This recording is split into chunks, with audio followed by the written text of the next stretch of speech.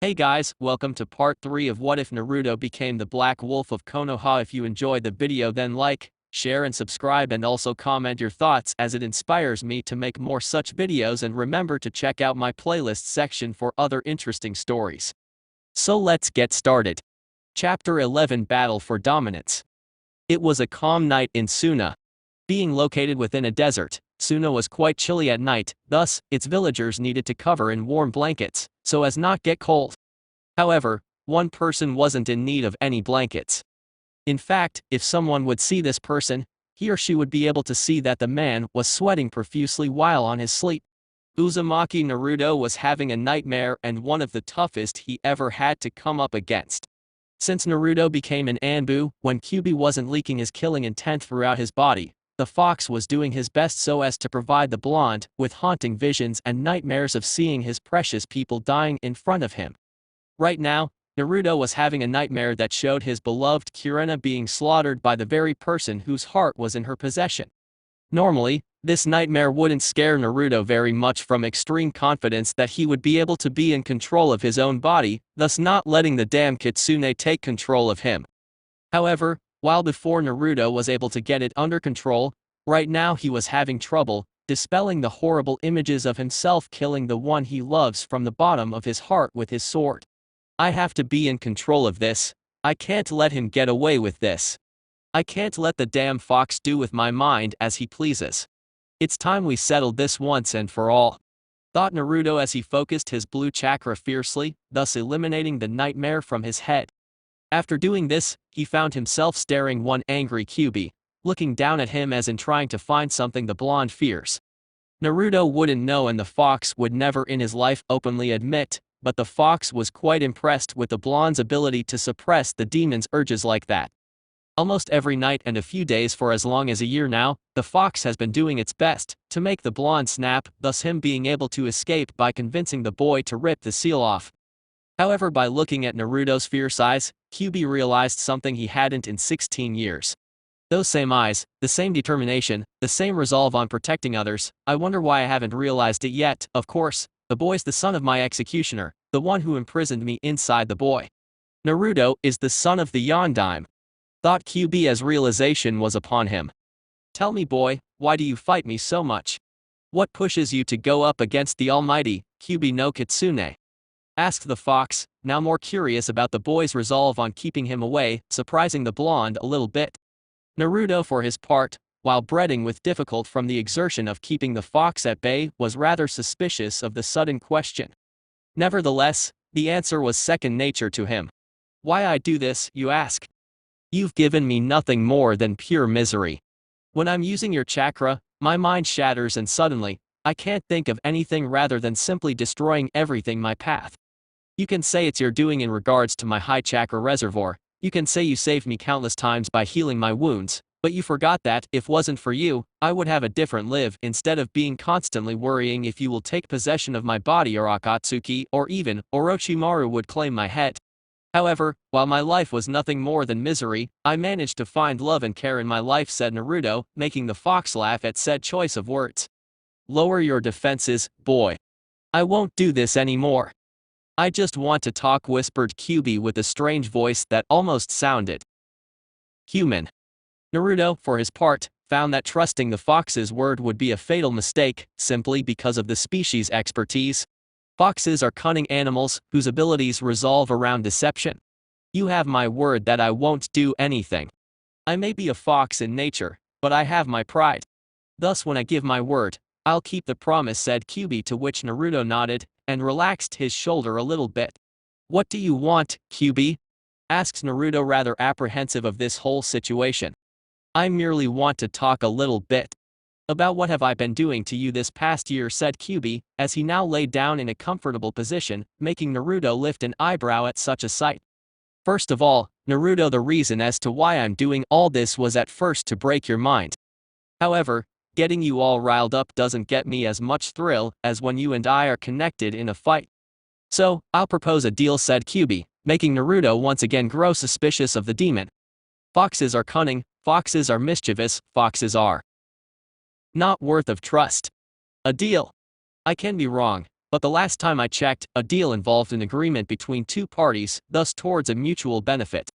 I don't see that coming with the two of us, said Naruto, to which the fox scowled at the blonde for bloody sarcasm, but nevertheless progressed with his terms. The truth of the matter is that I'm tired of being in this prison for damn 16 years. In here, I can't see the outside world, my sense of smell is pretty much useless, and my tact went downhill as well. So, how about you rip off the seal and we both go our separate ways? Asked the fox with a strange sense of humor, expecting the boy to shout and scowl at him, but sadly that never came. And yet I thought you're serious about this. Asking things that you know it would never happen, said Naruto, to which the fox smiled and continued. It doesn't hurt to try, though. Okay, I just want to feel the outside world again. So the deal is that your senses of touch, smell and vision are connected with my own, thus sharing all such feelings with me, and before you say if you can cut such link, yes you can. Believe me when I say that hearing your thoughts while you're with your mate is bad enough. Said Kyubi, making Naruto think for a moment. Kyubi's proposal wasn't far too demanding, and the fox could do nothing to his body when sharing his senses, so Naruto concluded that it was acceptable. However, being an Anbu, it did teach him some things. Therefore he felt complied to seeing what his share of the deal would be. Before I say my answer, mind telling what's in it for me? Asked the blonde before being confused as to why the fox was smirking. Yuri, Ghost Tsukai, Messenger Onmitsu, Detective, Tuzoku, Thief and Kyaoshu, Assassin, rise from the flames of hell and present yourselves, shouted the kitsune as 5 foxes suddenly appeared within different colors of flames. Naruto for his part just watched with his arms crossed as 5 two-tailed foxes from different colors appeared out of what looked to be flames again, from different colors. As I said before, these are demon foxes and together they form the best ninja arts team you'll ever find in all the elemental nations. Ghost is the team spy, he infiltrates places unseen because of his white skin. By applying Yuki to his fur, he can change his color to mingle with the environment, thus making him invisible, at least to human knowledge. Tsukai here is the team's messenger, he excels in speed, and he can cross the entire fire country in less than 10 hours. Onmitsu is the team's investigator. He's the best at searching for clues that are hard to locate, and has a cunning mind when to solve a mystery. Last, but not least, Kyaoshu. She is one deadly fox, I'll tell you. Don't underestimate this shy and timid look of her. When you least expects, she'll be on your neck before you even realize she moved from her previous place. Now, these 5 can be used by you, should you need them, in case we close this deal, said Kyubi, to which Naruto turned to study the two-tailed foxes in front of him. Out of all of them, Naruto preferred Yuri over all of them. Also, Naruto had Ace to call for help, but the wolf kind of complained from sometimes playing the role of a messenger, so Tsukai could be useful as well.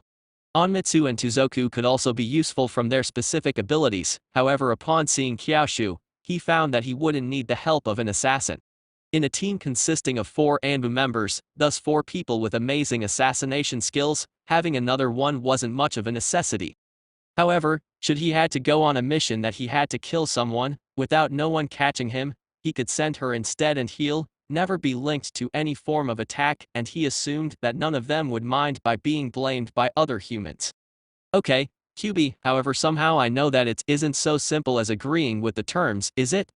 Asked Naruto before seeing all the 6 foxes smile deviously, making him suddenly suspicious and slight pissed at himself from ever doubting the cunning edge of a kitsune. It seems you understand the foxes a bit too much, Naruto-san.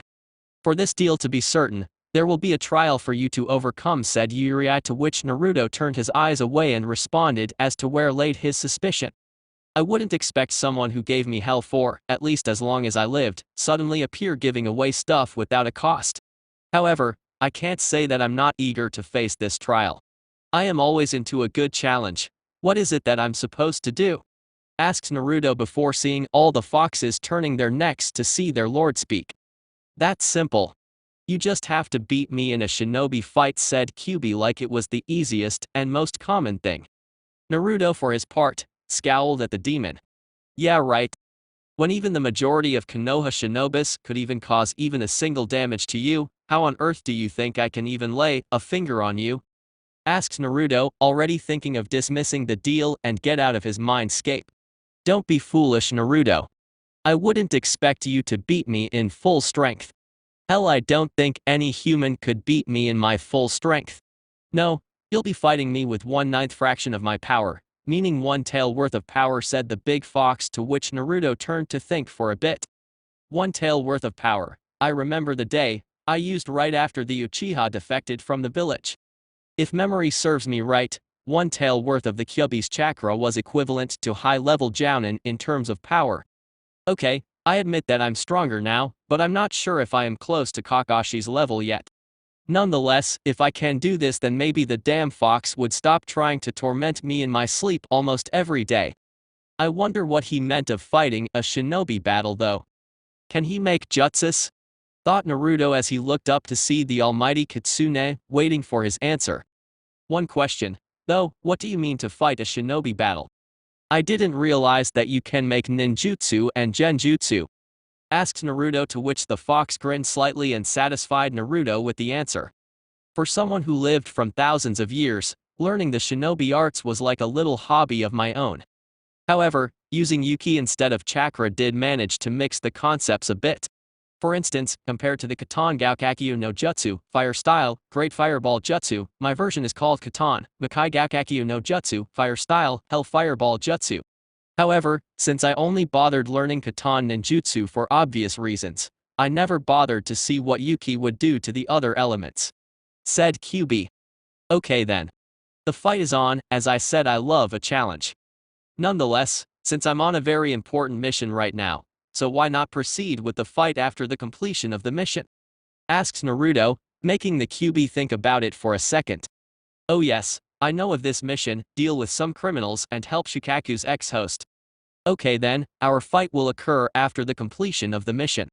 However, I'm most eager to see you fighting, so at least the sight and hearing senses will be linked all times during the fight. The same way you like a challenge, I happen to enjoy seeing a good fight. Said QB, to which Naruto accepted. Okay, now I have to go to sleep, so night night, shouted Naruto before disappearing from his mindscape, leaving the 6 foxes talking. Do you think he can handle 1 tail worthy of your chakra, QB-sama? I admit the kid is strong, but I don't think he can win, asked Onmitsu, making all little foxes look at their lord for an answer. Naruto isn't so sure of this as well. However, you don't live inside him for 16 years and not pick up a few things. First of all, Naruto has an strange ability of knowing the right jutsu to use at the right time. Also, from what I've been able to hear, being inside of him and all, he's creating a new taijutsu style that happened to mix genjutsu. The kid is not by all means as experienced as the elites from his village, however he has both the chakra and stamina to keep up with them. Also, he has been able to beat 2 S-ranked shinobis together with another one from this new team of his. Said QB, to which everyone nodded and bowed before leaving the place. In Konoha minus. Kirena was just waking up from a wonderful dream she had about the blonde. She remembered him passing that day, showing the number 3 with his hands, and Kirena was already imagining their little trip to a nice hotel that was in a village 10 miles from Konoha. She smiled at all the things they could do as a couple: massages, sharing the public onsen, relaxing in bed together, and last but not least, the sex. Kirena was by no means a pervert, however she found out that sex and Naruto are 2 words that go together quite nicely. Kirena found it rather odd to have a 2-in-1 package when it came to having sex with the blonde. He was kind and had patience when the situation called for it, but also could be wild when needed to be.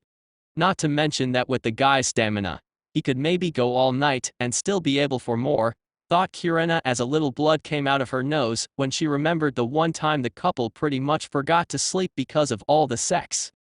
Little did the woman know, though, that another girl simply chose to sleep in her apartment as well. Anko had a few drinks left night, yeah right, and found out that she forgot where her house was supposed to be, thus shunching inside Kirena's house instead. At the time, Kirena didn't woke up, though, thus Anko just lied down on the couch. After hearing noise coming from the room, the snake mistress went there to check on her friend. I see that you're awake, Kirena-chan, said Anko, surprising the genjutsu jounin. What are you doing here, Anko? Did you sleep in here? Asked Kirena, to which Anko just scratched her head and smiled as in saying yes to the black woman's question. Kirena for her part sighed at the helpless case, But suddenly she remembered something that she needed to talk to Anko about. Anko, although I don't appreciate you sneaking in my apartment, I'm glad you're here. Now, I have a few things that are worrying me and it involves Yugao-chan, said Kirena, making Anko pay attention, since she remembered what happened with the poor girl and how she is showing signs of affection towards Naruto, which could be a sign for worry.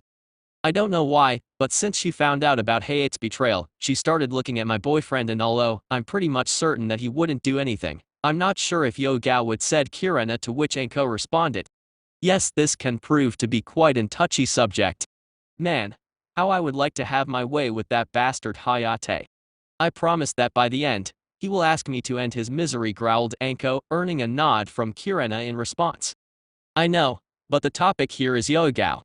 I don't know if her supposed infatuation with my boyfriend is beyond anything physical. I bet she just found someone to teach Hayate a lesson, thought Kirena out loud, to which Anko smiled deviously and chose to tease the girl a little bit. That's true, but can you blame her, Kirena-chan, really?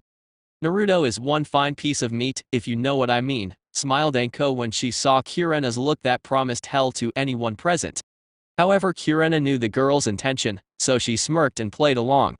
You're just jealous that I have Naruto all for myself, while you're at home, doing wonders with vibrators and such, said Kirena, but flinched after seeing Anko's devious smile going up a notch, thus getting herself in a dangerous situation. Well, said Anko, but was stopped by Kirena, whose danger sense was already screaming for her to stop. We can do this teasing later if you want, Anko, but right now I'm more concerned about Yugao becoming persistent with Naruto-kun, said Kirena, making Anko scowl at the Genjutsu mistress for not being fun at all. Okay, Kirena-chan, lighten up, geez. Okay, rest assured that she won't do anything to him there. Yugao is possibly thinking about him right now, but the thought of endangering a mission is unnerving to her, to say the least. However, rest assured that once the mission is over, she'll try, said Anko, to which Kirena nodded, concurring with the other Jounins' assessment. However, when she was going to talk, Shizune appeared in the room, saying to Kirena that the Hokage wanted to speak with her, to which the Genjutsu mistress nodded, and went to change into her normal Jounin clothes. Anko, we'll talk about this later, okay? I'll have to go see the Hokage, said Kirena, and got a nod from Anko, who shunshined out of the apartment. At Tsunade's office minus half an hour later, Kirena was inside the Hokage's office watching the busy woman surrounded by stacks and stacks of paper while taking a quick nap. Kirena was somewhat wondering why the hell Tsunade took this job if she couldn't keep up with it. However, she remembered who was that convinced Tsunade to take such position, so she smiled and forgot about it. Nonetheless, Kirena was wondering how she could wake up the Hokage without the blonde, sending her to the hospital. Kirena remembered her boyfriend telling how cranky the Hokage was after being waken up, and now she was fearing her fate in case she chose to wake her up. So, she chose to wait for Tsunade to wake up.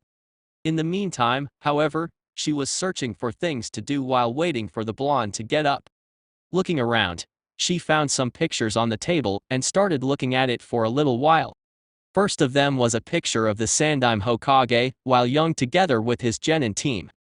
Kirena was fond of the kind Sandaime Hokage and smiled while wondering if he was getting his well-deserved rest. Naruto told her that he owed his life to the Sandaime Hokage from being the only one in the village who ever cared for him while he was growing up.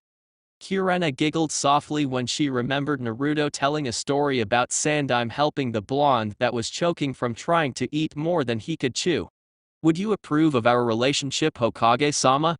Naruto always treasured you as a grandfather, so I would like to have your blessing. I know that you're looking over the village right now.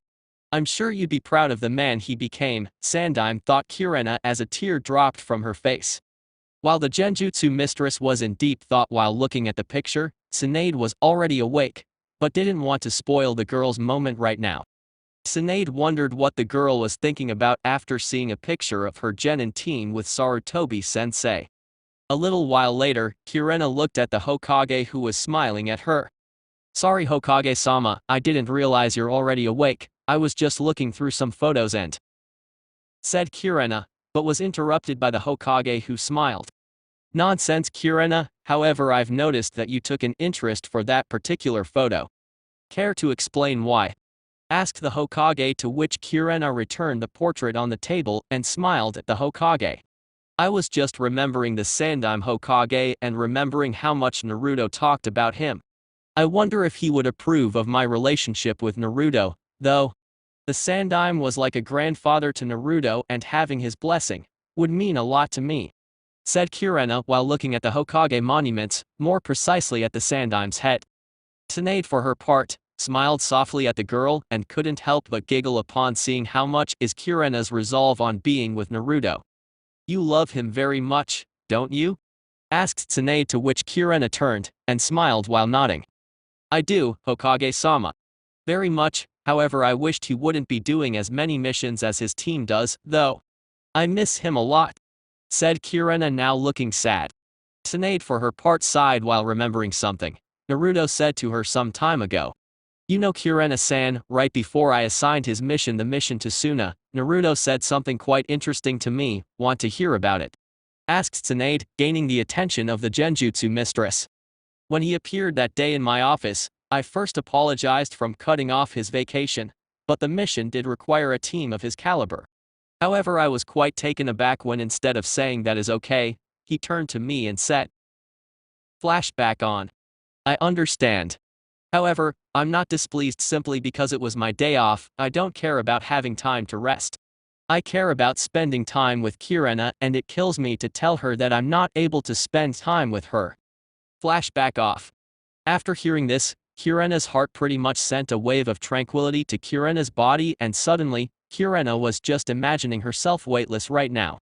I never knew he had such a romantic side, but what can I say when you think you know all the things he can do? He appears and surprise us, said Tsunade, to which Kirena nodded, now with tears running down her face in pure happiness.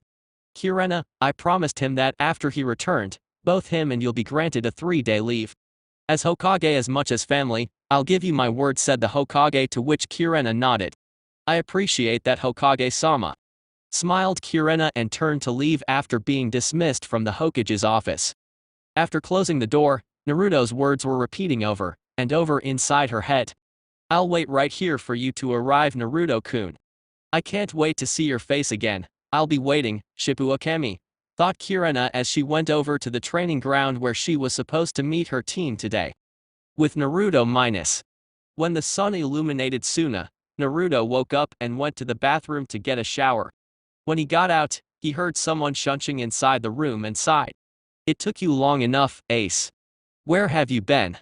Asked Naruto, to which Ace opened his mouth, but Naruto stopped him. Never mind, sure, that husky was what happened. Now, we have to arrive in 30 minutes to see the Kasuke, said Naruto, to which the wolf nodded and waited for Naruto to dress his Anbu armor. Ace, by the way, I finally found a way for the damn fox to stop with his actions. We made a kind of deal where he can feel, see and hear the same thing I do, and in exchange, he supplied me with what appeared to be demon foxes, each specializing in a field. But don't worry, I know you sometimes get all cranky with me over being a messenger and all, so these foxes will do other jobs. You, on the other hand, are my partner at all times, said Naruto before seeing Ace nod. Guess is for the better.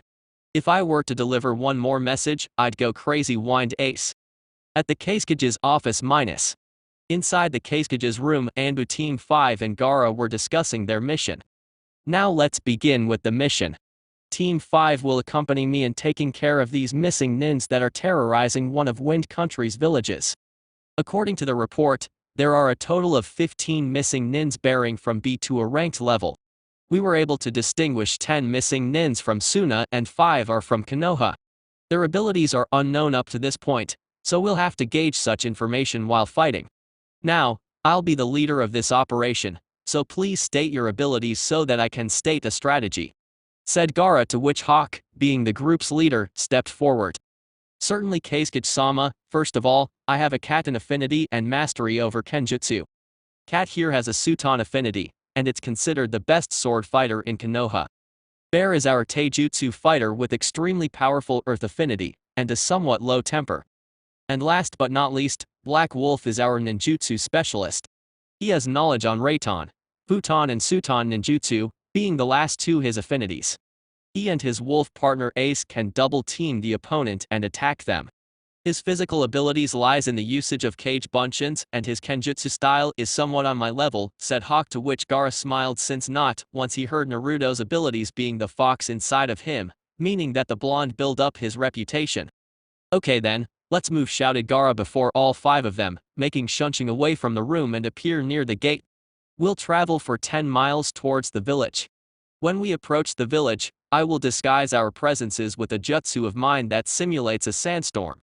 We'll be right behind it and charge the missing nins when they aren't expecting, said Gaara, to which the Anbu team nodded and turned to run along with the Kasuke. When it left 1 mile to reach the village, Gaara began molding a long series of hand signs and told everyone to gather behind him. Foden Mugen Sajin Daitapa, Wind Style, Infinite Dust, Great Breakthrough Jutsu. With that, a huge gust of sandstorm started forming ahead of the group, hiding them behind it.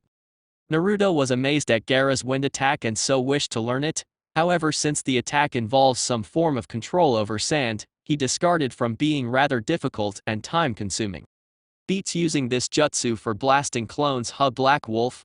Asked Gaara while his hands were waving, thus maintaining the jutsu. Naruto for his part smiled at the Kasuke and replied, "You remember that one, huh? Well, I'll admit that's one good technique, but I remember you expelling from your mouth the last time, made a few changes," asked Naruto, making everyone surprised to see such intimacy between their teammate and the Kasuke. You can say that, yes. I kind of had to. Back then, I didn't have the lungs necessary for this technique. Now since Shukaku is gone, I had to make some adjustments. So I heard that you have a Foten affinity just like Tamari-chan, asked the Kasuke, hoping to throw away some conversation. I have, though I have to admit, I could never maintain a technique like this and talk at the same time. Bravo for your chakra control, Kasuke-sama, said Naruto, joking around. You can say I trained a lot after the Shikaku was extracted. Now, it seems we've arrived. We'll talk later, Black Wolf, said Gaara, to which Naruto nodded and the team stopped moving and hid it below some sheets that matched the color of the sand in order for the enemy not to see them. In the village, still oblivious to the team consisting of the Kasuke and Konoha's Anbu, 15 missing nins were taking the village population as hostages for further ransom. You guys are monsters, why are you doing this to us? Screamed the mayor of the town while being tied up by a Suna missing nin, who then slapped the mayor in the face. Shut up, you idiot. We own this place now. All the villagers here will be held for further ransom. While the event was going on, Gaara and the team of Anbu were studying the village intently. Okay, team. We need to see where all of the missing nins are located. Aside from the 8 right there in the middle of the street, the other 7 has to be inside the houses, as in waiting for an ambush. Any of you got good tracking skills? Asked Gaara, to which the wolf Ace approached and presented himself. Greetings, Kasuke-sama. My name is Ace and I come from the wolf clan near the highest peak of Wind Country. My nose managed to find the location of 5 of them, however the other 2 I can't seem to sense, said Ace, to which Gaara nodded and turned to assess the situation. Okay, so the last 2 must be a part of a ex-Suna clan called the Saber clan. They were well known throughout the elemental nations with their bloodline called Saber-henkin, sand transformation. Their bodies can dissolve in the sand and be able to mask their presences. They are dangerous and unpredictable, thus I'll take care of them, said Gaara. Are you sure about this, Kasuke-sama? If what you're saying it's correct, your life could be in danger. I knew of the Saber clan. They were expulsed by your father, the Yondaime Kasuke, from being too power-hungry. They would stop for nothing to get their hands on you, said Hawk, to which Gaara nodded. No, I know they are after me, and to be honest, I already had the suspicion of their involvement in this. I'm the one who can take against sand-type attacks better than any of you. I'm entrusting this village's safety to your Anbu team, Hawk-san. When you guys attack the 13 in the village, the other 2 will appear and help his comrades. I'll be waiting for this to take them by surprise and imprison them with a jutsu I devised specially for them, said Gaara, to which the group nodded and Hawk turned to the group. Alright team, we have 13 enemies and if my guess is correct, killing is authorized, said Hawk, looking at the Kasuke for authorization regarding the Suna missing nins, to which Gaara nodded. Okay, so there are 13 against us 5 of us. Black Wolf and Ace, you 2 will take care of the 5 hidden inside the houses, since Ace know their location. Bear and Cat, you two will secure the commotion in the center and drive their attention. Once you do that, I'll strike some of them from behind. Once again, when their attention turn to me, you two will move and take care of the rest. Black Wolf, I'll need for you to take care of the 5 quickly and then come to assist us just in case. What are your ideas for this? Asked Hawk before seeing 4 other replicas of Black Wolf appear behind them and say in unison.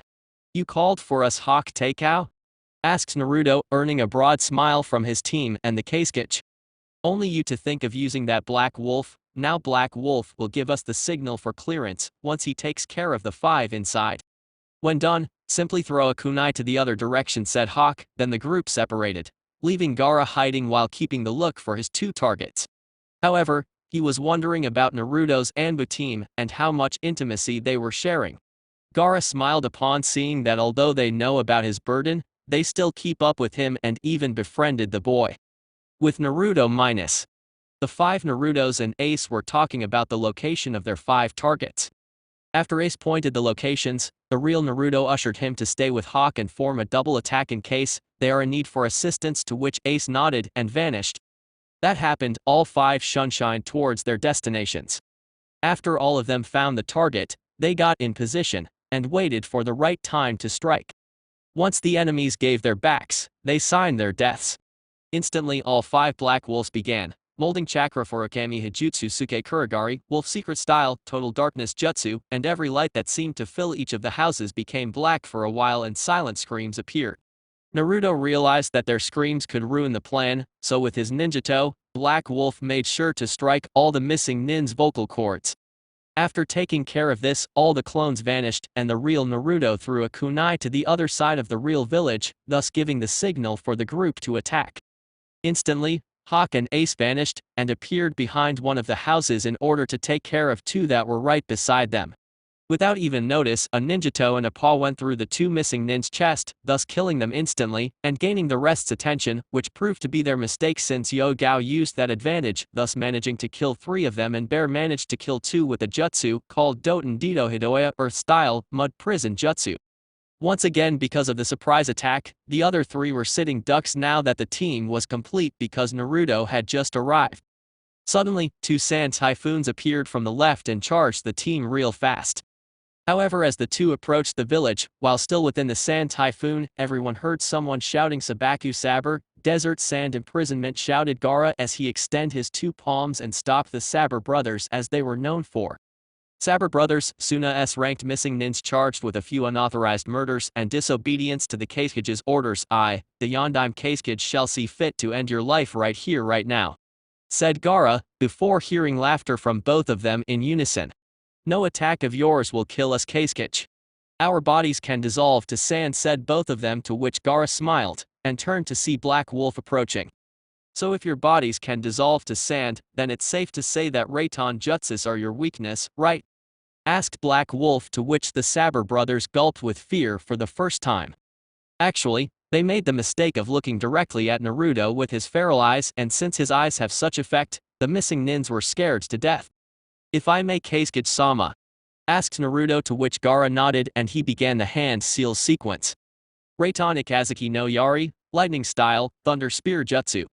Then, to the Saber brothers' fear, Naruto began forming 2 spears made of lightning in each palm and just ended the 2 brothers' life right there. After the brothers fell on the ground, Gaara looked at the black-masked Anbu. Mission accomplished. Now we must get rid of the bodies, said the Kasuke, to which the group of Anbu nodded, and then vanished to burn the bodies and collect proof of the kill to take to Suna and Konoha. Inside the Kasuke's office after the end of the mission, Gaara chose to give the bounty money to Konoha, since they were responsible for taking the missing nins out. Now the team and Gaara were discussing the last details so that the mission report can be handed to both hidden villages. After it ended, Gaara dismissed the team but requested Black Wolf to stay for some time. The team nodded and vanished to go to the hotel and collect their stuff. You can take off your mask, Naruto. No one will know of your presence here, or should I say Shippu Akemi? Asked Gaara, to which Naruto smiled. I swear, that name is going to be the end of me before I know it. I'm bothered a little bit that Kumo isn't coming to take my head off, though, said Naruto, scratching his head, to which Gaara smiled and turned to answer. Don't bother, Kumo is somewhat stationary right now. From what my spies near that village told me, they seem to stop their attempts at catching the Shippuden because they are afraid of losing any of their task force, even though it could be considered even bigger than it were right now, said Gaara, but then decided to change the subject. So tell me, Naruto, what made you to join Anbu? Forgive me, but you didn't sound the secretive type to me, asked Gaara, to which Naruto smiled. Being loud and obnoxious doesn't get you very far, thus being rather obvious that people would eventually underestimate your abilities because of it. Therefore, I decided that a change was in order. This black mask was like a signal for me. We Jinchuriki are lone wolves, Gaara. You got lucky to have Temari and Kankuro to bear such a burden with you, but I wasn't that lucky. You're even luckier to be given a second chance in living after Shukaku was extracted from you. Back in Konoha, people aren't as friendly with me as soon as people are with you. Were I not to wear the mask, no one would sell me anything. No one would help me, said Naruto, but to the surprise of the Kasuke, not once did the blonde look down in sadness or sorrow at his condition. Gaara was somewhat uneasy to seeing that the blonde wasn't sad at all. I may be young, Naruto, but I'm no fool. You can't afford to tell me this and not be saddened about it. What is it? Asked Gaara, making Naruto look at the Kasuke with amusement at being caught. You're right, Gaara. Though all of this is true, I'm happy to say I found my true love in Konoha, said Naruto, to which Gaara smiled. Who is it? Don't tell me, is that Sakura girl, is it? Asked Gaara before hearing Naruto laughing about the question. Oh man, that was funny. No, it isn't Sakura. Well, I don't think you ever meet her when you were in Konoha, but she was a Jounin sensei back at our first Chunin exams. Her name is Kirena, said Naruto before seeing a somewhat wide expression coming from Gaara that he understood the man's concern. Yes, she's 15 years older than me, completed Naruto, confirming Gaara's suspicions. However, he didn't sound surprised and or taken aback. I wasn't surprised by the age difference. We shinobis have a very short life expectancy, although I was more surprised that you managed to date this woman. Temari told me about her a little bit and told me that she was perhaps the most beautiful woman in Konoha, although according to her, this Kirena person was somewhat cold to people, said Gaara, to which Naruto nodded in approval. Temari-san is right, she is the most beautiful woman in Konoha, though I don't agree with the ice-cold part, at least when we started dating, she wasn't, said Naruto, to which Gaara nodded. Meanwhile, back in Konoha, Kirena felt like blushing, but from no apparent reason. Someone must be talking about me, better be Naruto-kun, thought the red-eyed Kunoichi. Back to Naruto and Gaara, they've pretty much talked for some time about what's going on in their lives, and Naruto was taken aback when Gaara told him of a girl he was seeing. Naruto, here is a letter to the Hokage, and also I humbly request that your team escort Temari towards Konoha. She is to participate with Shikamaru-san as proctors for the upcoming Chunin exam, asked Gaara, to which Naruto accepted, even though he wasn't in command of the team, and told the Kasuke to tell Temari to meet their team at the gate in half an hour. At the gate. Half an hour after Black Wolf arrived, the group was waiting for Temari to arrive so that they can go back to Konoha. After arriving, Naruto handed the letter to Hawk and told him of the Kasuke's intentions towards delivering the letter to the Hokage and escorting Gaara's sister so that she can act as proctor of the Chunin exams that will happen in 2 weeks. Hawk was a little unnerved at having to do this, but complied simply because of the alliance between both villages. Suddenly, the battle fan Kunoichi arrived, stealing glances at her escort team. She hoped at least to find who Naruto was so that the trip wasn't as uncomfortable as it now was. However, when the black-masked Anbu spoke, she recognized the voice, thus joining next to him for the trip. Yugao, upon seeing the blonde girl join Naruto's side, became suspicious of her. She knew that this Temari person wasn't infatuated with Naruto, but the mere thought of some other girl, traveling side by side with him, unnerved her a little bit. Because of the mission, Yugao couldn't afford to let her thoughts on the blonde in the way of things. However, after the mission was over, the thoughts came rushing back in, and now, she was caught staring at him on occasions. Little did she know, however, that Temari was quite perceptive, thus seeing that the cat-masked Anbu was looking at the blonde. Wait. Why is she looking at him like that? He's with Kirena. What's the deal with this girl? thought Tamari as she looked at Naruto and was surprised to see that he signaled her to let it go for now and focus on returning to Konoha. Tamari-san, we need to go faster. We Anbus have a deadline to approach Konoha, thus we'll have only a 2-hour stop, and then we'll resume the fast pace. Please take that time to rest so that you can keep up, said Hawk, to which the girl nodded, but became somewhat angry with the man from diminishing her stamina just because she was a kunoichi, but then dismissed it because the fact that one of them is a kunoichi as well. Soon, Naruto, soon we'll have our fight to see if you're worthy of my Fox team, said the QB inside Naruto's mind, and he replied by thinking. When we reach Konoha, we'll have the fight. How do you suppose we do this? It must be inside my mindscape for this to work, said Naruto, to which the fox agreed. Indeed. I can't materialize myself outside of your body because of the damn seal, so you have to get inside of here for us to have our battle. You can choose battling during your sleep, or while meditating and reach this place, it's your choice, said the fox, to which Naruto nodded. Meditating seems fine to me. I don't want to scare Kirena, she'll think that I'm having quite a nightmare. Thought Naruto, to which the fox laughed slightly. Scared boy, don't worry. I don't like to be over or even underestimated by the opponent. From what I saw of your memories, one tail will be enough for us to match each other quite nicely, oh the heat of battle. Said the fox, to which Naruto sighed and cut off the link. Back to the trip, Naruto and Tamari were talking about Gaara's girlfriend Matsuri. According to the blonde kunoichi, Matsuri was one of the only ones who wasn't scared of Gaara while she grew up. Also, Naruto learned that the girl's temper was somewhat compared to Shukaku's, so she could be quite scary. After hearing Gaara becoming afraid like that, Naruto laughed a little bit. It went without saying that everyone was afraid of Gaara, even his siblings were. However, this Matsuri person wasn't, and Naruto smiled at his friend for finding someone as well. For Temari's part, she learned how Naruto and Kirena met each other, and how was Naruto's life in Anbu until now. She was amazed to learn that his team was able to kill Hoshikage Kasami and scare Uchiha Itachi, even if the Hokage was involved as well. Tamari knew from rumors that Itachi and Kasami were among the deadliest shinobi around, and to be able to take one of them out is nothing short of amazing. Also, Tamari was saddened by learning that Konoha had yet to accept their Jinchuriki like Suna has accepted their own. After entering the gate that led to the village, the team and Tamari went straight to the Hokage's office. The Hokage's office minus Tsunade was reading a report about Team 8's elemental training, and was quite happy to know that the new generation of the village clans wasn't so adept to only usage of their respective family techniques. However, she was surprised when a group suddenly appeared inside her office. However, since she saw Naruto's black mask, relaxation was upon her and a smile appeared on her face. Being the leader, Hawk presented the letter from the Kazekage and the scroll containing the 5 missing nins that they fought against.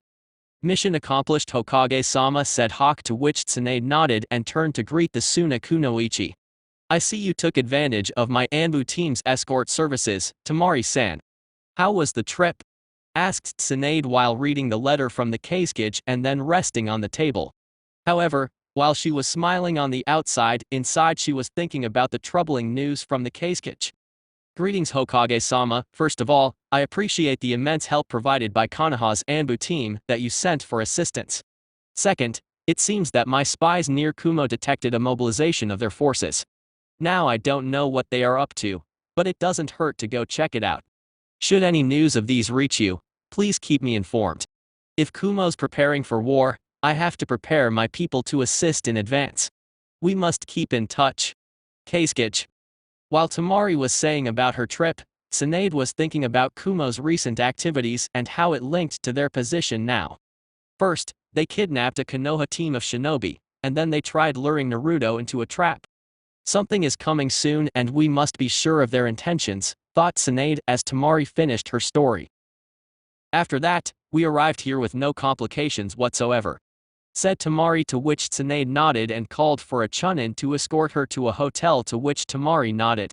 After that, she dismissed the team of Anbus and called for the pervertria, who surprisingly was staying in Konoha for quite more time than before.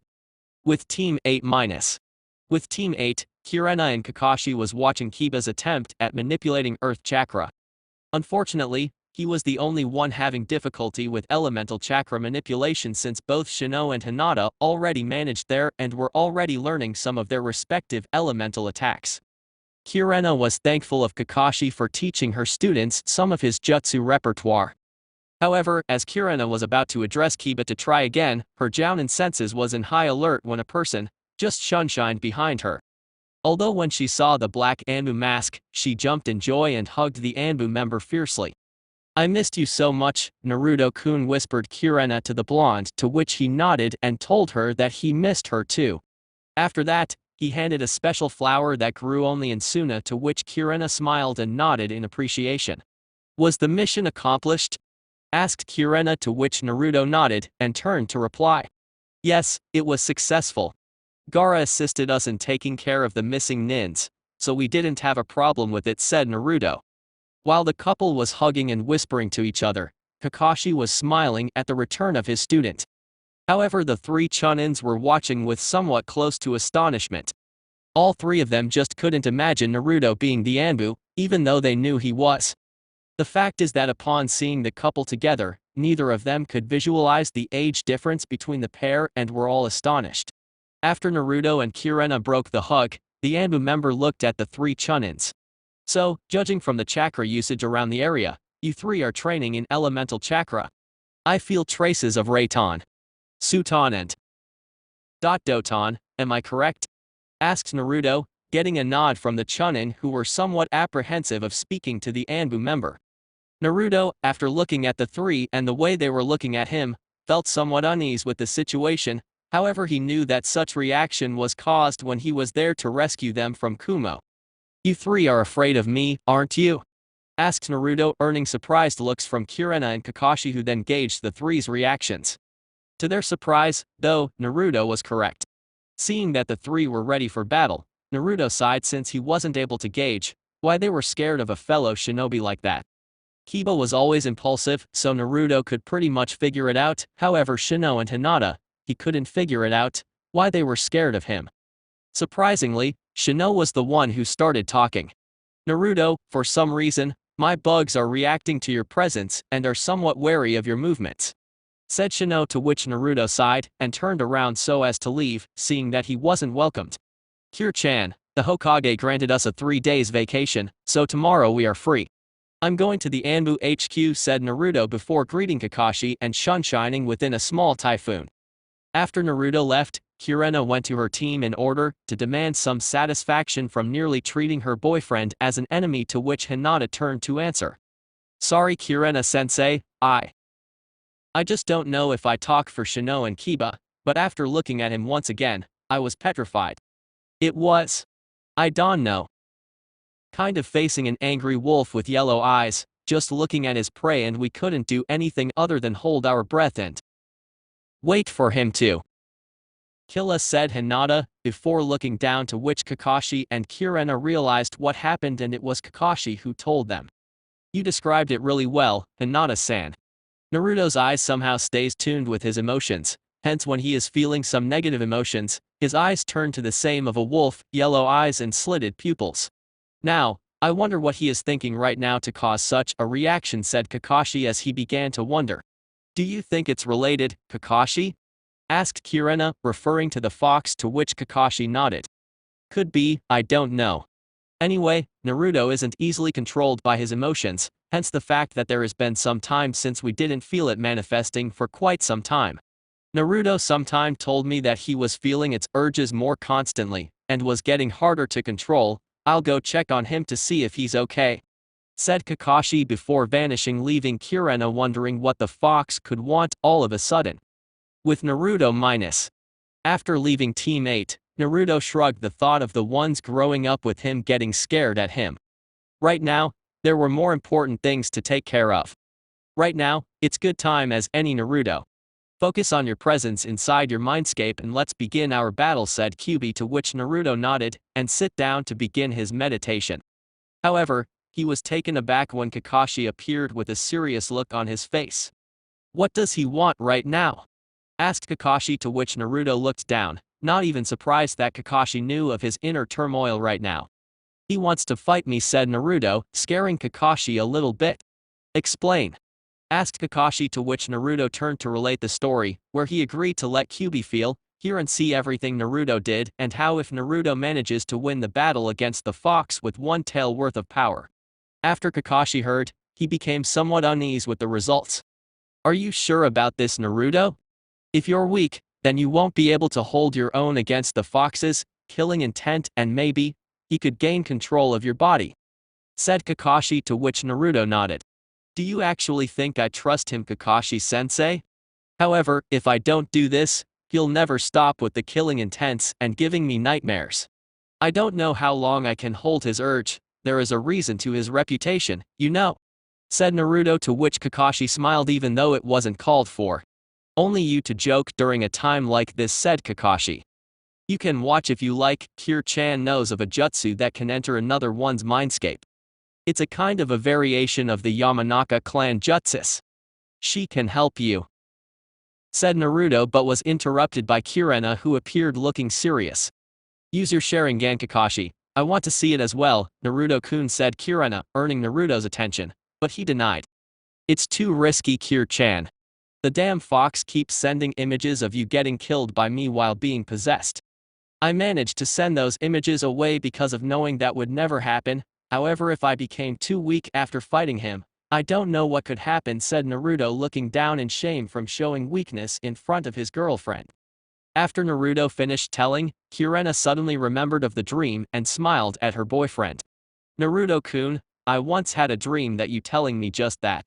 However, you are a part of my life right now and I want to fight the fox together, said Kirena, taking the mask away and massaging his cheeks.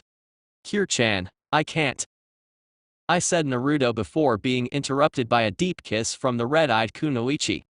Naruto-kun, you had to endure this alone for 16 years of your life. Please let me be with you.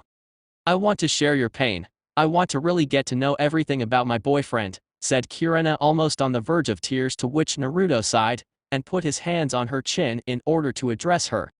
Kirei-chan, if you seriously want to share my pain, then you must promise me that if anything happens, you must leave my mindscape. Said Naruto, to which Kirena nodded, and the three of them sat on the ground. Naruto closed his eyes and appeared inside his mindscape. Moments later, Kakashi and Kirena appeared there as well, and the three of them came across a hidden room with bars. I see you brought guests to watch the fight, Naruto, said the fox, making his appearance behind the bars, instantly making Kakashi sweat in fear and Kirena to stop breathing. In front of them appeared the one responsible for the almost annihilation of Konoha, had it not been the Yondaime. Kirena had never been in direct contact with the fox. However, she heard rumors of how terrifying the monster was. Now standing face to the face, she was scared as hell of what could happen. Naruto knew that his girlfriend was scared and decided to talk to her for reassurance. Kirei-chan, are you okay? Kyuubi can't do anything to you in here. I won't allow him to touch you. I want to be here with me. However, you mustn't show fear in front of someone who feeds from it. The more fear you show, the more eager he'll become to do something about it. That goes for you too, Kakashi-sensei. Although you are less frightened than Kirei-chan, if I can sense your fear, the fox can too, said Naruto, to which both nodded. Do not worry, mortals. I gave Naruto my word that should he win this, I'll stop with the threats and killing intent. In fact, the reason as to why I did this was to test you, Naruto, was to merely test your resolve against tougher opponents out there. Remember that I'm thrilled when it comes to battle, hence why I want my vessel to become as powerful as a Sannin. So, please come forward and meet your adversary, said Kyuubi, to which Naruto nodded and approached the gate when suddenly Kyuubi's chakra began to form Naruto's opponent. However, when the opponent was materialized, Naruto and Kakashi was shocked to see that Kyuubi created a second Momoki, Zabuza, to fight the blonde. As you can see, I picked Zabuza. The reason for this is because while I know that there are others more powerful than him, Zabuza was one very tough shinobi. Wouldn't you agree, Hatake Kakashi?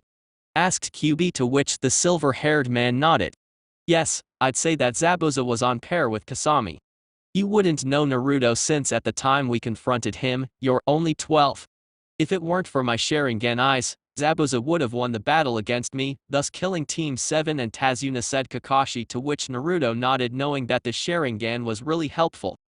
Now, from what your memory told me, Zabuza was a master of Suton Jutsus and Kenjutsu, so he'll have such qualities, plus he'll receive one tail worth of power from me. Also, you will be fighting in another scenery, said Kyubi before suddenly all of them were on top of the Valley of the End statues. Naruto and Ko were on top of the Shodaime statue and Zabuza was on top of Madara's statue.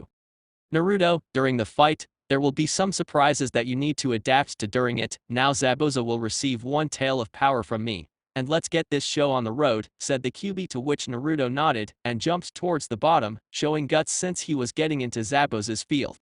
Although Naruto had some Suton Jutsus to use, he admitted being somewhat unprepared to face a Suton master in his territory. Begin, shouted the Kyubi. Right there, Zabuza began making hand seals for Suton Suiryuden no Jutsu, Water Style, Water Dragon Jutsu, and the biggest dragon appeared, almost draining the river. Naruto x Zabuza minus. After seeing the huge monster on his way to attack, Naruto figured that Zabuza would use the big guns from the start. So he waited patiently for the dragon to strike, so he could make his move.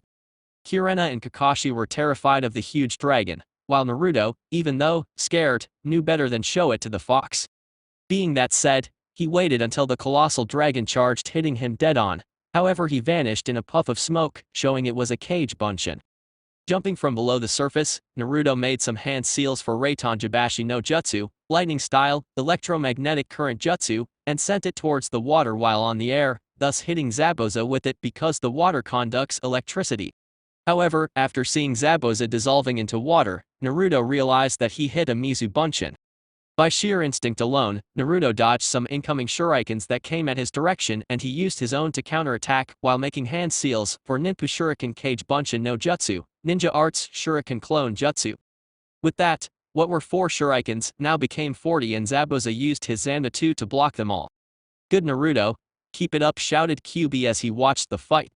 After blocking the shurikens, Zabuza charged with his superior speed thanks to Kyubi's power with the intent of just cleaving Naruto's head off, to which Naruto barely ducked and used some smoke bomb to escape the onslaught and make some hand signs. Foden Kyomo Shippu, Wind Style, Fierce Hurricane Jutsu. Suddenly, a huge tornado appeared and enveloped Naruto, who was now focusing on a one-handed seal in order to control the tornado. Zabuza just stood there, waiting for the technique to hit him so that he can see how powerful the hurricane was. Not being one to question, Naruto sent the tornado towards Zabuza, who used the Zanbatsu to block, plus focusing some of Kyubi's chakra through the blade. When the tornado hit the sword, blades of wind and the Zanbatsu became to battle for dominance. Zabuza was focusing every bit of his chakra for the tornado stop its advancement, however Naruto wouldn't let him. Focusing some more chakra, Naruto managed to penetrate the sword's defenses and hit Zabuza straight on. After seeing the attack getting hit, Kakashi and Kirena had to cover their eyes from the wind's strength. Kakashi, do you think he can win this? Asked Kirena while covering her eyes. I don't know, Kirena. Kyubi is being unfair as hell. Zabuza was already on par with Naruto, however he added one tail more of power and now Naruto can't afford a taijutsu or even a kenjutsu battle with him, said Kakashi, looking at the fox only to see amusement in the creature's eyes. Back to the fight, Naruto waited to see the result of his attack only to see that Zabuza wasn't even hurt. Damn it, I forgot that Kyubi's healing him. How can I beat a guy like this, thought Naruto as he took off his sword. Focusing some Foden chakra through the blade, he began to throw a series of wind blades towards Zabuza, who defended with his Zanbatsu. However, after the last one, which by the way was more concentrated than the rest of them, ended up shattering the Zanbatsu, making it unusable in combat. Very clever Naruto, focusing the attack on a certain point, thus hindering the weapon useless. Now we can fight for real, said Kyubi before seeing Naruto channel chakra through his feet and attack Zabuza with his ninjato in hand. However, as he appeared in front of Zabuza, he molded chakra with one hand and used Hekishayukai no Jutsu, false surroundings jutsu, making Zabuza think that Naruto would attack from the left, thus hindering the mist demon victim of his attack to the man's chest, managing to make a deep cut. Kakashi was visibly impressed at the usage of genjutsu followed by a kenjutsu attack and turned to see Kirena smiling. I see you taught him some genjutsu moves, Kirena. asked Kakashi, but was surprised when Kirena nodded and said about Naruto's new fighting style called Genkaku Genkatsu, Illusion Fist, and how Naruto uses Genjutsu to trick the opponent and then attack when he or she tries to dispel the illusion. Needless to say, Kakashi was impressed by such a creation and nodded at the simplicity yet ingenuity of it. Back to the fight, Kyuubi was applauding behind his cage. "You are quite something, Naruto. I am having much fun watching it. However, you need to beat Zabuza, not just hurt him, simply because if you don't, my chakra will heal all his wounds," said Kyuubi, to which Kirena and Kakashi snarled at the unfair fight. However, Naruto stood there just gauging his next attack. "It's time to end this, I'll put everything in this last attack," thought Naruto as he began the sequence of hand seals for Reitan Denkao Hukao, Lightning Roar Jutsu. After he stopped the necessary chakra molding for the attack, his body was enveloped by electricity because of the chakra being used. Up on the stands, Kakashi was watching intently at the jutsu and wondering if Naruto created this jutsu simply because of many fights that he had with Kumo Ninja. Never once had he heard about this technique. When he released the technique, a huge lightning lion charged Zabuza with such speed and strength that Zabuza was unable to move in time, thus receiving the technique head-on. Because he was soaked, the attack was even worse. Thousands bolts were passing through the mist demon's body right now, and screams of pain and agony were all that could be heard. For a while, Naruto thought he had won the fight, therefore he kneeled on the water from slight exhaustion. However, when he looked, Zabuza lifting from the attack, although bruised like hell, was still able to fight. "Shit, he's still up. It seems I don't have another choice. I was saving this jutsu for later, because it isn't perfected yet. However, I must use it, damn the consequences. You got my respect, Naruto." The damage was quite large, thus Zabuza only have power for one jutsu and that's it. "Therefore, how about we finish this or you're out of chakra already?" asked Kyuubi, to which Naruto snarled at the fox and Kakashi turned to talk with Kirena. "This is bad.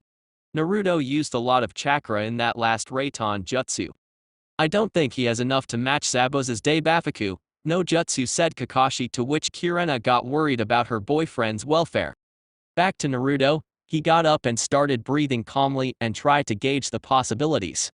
"Okay, if my memory serves me correct, then Zabuza will use the Daibafuku no jutsu, Grand Waterfall Jutsu, so I believe my technique should work. However, the timing must be precise," thought Naruto as he summoned a clone to step next to him. Zabuza began his set of hand seals while Naruto began forming the Rasengan.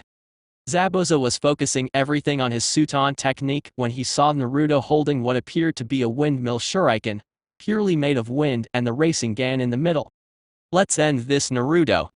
"Suton Daibafuku no Jutsu, Water Style, Grand Waterfall Jutsu," said Zabuza, sending the attack towards Naruto, who closed his eyes for a moment.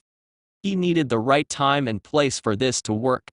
When he opened his eyes, he saw that where he needed to hit the attack, so that the waterfall would break in half from his attack.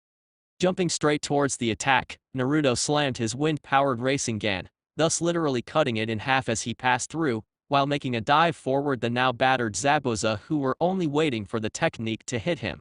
"Take this, Photon Rasen Shuriken," shouted Naruto as he slammed the attack into Zabuza's chest, thus creating a dome of destruction around him.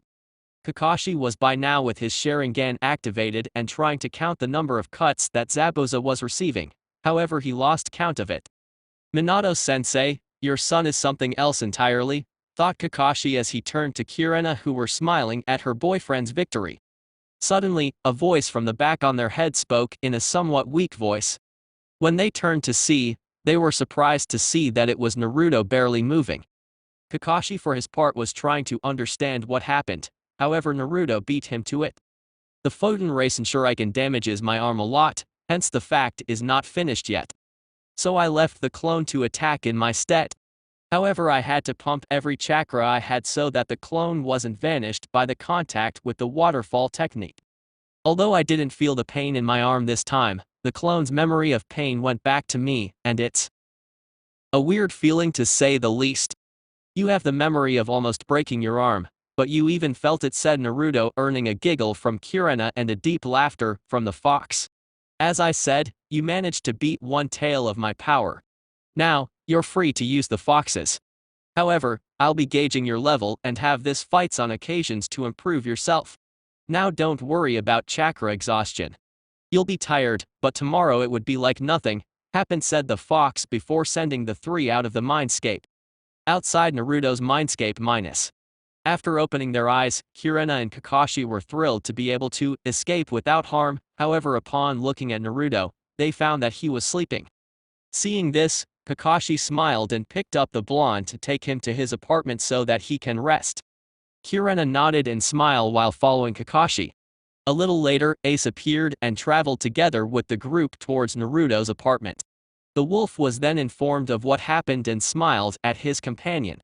After arriving at Naruto's apartment, Kakashi landed him on the bed and left, leaving Kirena and Ace to take care of the blonde. Naruto-kun, you were wonderful today. Rest, you've earned. Tomorrow, we'll have our much-deserved vacation, thought Kirena as she played with her boyfriend's hair. Chapter 12 Wound in Pride. Katan Gaokakyu no Jutsu, Fire Release, Great Fireball Jutsu, shouted Sasuke before a huge fireball blasted upon the lake behind the Uchiha compound. It's been several months when Sasuke was reinstated as a shinobi for the Leaf, and by now his Chunin team were able to complete a great number of high-ranking missions. The cursed seal didn't bother him anymore, and that was a feat to celebrate.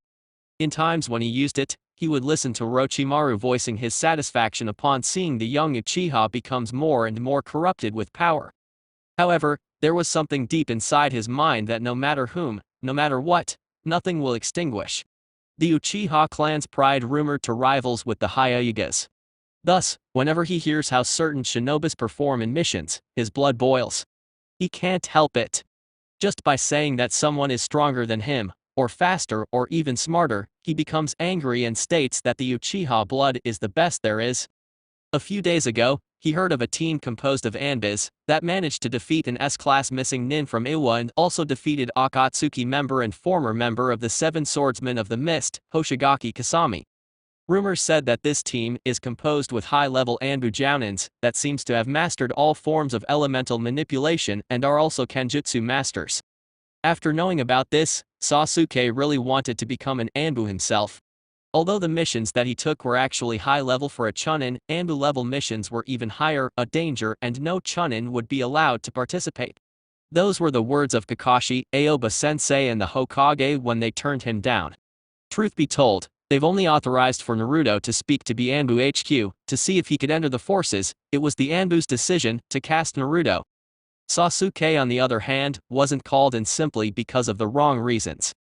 He wanted glory above all things. Sasuke Uchiha wanted to be acknowledged above others, but being an Anbu means you hide your identity, hence the fact that although Team 5 became well known throughout the village, only a few know of their true identity. However, Sasuke smirked at the idea of becoming a jounin in a few months, and then he would receive all the so-called glory that all Uchiha seemed to achieve in the past, except of course for Uchiha Itachi, who killed his own clan. With Naruto minus. Opening his eyes because of the sunlight, Naruto looked around and spotted someone lying down next to him. Upon seeing who said person was, the blonde smiled. The Genjutsu mistress was ecstatic upon reaching a hotel yesterday, so that the couple could begin their 3-day vacation. To Naruto, being able to see Kirena peacefully asleep next to him was the epitome of his day. According to him, the woman was perfect in every sense. Suddenly, Kirena let out a silent snort as the sunlight reached her face, earning another smile from Naruto upon seeing that said girl was not a morning person. "Good morning, Kir-chan," said Naruto as he went down and kissed her in the cheek, earning a smile and a hug from the Genjutsu mistress. "Good morning, Naruto-kun. Oh, I can't believe we can finally get some time for ourselves. It's been ages since I saw you waking up," said Kirena while smiling, but that soon faded when she saw that the blonde was looking down. "What's the matter, Naruto-kun?" asked Kirena, a little worried. "Being an Anbu consumes a lot of my time and I can't be with you, Kir-chan.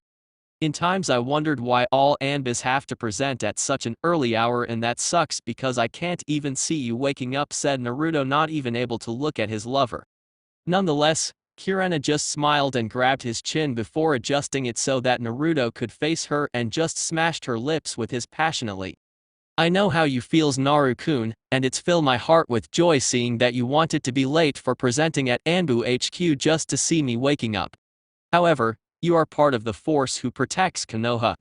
There were times I cursed your job, but now I understand the importance of it and I want you to know that, while we can't see each other much, moments like this will be even more pleasurable, said Kirena before once again kissing Naruto on the lips. Now, how about a nice message, Naru-kun? You are all tensed up. Let me work on you for a while, okay, whispered Kirena closely to the blonde's ears, resulting in a hormone explosion inside the jounin. You always know the right words to say, Kir-chan. Now that you mentioned, I'm a little bit tensed up in the back, said Naruto innocently, to which Kirena noticed and smirked deviously. Oh, you poor thing, here, lie down and I'll work my magic on you, said Kirena before taking off her robe and also Naruto's before massaging the blonde's back. While Kirena was applying such a wonderful massage, Naruto was just surrendering to the soft touch of Kirena's hands on his back. Kirena-chan, your hands are so soft, whispered Naruto, to which Kirena smiled before continuing the massage while slowly bending her body to touch his. Suddenly, Naruto felt something in his back that weren't his lover's hands. Punching himself in realization, he realized that Kirena was rubbing her tits on her back in a very sexual manner.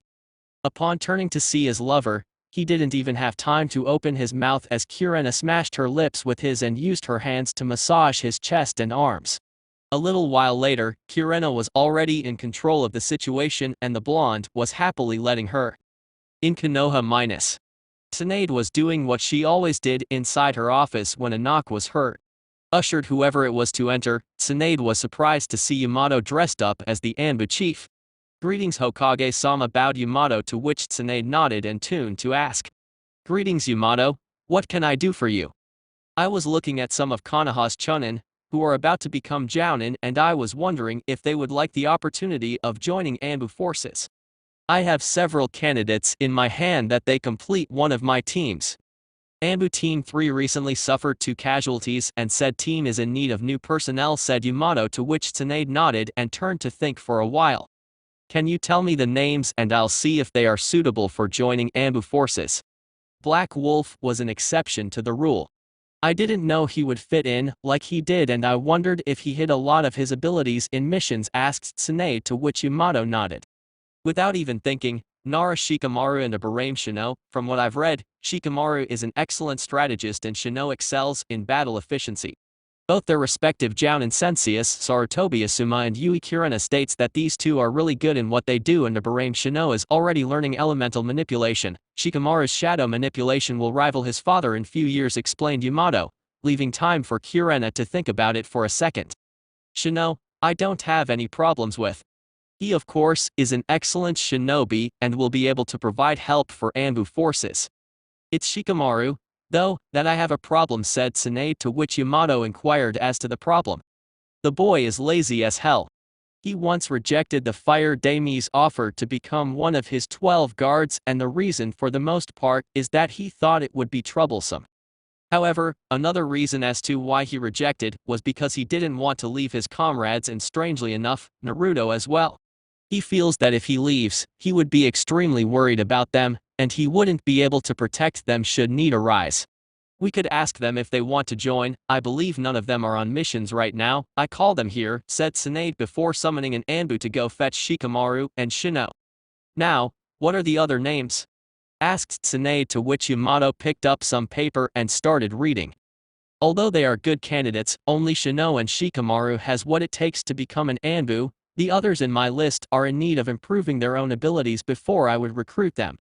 Uchiha Sasuke, extremely talented but greedy with power and fame, which don't go on an Anbu officer.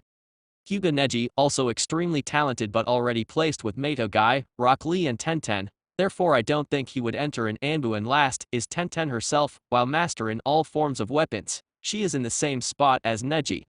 Said Yamato, to which Tsunade nodded. The last two already formed a team, so they won't be entering. I agree on Sasuke, though about the greedy part. I didn't think he would be like Fugaku, but then again the apple doesn't fall far from the tree, said Tsunade before listening to a knock on the door and then Shino and Shikamaru entered. You called us, Hokage-sama, asked Shikamaru, to which Tsunade nodded. Yes, Shino and Shikamaru, I want to present the shinobi responsible for the Anbu program codenamed Yamato, said Tsunade, earning a bow in respect from the two future heirs of their respective clans. Captain Yamato here has read your personal files and was impressed with both your analytical and battle skills. Therefore, He's offering both you a place in Anbu forces. There is a team that's currently in need of 2 replacements, and I believe that both of you are able to fill said role, said Tsunade before analyzing the 2 in front of her.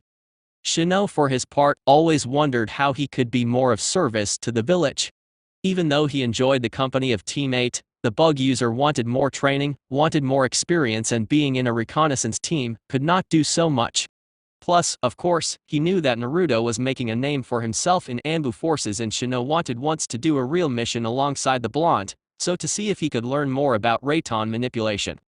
Shikamaru for his part wasn't so thrilled as Shino was. In fact, he wasn't thrilled by mostly anything other than staring at clouds and playing Shaoji with his sensei. However, he wasn't stupid to the fact that his lazy attitude could cause someone to die while on a mission, and he didn't want that. Not to mention that he would be together with Naruto, so it wouldn't be so bad. He was about to open his mind when Shino beat him to it. Yamato Takao, I don't know if you would supply information regarding one of your staff or not to us, but I wanted to have an assessment of Naruto's abilities before Anbu, and now if I may ask Shino, to which Tsunade inquired the bug user as to the reason. Naruto's affinities are Photon and Suton. However, he is pretty much mastering Reiton manipulation, and I wanted to know if Anbu provides such teachings, asked Shino, to which Yamato nodded and turned to answer. Anbu HQ is composed of several training grounds in which our members can improve their abilities without worrying about having to go outside for practice. Also, once you are in Anbu, you have access to a more specialized library which contain information about all the shinobi arts, except of course for the more secluded family information, which stays within the compound's walls. Naruto developed his Reiton manipulation entirely from scratch, starting with some books. Also, he improved his affinities up to a point of leveling an entire training ground with a Photon technique called Photon Kumo Shippu. When release, Fierce Hurricane, explained Yamato, to which Shino lifted an eyebrow and Shikamaru was stunned. From what I understand of your files, Shino, you have a lightning affinity, but you Shikamaru didn't bother to find yours yet. Care to explain me why? Asked Yamato, to which Shikamaru explained. Shadow manipulation takes a lot of knowledge to improve and master. I just wanted to reach such level before I began elemental manipulation, said Shikamaru, to which Yamato nodded and gave the Nara a piece of paper. Won't harm to find out what your affinity is, this will just go on your file. Just channel chakra to this piece of paper, and we'll see what your affinity is, said Yamato, to which Shikamaru mumbled troublesome, and channeled chakra to the paper. To the Nara's surprise, the paper became soaked. Okay, I guess I have a Suton affinity, troublesome, mumbled Shikamaru, to which Yamato slammed his hand on his forehead for seeing how much lazy the Nara really was. Suton is one popular element in Konoha, and although it is troublesome to learn elemental manipulation, being a Suton user grants you an advantage against Kaden users, explained Yamato, encouraging the young recruit, but sadly to no avail. Element manipulation takes lots of chakra that can be used for dodging and evasion purposes, not to mention that shadow manipulation alone takes a considerate amount of chakra to perform. I could eventually learn fire manipulation, but it would be just in order for me to have a wild card against an unsuspecting enemy, said Shikamaru, to which Tsunade chose to elaborate further. Shikamaru, you know well that in order to become a jounin, you'll need to master at least 2 forms of manipulation. While I understand that shadow manipulation could be labeled as one of the 2, you'll need the other one to be qualified to being a jounin. Therefore, learning Suton ninjutsu will let you apply for jounin status, said Tsunade, to which Shikamaru shrugged it off with his favorite word, troublesome. Seeing no need in talking much longer, Yamato chose to sum up the conversation. Well, welcome to Anbu forces, you two. Both your jounin senseis will be notified of the promotion and will also know that you'll have 2 weeks remaining before you have to present yourselves to Anbu HQ. Once you enter, your squad leader will interview and test both of you in order to see if you are qualified as being Anbu material. You must understand that Anbu are the elite of Konoha's shinobi force, thus all members must feel the need to constantly progress their levels, with perfection being their goal. See both of you in 2 weeks, said Yamato before vanishing, thus leaving Tsunade, Shino and Shikamaru inside the room. I'll call Kirena and Asuma here in order to tell them the news. However, Kirena is currently on vacation, so we'll wait for her to return, so then I can address them both at the same time. In the meantime, "You're both welcome to explain it to your comrades that you two won't be joining them much longer," said Tsunade before seeing the two in front of her nod in respect and then leave the office. With Naruto and Kirena minus. After the interaction inside the hotel room, the couple chose to go outside to enjoy the nighttime in the village. Both were enjoying the quiet time, both of them were sharing as opposed to the complicated life of a shinobi in Konoha. Now, Naruto was carrying a little bag which carried a little gift that Kirena bought for her friend Anko. The conversation was getting along nicely with being the topic how many times a day does their Hokage falls asleep. Of course, at first Kirena told Naruto not to belittle their Hokage like that, however when Naruto made a fun comment about comparing her snoring with the noise of an earthquake, Kirena couldn't hold herself and started laughing a lot. Other topic of discussion soon followed like how many times the blonde had to rescue Drio from a mob of angry women and how many times did Naruto just leave them be. It was safe to say that Kirena smiled deviously upon knowing that that perverted got what he deserved in more than one place. Being a gorgeous woman, such as herself, she was already victimized by Drio's peeping, and she did already threaten said man that if she ever caught him again, she would use a specific type of genjutsu that lead the man to believing that he just got his dick cut off by a guillotine. At the time, she smiled upon seeing the face that every man does when she mentions such treatment to their sensitive body part. However, while she had the feeling that she was being peeped, she frowned seeing that being a Sannin, the man probably knew of a technique that managed to fool everyone's senses into believing that no one was there, which frustrated her a lot. Kirena also asked Naruto if he ever joined the damn pervert in peeping at girls while on their trip. In response, he said that he despises such behavior, however he said that he often got to look at her a lot after they got together, earning a giggle from the girl who smiled in return for the little teasing. Just as they were about to head off to the hotel and end their second night together, Kirena looked up to see that they were in front of a shop that happened to sell women's lingerie. Having a wild idea, Kirena entered the place together with Naruto since they were holding hands together. Naruto for his part, wondered about Kirena's smile, however when he noticed what were the shop's contents, he figured out instantly. Truth be told, he was impressed with his girlfriend's boldness to take her boyfriend to a lingerie shop but he wasn't about to complain.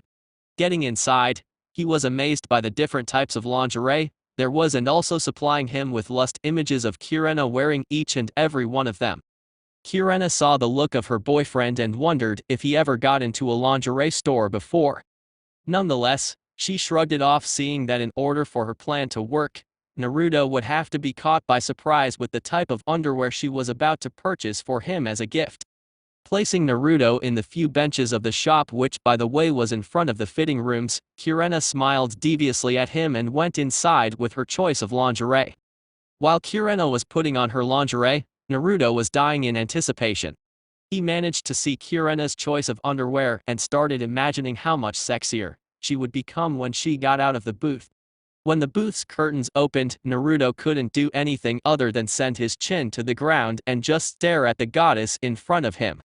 Kirena for her part was smiling on the outside, but inside, she was screaming in joy that her plan worked.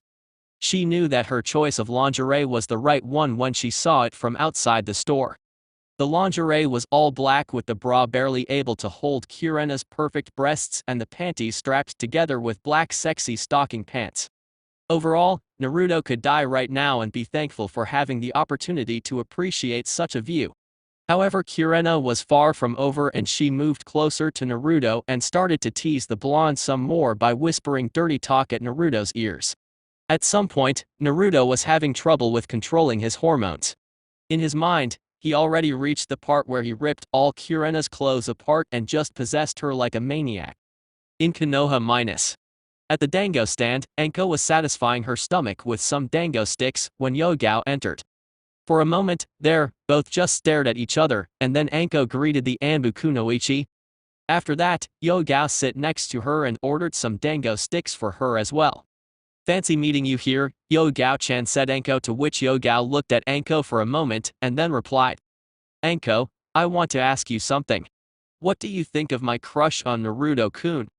Asked bluntly Yugao, earning a surprised look from Anko who wasn't expecting for such talk to happen anytime soon. However, She knew how important was such issue to both her best friends and realized that she would have to get involved in this. I don't know. Perhaps, it's just physical. I mean, the blonde has some well-toned muscles around, not to mention that he looks like the Yondaime, and you very well know that the fourth Hokage was one if not the most handsome man in Konoha. Did you bump to Hayate yet? Asked Anko. Not yet. Rumors said that he is acting a lot stranger than I thought. Genma-san told me that he is following the steps of a chronic drunk. As to Naruto-kun, I don't know. I mean, sure, part of the crush is physical, yes. Also, there is more about him that intrigues me, said Yugao before eating one of her dango sticks. Anko was curious about what could impress Yugao this point in her life, seeing that the only person that she really trusted in the past ended up backstabbing her by cheating. Seeing Anko's questioning look, Yugao chose to elaborate a little further. When I saw Hayate kissing another woman, surprisingly, I saw that Naruto was trying to take away my attention so that I couldn't see what was going on. Then, when I kind of came onto him in desperation of teaching Hayate a lesson, he saw this and called Kirena to help me deal with the treason. I never would have guessed that he could see such a thing. Now, outside the physical crush, I can see that he is such a wonderful person who, in spite of everything that happened, he could still smile. I guess I just wanted to know him a little better, said Yugao, to which Anko smiled upon seeing that she as well often wondered about such side of the blonde. Anko also had to deal with a sin she didn't commit. However, while Orochimaru was hated by the shinobi part of the village, Kyobi's hate was far superior. Not to mention that not only the shinobi, but also the civilians hated the Kyobi. She knew to some aspect of Naruto's growing up, and wondered how much hatred he had to overcome in order to be where he is right now. I admit that Naruto is an enigma as well, but you have to realize that he is with Kirena right now. She also knows of your feelings for him. If I was in her position, I would deal with you right away, but you know how she is. She is more interested in trying to solve this without having to lose your friendship, so she came to me and asked me to help, said Anko, to which Yugao nodded. Kirena is smart and she knows of my crush. I thought for a moment and realized that unlike Hayate, Naruto is faithful for whom he loves. Although it pains me to say it, I'll have to learn not to interfere with their relationship. It will be tough finding someone him, though, that's for sure. I often wondered if Hayate was husband material and was definitely worried if I would find someone to have a family with, said Yugao, shocking Anko, who never realized that her friend wanted to get married and become a mother. Seeing Anko coming in terms with what she told so far, Yugao chose to continue. I wanted to marry Hayate and have children with him. Until I found that he was acting funny, and then I saw him cheating on me. Now, I'm alone, though unable to have a family of my own, said Yugao, now letting some tears fall. Yugao-chan, you need some time for yourself. When was the last time you took a vacation? Naruto and Kirena are on their trip. You should get some vacation, said Anko before seeing Yugao leaving. Thanks for hearing me, Anko, I'll think about it. The next day, in Tsunade's office minus. After Shizune left the office with a stack of paper, Tsunade picked up a sake bottle and poured some sake. She was surprised that this headache wasn't caused by the blonde. This time it was the Sarutobi heir who was causing some trouble, and Tsunade figured that the boy learned such behavior from Naruto. Damn, just when I thought that Naruto was starting to behave better, damn, Konohamaru goes and just follow the blonde's steps, thought Tsunade, when suddenly, she heard a knock on her door. Ushering whoever it was to enter, she was surprised when Yugao entered and without her usual Anbu attire. What can I do for you, Yugao-san? Asked the Hokage, slightly worried about what's going on. I was wondering if you could take a vacation, Hokage-sama. Since I became an Anbu, I've never took one, said Yugao, to which Tsunade nodded. Sure, Yugao-san. As soon as Naruto returns, I'll assign you for a week-long vacation. Is that okay for you? Offered Tsunade, to which Yugao nodded. Yes, thank you, Tsunade-sama. However, I would like one other thing as well if possible, asked Yugao, to which Tsunade nodded, and let her continue. I would like to become a Jounin sensei, said Yugao, surprising Tsunade. While I know you're already an Anbu for more than obligated to, I also know that you liked being an Anbu. What happened? Asked Tsunade, to which Yugao, looking at Tsunade with respect because of her position, and found that she couldn't say the actual reason to her decision, However, she found that if she didn't come out of the blue, this story would haunt her forever. The true reason, Hokage-sama, is because I no longer can be on Naruto's team, and being a jounin, sensei can take my head away from what happened with Hayate, said Yugao, earning a nod from Tsunade. The Hokage remembered what happened with Hayate and also knew that Yugao was looking at Naruto with second intentions. Tsunade liked the girl and always approved of her decisions as second in command. Now hearing another mature decision, Tsunade smiled and nodded in respect. Alright Yugao, since you no longer is an Anbu, you do not need to wait for Naruto to arrive as I'm putting your team on probation and find a suitable replacement, said Tsunade, to which Yugao nodded and left the office. After Yugao left the office, Tsunade sighed, seeing that she now had 2 Anbu teams to complete. At first, she would put Shikamaru and Shino on Team 3, but now Team 5 is also short on 1 member. Also, she wouldn't be able to move the already existing teams simply because it's not only her authority to do so, but also because the other teams already formed for every situation. Sighing in frustration, she called someone who might help her decision. Shizune, call Captain Hawk from Anbu Team 5 for me, please, shouted Tsunade before hearing a word of acknowledgement from her assistant. 5 minutes later, a flame Shunshin appeared in front of the Hokage and Hawk appeared with his arms crossed. The Hokage, while seeing the show, wondered why it's difficult for some folks to just enter inside her office normally. You wanted to see me, Hokage-sama? Asked Hawk, to which Tsunade nodded. Hawk-san, I have some bad news for your team and it involves your second in command, said Tsunade before seeing that Hawk didn't even move a muscle. What happened to Kat, Hokage-sama? Asked Hawk. As I'm sure you noticed how devastated Kat was from what Hayate-san did to her. Sadly, the one who was there to comfort her was Black Wolf, and Kat ended up having some sort of feelings for him, but for reasons I still don't know and maybe don't even want to know. Anyway, Kat came in my office and asked to be resigned of Anbu duty and become a Jounin sensei.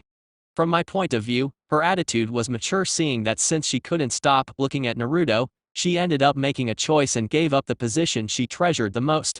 However, for her is all settled, but the reason I called you here is that now your team is short of a member and I don't know how I can fulfill her place, said Tsunade, to which Hawk changed his pose to a thinking one. Truth be told, he was suspicious of the way Yugao looked at Naruto from time to time, but since Naruto was already compromised with Kirena, Hawk figured that Yugao would stay out of it. However, the situation was far deeper than that and now he lost his second in command. Replacing her would be tough, but he already has Bear as his third member. Even though he believed that Black Wolf had what it takes to be second in command, Hawk thought that the blonde was still ways from knowing the responsibility of a leader. Now there is the search for a new 4th member, and if the Hokage called him to discuss this, then it means that she doesn't have a suitable replacement. Black Wolf's generation brought some fine shinobi and kunoichi, however while Black Wolf ended up excelling in Anbu, I don't believe the ones from his age group are suited for Anbu business. Also, operating as a 3-man group would really downsize out effectiveness in battle. I said Hawk, but was interrupted when a familiar voice appeared from outside the office's window. If I hear it correctly, Hawk's team is short of 1 member, right, said Kakashi before entering inside but not making eye contact because he was just finishing reading a chapter of the Orange Book. Kakashi, what are you doing here? I didn't call for you, snorted Tsunade, becoming even more aggravated by the silver-haired Jounin copying Jiraiya's way of pissing her off the most.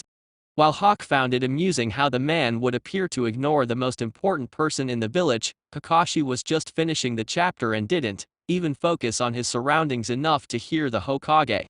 When he closed the book, he was scared by the angry face of Tsunade and wondered what happened for her to behave like this.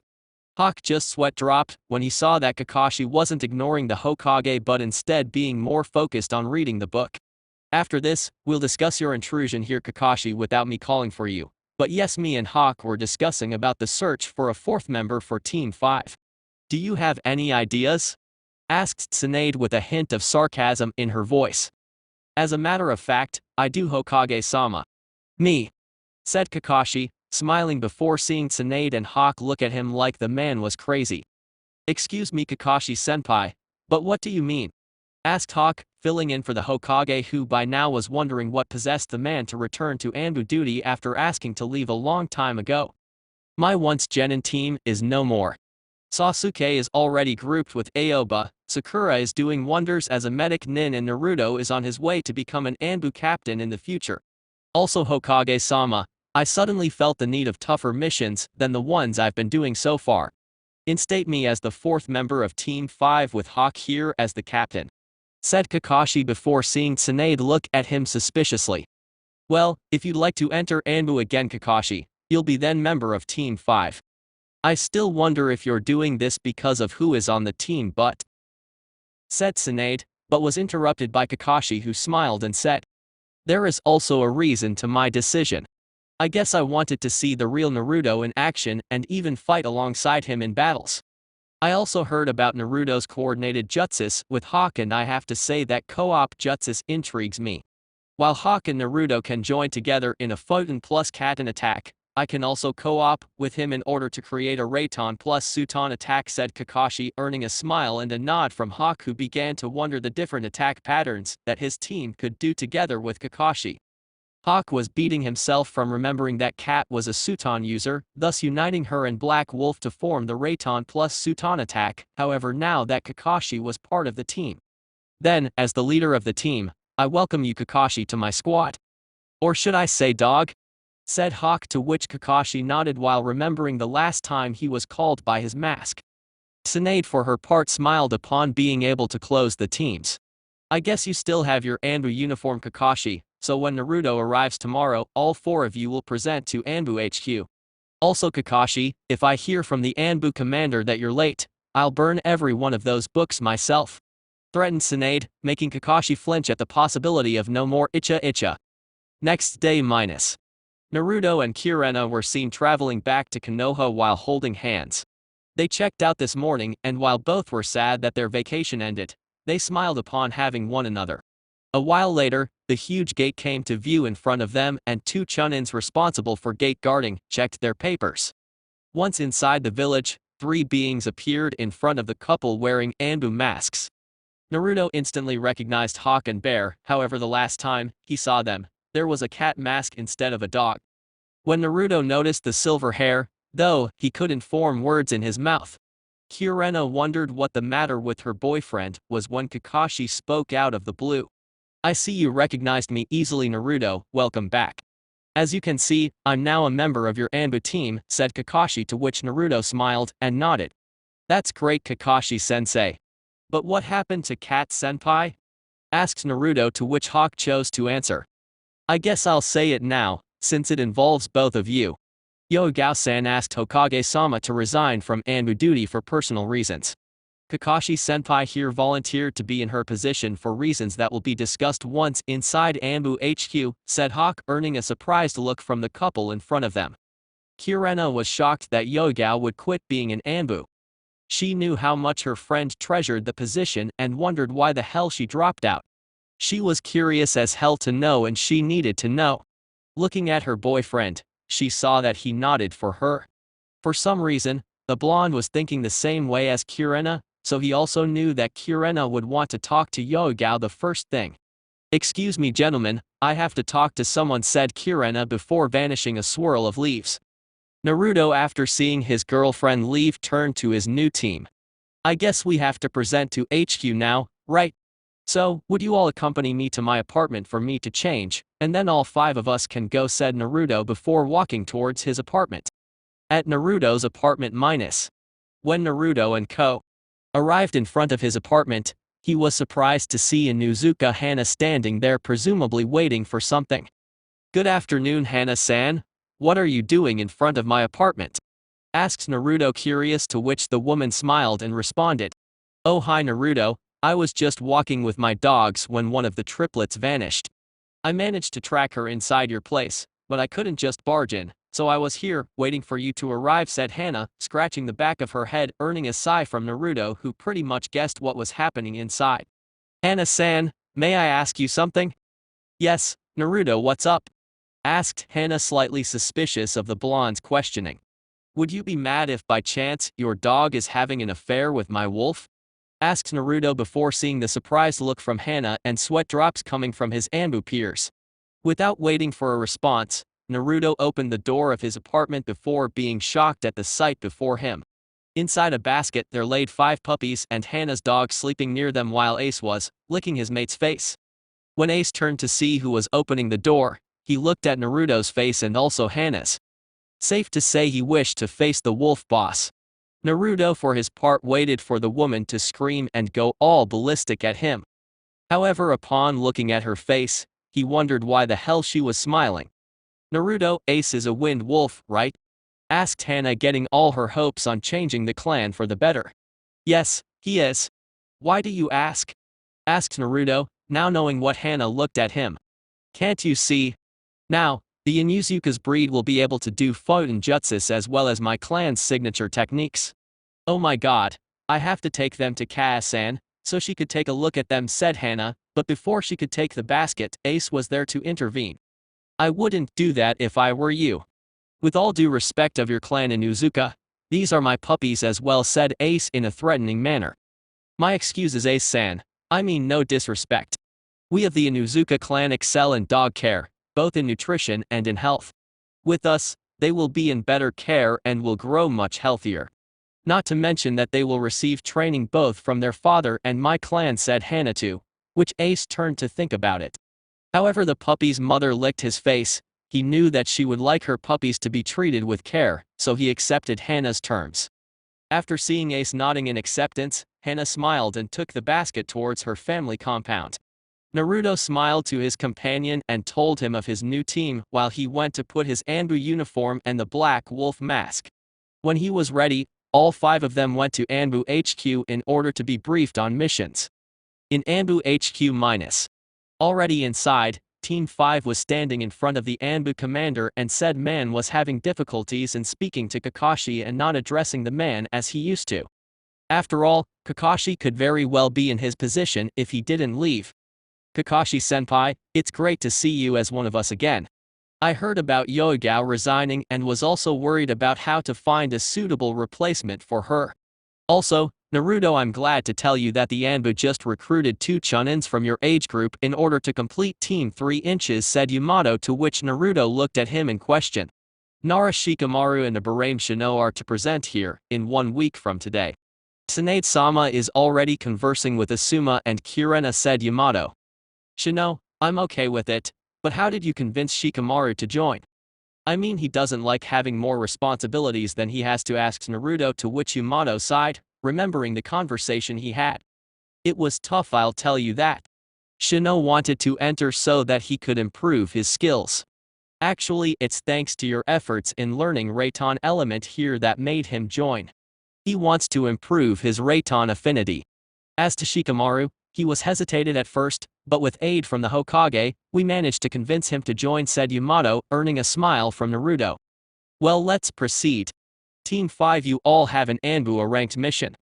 According to a report of our reconnaissance team, there's been some strange movement going on near Tanzaku town. Apparently, a group of missing nins from different countries are terrorizing the place and claiming as their own. However, our reconnaissance team wasn't able to see their strength or their weakness, so try gauging their abilities before engaging into battle with them. Also, when you guys return, tonight is Team 5's day of guarding duty," dismissed, said Yamato before seeing the team leave towards Tanzaku City. With Kirena-. Kirena was seen leaving the Hokage's office after a meeting regarding Shino's joining the Anbu. Of course, she was happy for him being promoted, and the fact that Shino would be closer to Naruto now, thus being able to form a bond. She also learned that Shikamaru entered also, so she knew both of them would contact Naruto, thus creating a little group of friends. What concerned her, though, was the reason to Yoga's resignation from Anbu service. According to Tsunade, Yugao said that she couldn't be in Naruto's team nor would she like to be with another team, so she chose to abandon everything and start over as a Jounin sensei. Kirena feared that the situation was even deeper than she realized. She initially thought that Yoga's crush on Naruto was more physical than emotional. Kirena always believed Yugao to be a power of strength, but then I guess her love life was at first taken care of by Hayate, so she didn't need to worry. Now that Hayate cheated on her, she was devastated. Kirena wanted to talk with Yugao, but according to the Hokage, the woman was on vacation right now and was due to arrive only next week. Kirena feared that she would lose Yoga's friendship, because of this and really hoped that Yugao could at least talk to her about her decision. Sighing in frustration, and since her team was sent on a mission with Genma, she figured the only thing she could do right now is pay a visit to Anko.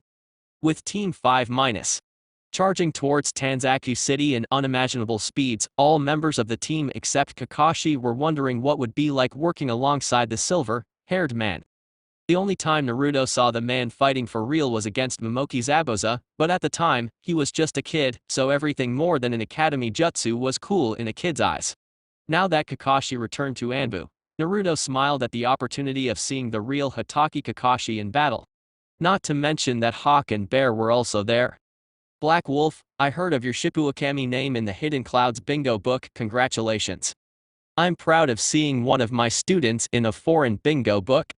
Your reputation is growing, I can tell, said Kakashi while jumping through trees, earning Naruto's attention. Thanks, dog. However, I'm not sure if being in a bingo book was a good idea. Anbu are not meant to be individualized, hence the meaning of using masks and all. Tsunade said that putting my name in Cloud's bingo book would save Konoha from their attacks and increase the village's economy, so I ended up accepting, said Naruto, to which Kakashi nodded. Yes, although being an Anbu means that our identity is to be a secret, having a name on a bingo book ends up drawing unwanted attention. I talk out of experience here. Copycat Ninja Kakashi was created when I was still in Anbu duty. In fact, one of my hidden reasons for resignations was the fact that I ended up calling too much unwanted attention to myself, thus placing my team on very difficult situations. Don't worry about you, though our team is very tough and I believe we can handle pretty much everything. If you and Hawk manage to take out Kasami, then it will be tough to find someone who could go up against all of us, said Kakashi, to which Naruto nodded. Dog and Ace, we are arriving Tanzaku City. What can you tell us about the enemies, ordered Hawk as the team leader, to which Ace chose to go first. From what I gathered from my nose, it will be a tough job.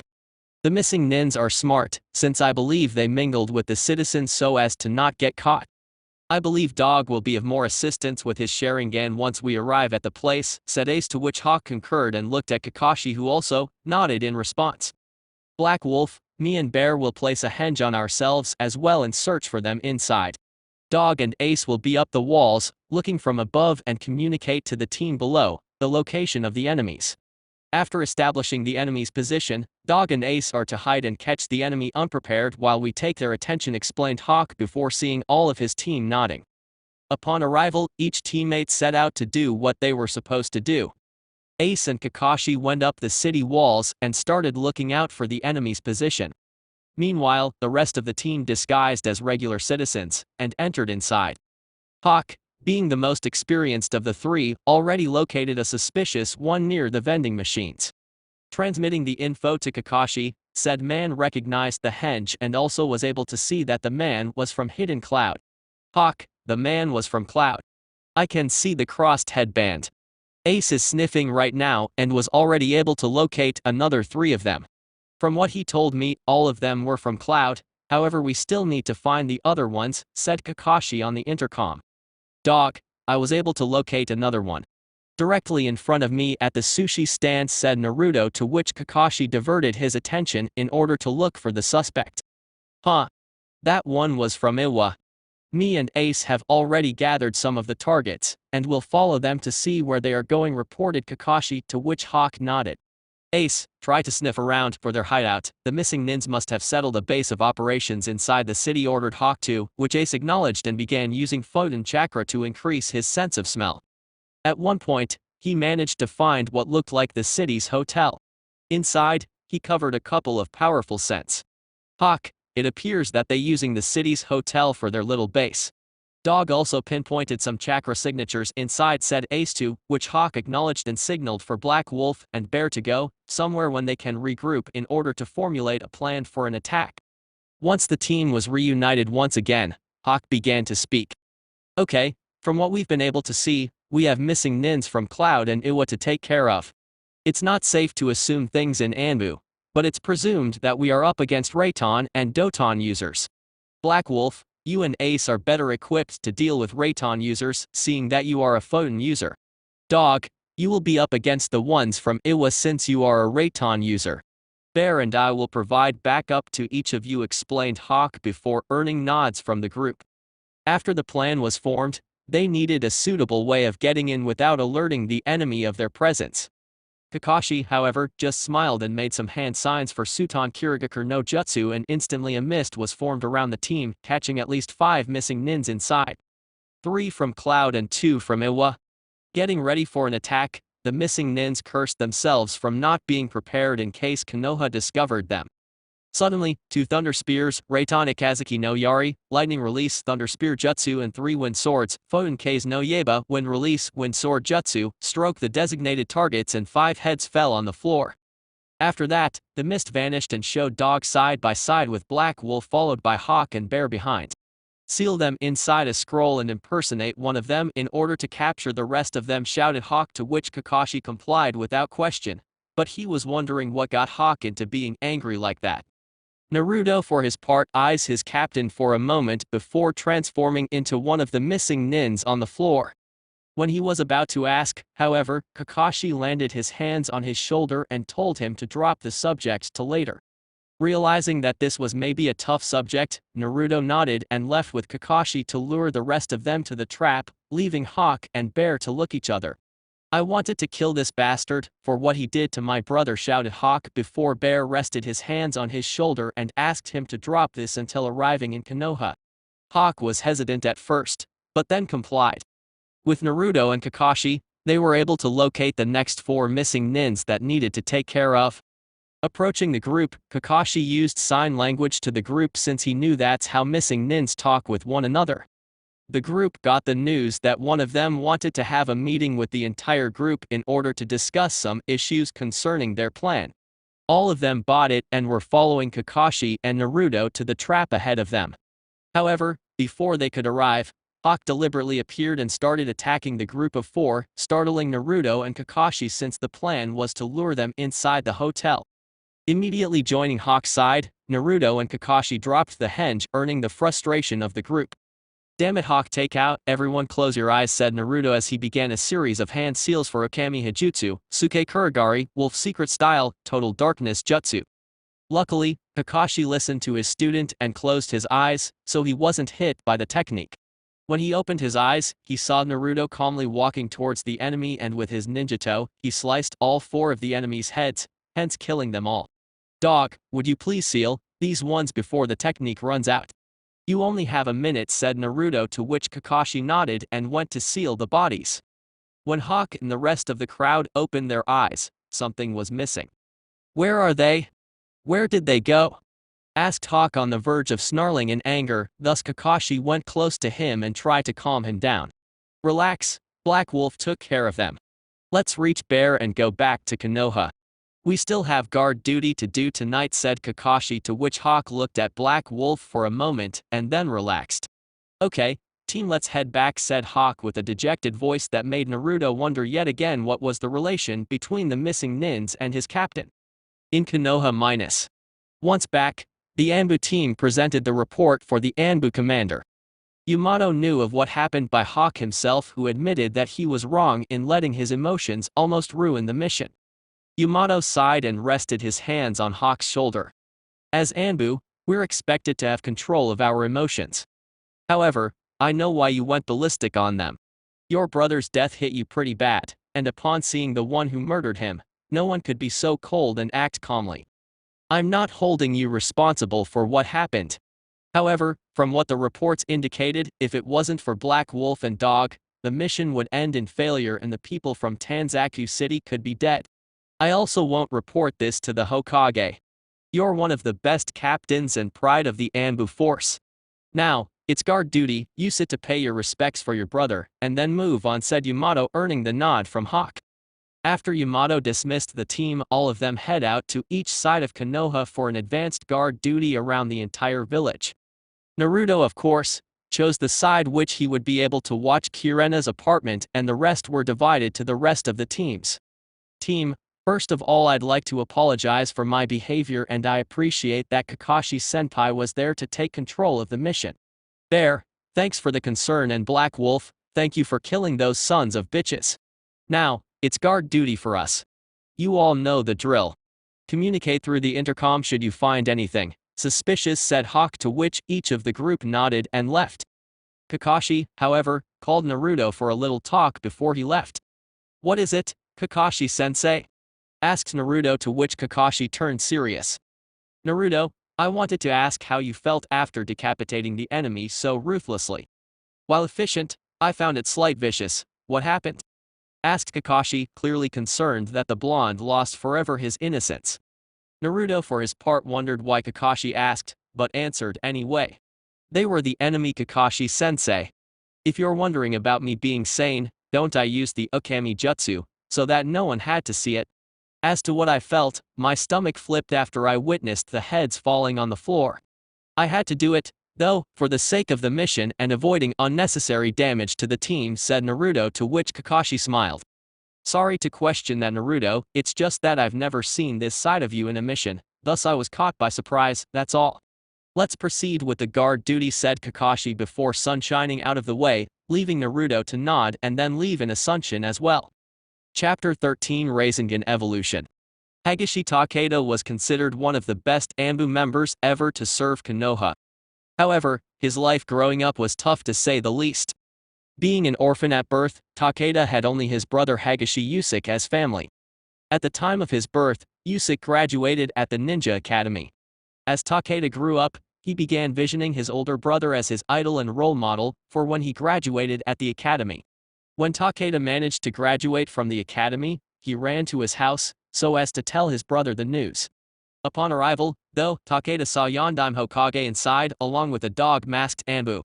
At the time, Takeda was surprised to see the most powerful shinobi of the village standing in front of his house.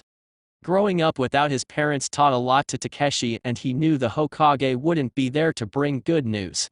Immediately, his heart ached. Yusuke was the only family Takeda has in this world, and if something happened to his brother, Takeshi wouldn't know what to do. When he reached the front door, the fourth Hokage looked at him with a sad smile on his face. Takeshi-san, we need to talk, please get inside, said Minato before entering inside, followed by the Anbu and Takeda. After all of them got comfortable, Minato sighed and turned to look at the little kid who was about to receive the worst news of his life. Takeda-san, it's with great sorrow that I say that your brother was killed on the line of duty. His team was sent next to Kumo to investigate some attacks, said Minato as he looked Takeda in the eyes. It didn't take seconds until Takeda cried. He screamed to the heavens and cursed Kami from taking his brother away from him. Minato could only wait for the new genin to let all go, while Kakashi, the dog Anbu, was sympathetic. At the time, Kakashi remembered his father committing suicide after a failed mission, thus leaving him to grow up by himself. Back to Takeda, he was now more controlled, even though the tears were still falling. Once the tears dried, Takeda looked at the Anbu in front of him and had an epiphany. Takeda looked at the man's mask and wondered if he got one of his own then things would be better. People often used masks to hide from something, Takeda now wished no different. Being an Anbu, he would focus entirely on the mission and cut all his emotions.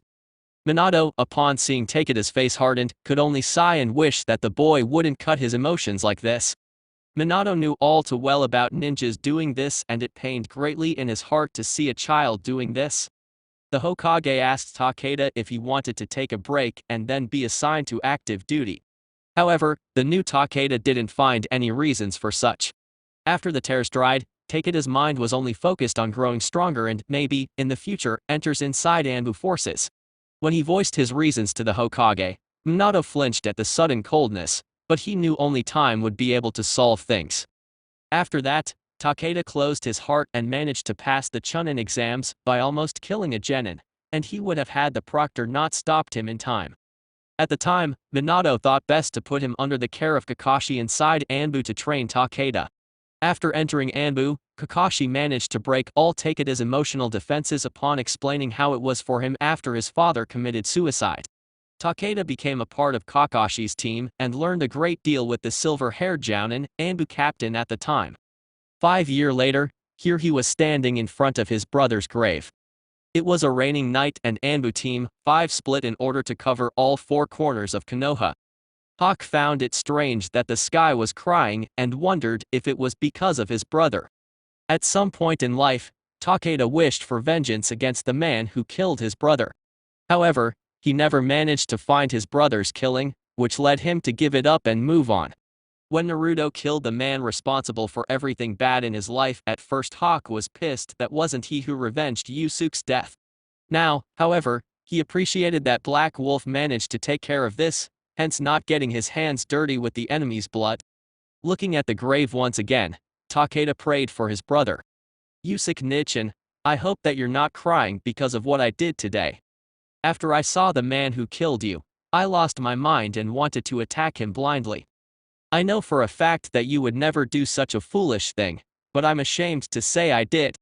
If it wasn't for Naruto, I'd put a lot of citizens at risk, thus endangering the mission. However, it's just like you said, every bad situation is a good one in disguise. If I never found him, I never would be able to take this pressure off my chest. Rest assured, brother, that I'll make you proud of me, and hopefully when my time is up, I'll get to see you yet again, prayed Takeda to the gods, and then looked up to notice that the rain stopped. Smiling behind his mask, Takeda then vanished and positioned himself to his side of Konoha and continued the mission of guard duty. With Naruto minus. Kakashi told Naruto about what happened to Hawk because of the missing nin, and now the blonde understood Hawk's behavior. As he landed on top of a gate on his side of Konoha, Naruto couldn't stop but think of how bottled emotions could kill you in the future. Truth be told, Naruto knew that if he didn't act quickly and killed all the missing nins, the battle would spread and could seriously kill a lot of civilians. Looking at his companion Ace, who was currently shaking himself in order to dry his fur after the heavy rain that fell, Naruto smiled and told him to pay visit to Kirena. He had a surprise to his lover stored inside a scroll, and he wanted to deliver it to her when she least expected. A while later, they arrived at the place where they could see Kirena's window and with care floated the scroll with Photon Chakra until the message landed inside the apartment. Naruto waited a while until he saw said woman pick up the scroll and then look at whoever sent her this, only to smile upon seeing the mask that belonged to her boyfriend. Waving at Kirena for a while, Naruto then left towards his next stop for the day and then returned to HQ. Meanwhile, Kirena opened the scroll with a smile and began reading it. As she read, she blushed at yet again being called Red Rose. The scroll also said that he would be home shortly and sleep together with her. At the end of the scroll, Kirena saw a seal that was used for guarding documents and weapons inside scrolls. Blaming her curiosity, Kirena unsealed whatever was inside, only for a bouquet of red roses to appear on her hand. Blushing at the immense beauty of the flowers, she was surprised upon hearing Naruto speaking from the door. That isn't enough to describe how beautiful you are, Kir-chan, said Naruto, but was surprised when Kirena jumped at him, hugging him fiercely as well as landing her lips on his with intensity. In little time, the couple was already undressed and began making out on the bed. Naruto being patient enough and cover Kirena's body with his mouth, and Kirena to just relax and let the hormones do what they do best. However, Naruto wouldn't let his girlfriend relax and reached Kirena's private area, earning a good and sexy moan out of the brunette. Seeing that the woman was longing for Naruto to be inside of her, the blonde complied and began the ritual, making the woman go crazy, thus having her orgasm.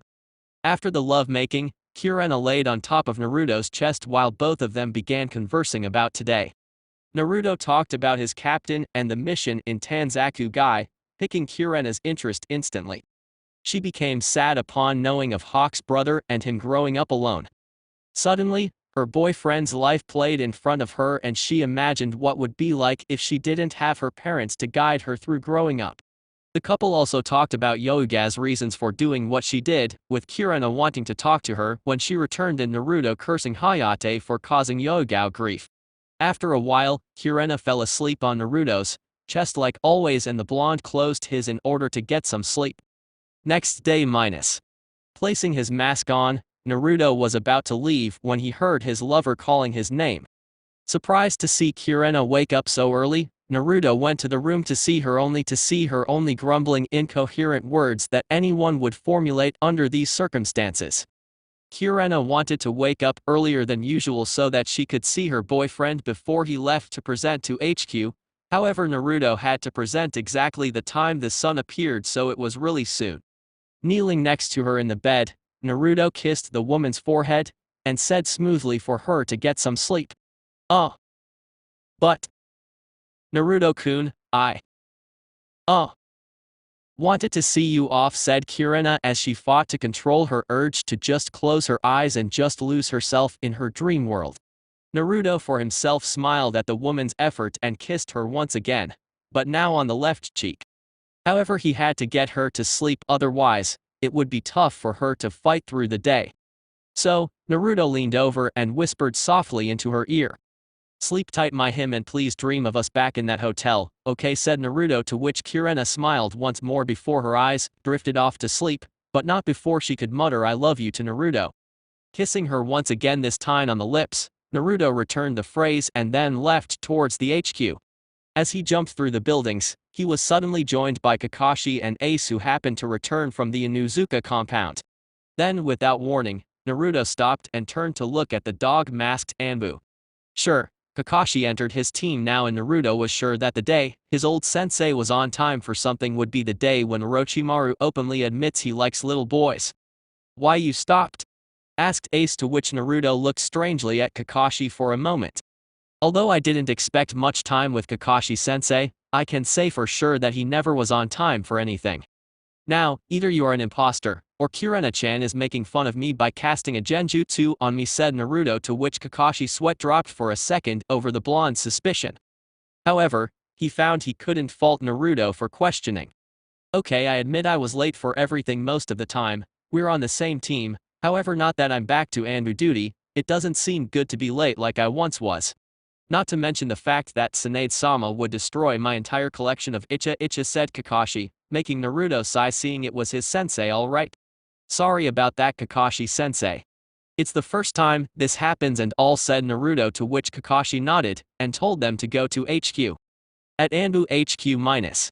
Once inside and after presenting himself to HQ, Naruto felt like going for a little training. For long now, he wanted to learn a new Reitan attack. That being said, the blonde rushed to the library of scrolls and picked one called Reitan Shisho Shiburai, Lightning Release, 4-Pillar Prison Jutsu. After learning a great deal of attack-based jutsus, it was time already to learn other uses for jutsus. He already had some defensive Suton ninjutsus, but the one he picked was a trap Reitan jutsu. Reading for a while, Naruto learned that the jutsu invoke 4 electricity-powered pillar around the enemy and establish a lightning current around them so that the enemy cannot escape. Going straight to his favorite training ground only to see 2 figures standing there, presumably waiting for someone to show up, Naruto smiled. He knew who these 2 are and turned to voice his presence so that both Shino and Shikamaru could turn and meet him. A little bird told me that you 2 joined Anbu forces. However, I was kind of skeptical over the news. Shino, I'm okay and all, but seeing Shikamaru using this uniform sends shivers down my spine. I wonder how many times you used the word troublesome before finally accepting to join, said Naruto. Shikamaru would have muttered troublesome towards the blonde remark. However, he knew that Naruto was expecting him to say that. So he explained. At first, I didn't want to join. Tsunade-sama and Yamato could be very persistent, said Shikamaru, to which Naruto smiled and turned to the Ibarame heir. The reason I entered is so that I could be more of service to Konoha. Also, I tend to believe that training here would benefit my elemental affinity, said Shino, to which Naruto once again nodded, already knowing about the bug user's Reitan affinity. After the explanations were over, Naruto could see that Shino and Shikamaru were looking at his black wolf mask. Also, the blonde could see that although they were using the uniform, he couldn't see any masks. Where are your masks? Asked Naruto, to which Shino and Shikamaru looked at each other and returned the look to the blonde. We were told to present here and think of a mask to wear. However, neither I nor Shino knows which animal to choose. Truth be told, we're expecting you could help us figure out, since you chose yours. Why you chose it, by the way? Asked Shikamaru, to which Naruto looked at the mask with a smile. He instantly remembered him talking to Tsunade about the choice and the times he looked into the mirror when he used it. Choosing the mask is not as simple as picking an animal you like. This mask represents my life and all the hardships I overcame so far. As you both know, wolves are distinguished upon the animal realm for always traveling in packs. They attacked together and defended one another, making them incredibly dangerous and feared by most. However, from every pack, there are wolves who choose a different path than the group. This wolf has a path of his own to follow. Whether you believe or not, I'm this separate wolf. This mask is a representation of this path of mine, explained Naruto, earning surprised looks from his peers. Shino and Shikamaru were puzzled. Both of them understood the analogy. The pack is Konoha and Naruto is the lone wolf. However, what they fail to understand is why Naruto believes that, seeing that he has Kirena as a girlfriend and some friends, including both of them. Immediately, both of them forgot about the mask and became more interested in what Naruto was saying. Naruto, while I understood your analogy of sorts, I fail to understand as to your concept of being alone, asked Shino, to which Naruto smiled upon hearing a frequent question. Naruto couldn't blame them for not understand, simply because they weren't aware of his position as a Jinchuriki. They didn't know who was trapped within his body, and, obviously, they aren't aware of what happened to his life because of it. I understand your doubt, Shino. How could I be alone if I have all those precious people that are close to me? The truth is I'm different than you guys. In the elemental nations, there are few that share similar lives with my own. I would gladly tell you about it, however it's better that you two reach the conclusions on your own, said Naruto before seeing Shino and Shikamaru dismiss the issue while maintaining the curiosity. Now as to choosing your masks, try looking at yourselves and imagine which animal your personality relates to the most, I guess, said Naruto, to which Shino and Shikamaru nodded before another Anbu agent appeared and reached the two new recruits for some medical examinations, thus leaving Naruto alone to train. Looking once more at the scroll in order to remember the hand seal sequence, the amount of chakra needed and how he was supposed to mold it. Naruto was skeptical of his success regarding this technique, simply the theory alone was difficult to picture. As he made the hand seals and slammed his hands on the ground, he was surprised to feel the ground below him starts trembling and look forward to see that two pillars emerged. Although the technique wasn't complete, the blonde was surprised he managed to do it. Figured you'd be here of all places. No wonder you got so strong, Naruto. When you don't have missions, you train, and when you have mission, you train as well, said Kakashi as he entered the training ground with his mask hanging on his waist. Although surprised by his sensei's presence, Naruto smiled at the remark and replied, "Surely, it would be far-fetched if I could do 1,000 jutsus out of the blue. I like it here, though, even though everything in here is an artificial resemblance to outside's training grounds," said Naruto as Kakashi appeared next to him to inspect what Naruto was learning now, only to see two pillars charged with electricity. Although it's quite amazing, you don't have what it takes to complete this technique, said Kakashi, earning Naruto's interest instantly. Although this is mainly a Reitan technique, you'd need knowledge of Doton manipulation, explained Kakashi, to which Naruto turned to look at the scroll and sighed since he forgot to read this part. Well, I guess I'll pick another one, then said Naruto before Kakashi stopped him and asked why he was bothering to learn another jutsu. I have both attack and defensive jutsus on my arsenal, however I don't have anything that can trap an enemy, or in other words, attack him through indirect approach, said Naruto, to which Kakashi nodded and chose to explain. I understand, however, trap jutsus require a solid object to interact with them. I'll explain. Elemental jutsu alone cannot create a field around the enemy, hence the fact that you need to conductor to seal the perimeter. Reitan Shisho Shiburai, lightning release, 4-pillar prison jutsu, requires the knowledge of Doton, simply because the pillars are made of earth chakra. The real Reitan technique is aligning the pillars with electrical current, thus trapping the enemy inside, explained Kakashi, to which Naruto nodded and laughed. I have to talk to the librarian then and settle this at another shelf, then said Naruto before he left for the library, leaving Kakashi alone to face the deserted yet peaceful training ground. It was a long time since he wasn't able to relieve some steam, and frankly he was already sick of doing regular missions. Kakashi figured that Anbu missions were much physically demanded, hence why he never bothered most to give his all in regular missions. However, now that he was back to Anbu, he could once again copycat Ninja Kakashi. He smiled upon being able to focus on what his sensei left behind, thus, the completion of the Rasengan. Even though Naruto managed to add Photon Chakra to the Rasengan, thus creating the Rasen Shuriken, Minato's original idea was indeed to fuse Reitan Chakra with the ball, hence why Kakashi now vowed to complete on his sensei's behalf. Remembering his sensei once again, brought a lot of nice memories to the copy nin, and seeing Naruto without the mask, Kakashi found the resemblance to be quite overwhelming. They are the same person, same eyes, same face, same hair, everything.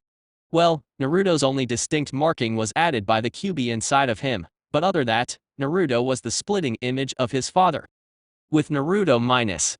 After speaking with the librarian about the technique being in the wrong shelf, Naruto gave the scroll to the woman who in turn, positioned the scroll inside a cabinet for later consideration. Thanking the woman, Naruto went to the elemental ninjutsu section now, but this time he figured he could learn a new Suton ninjutsu.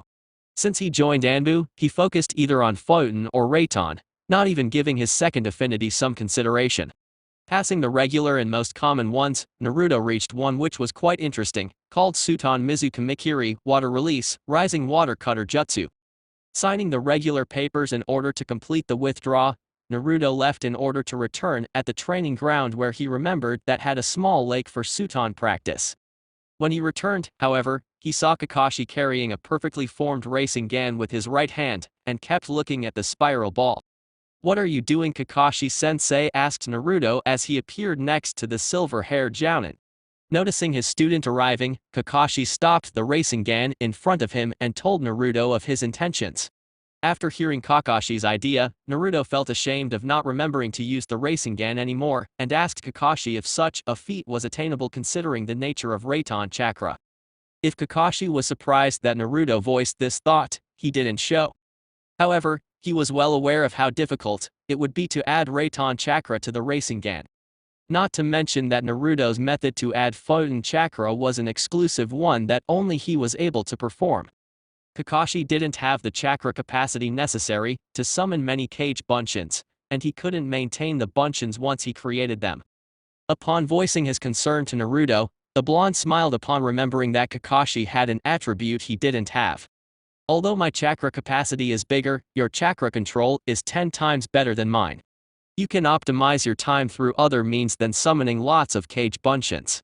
Also, Kakashi-sensei, I don't use this method of training since the time I managed to add Photon chakra into the racing gan," said Naruto, to which Kakashi nodded and turned to look at the scroll Naruto now held, and asked what jutsu he would practice. Upon looking at the scroll for a second, Kakashi remembered hearing about this Suton technique one time, but couldn't figure out how it worked. "Sorry, Naruto, you're on your own on this one. I don't know this jutsu and Suton isn't my field of expertise," said Kakashi, to which Naruto dismissed as in no big deal and moved to the lake in front of him.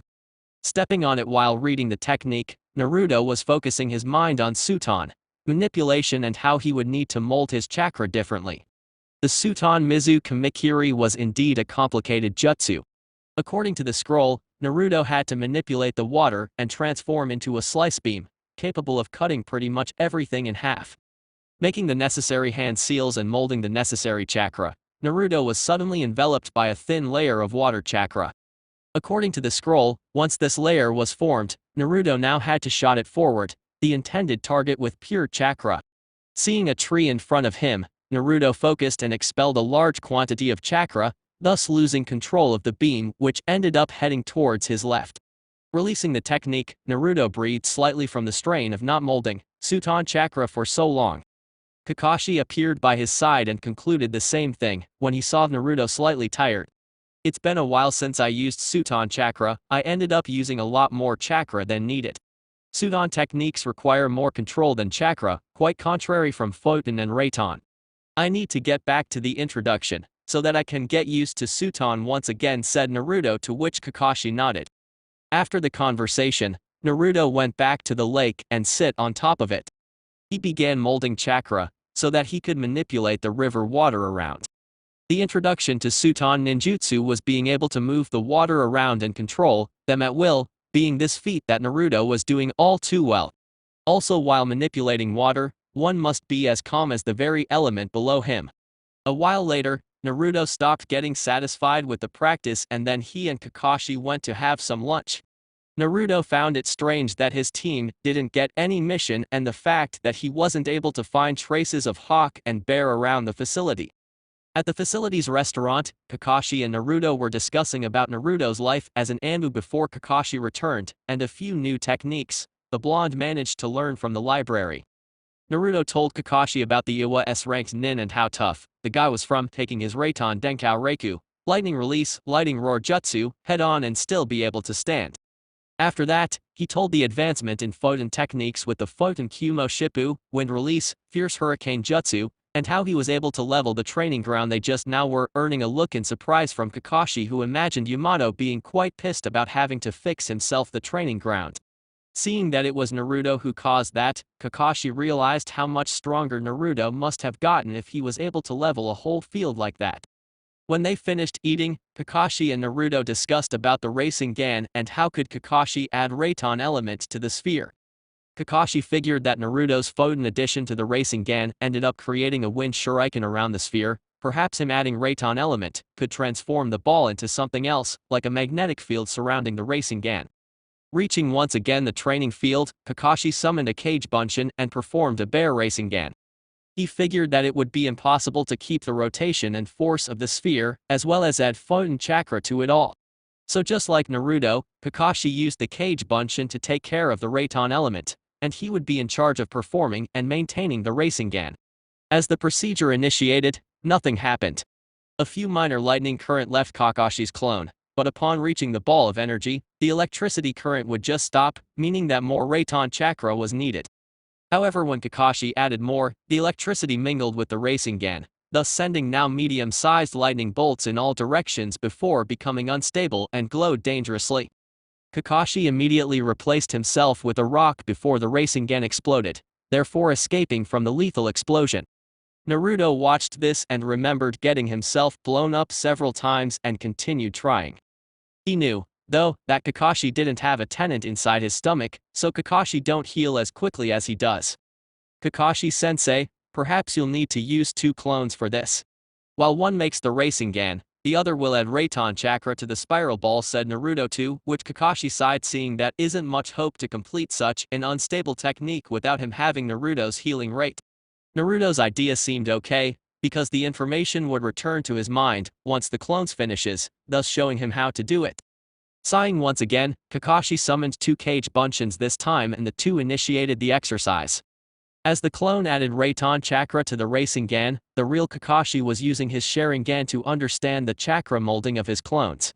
He managed to learn the Rasengan after seeing with his Sharingan how his sensei molded the necessary chakra to keep the technique rotating.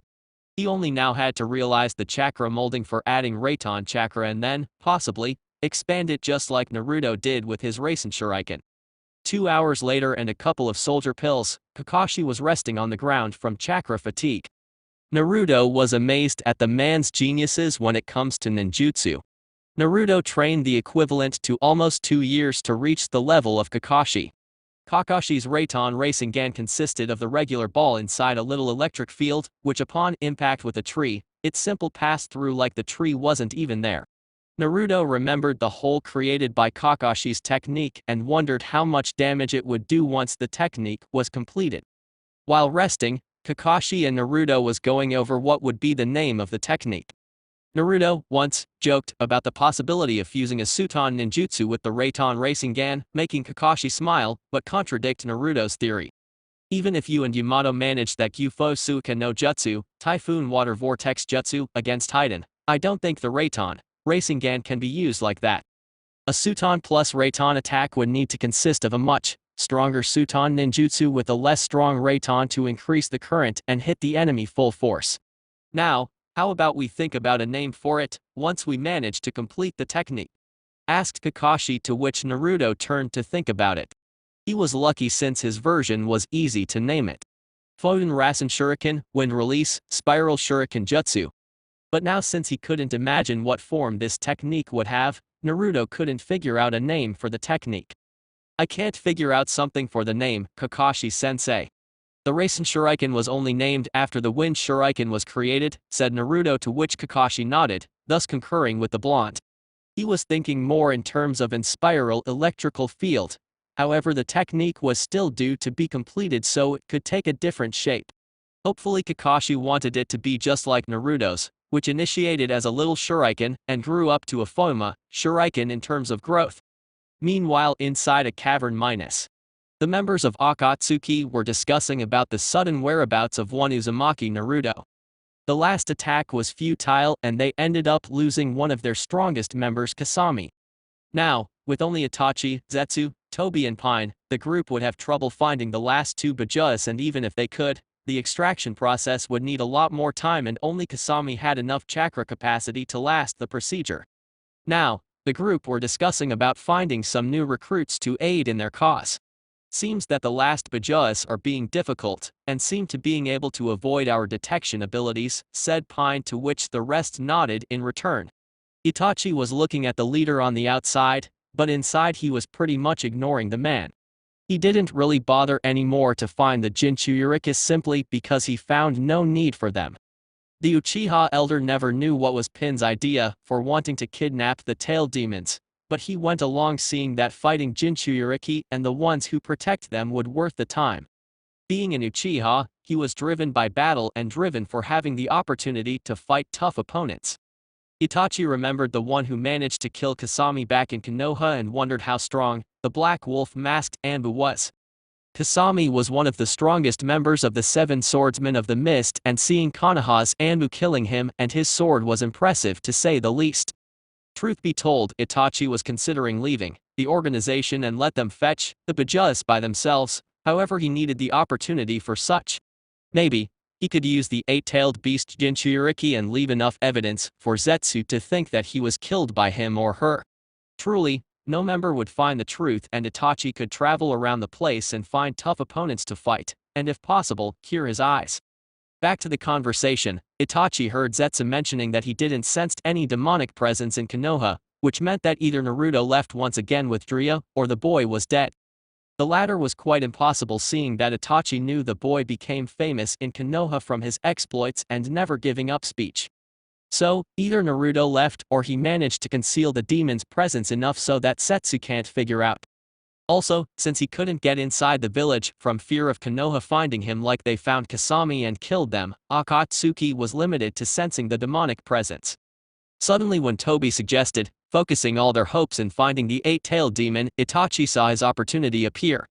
Leader Sama, I would like to track the eight-tailed.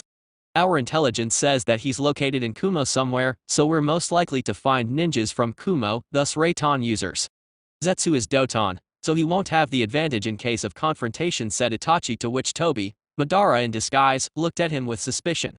However, upon hearing the authorization from Pine, Madara rested and decided he would wait to see what Itachi's intentions are. Bowing in acknowledgement for the leader, Itachi maintained the Uchiha trademark, stoic face, and left the cave towards Kumo. On the way, he would need to formulate a plan in order to appear that he was dead after a confrontation with the eight-tailed Jinchuriki. With Team 8-. Reuniting with her team, Kirena managed to see Kiba and Hinata's face after knowing that Shino won't be joining them any longer. Kiba was jealous of his teammate for entering in Anbu before him, but upon voicing his protest to Kirena and also asking why he didn't get in, Kirena sighed and explained.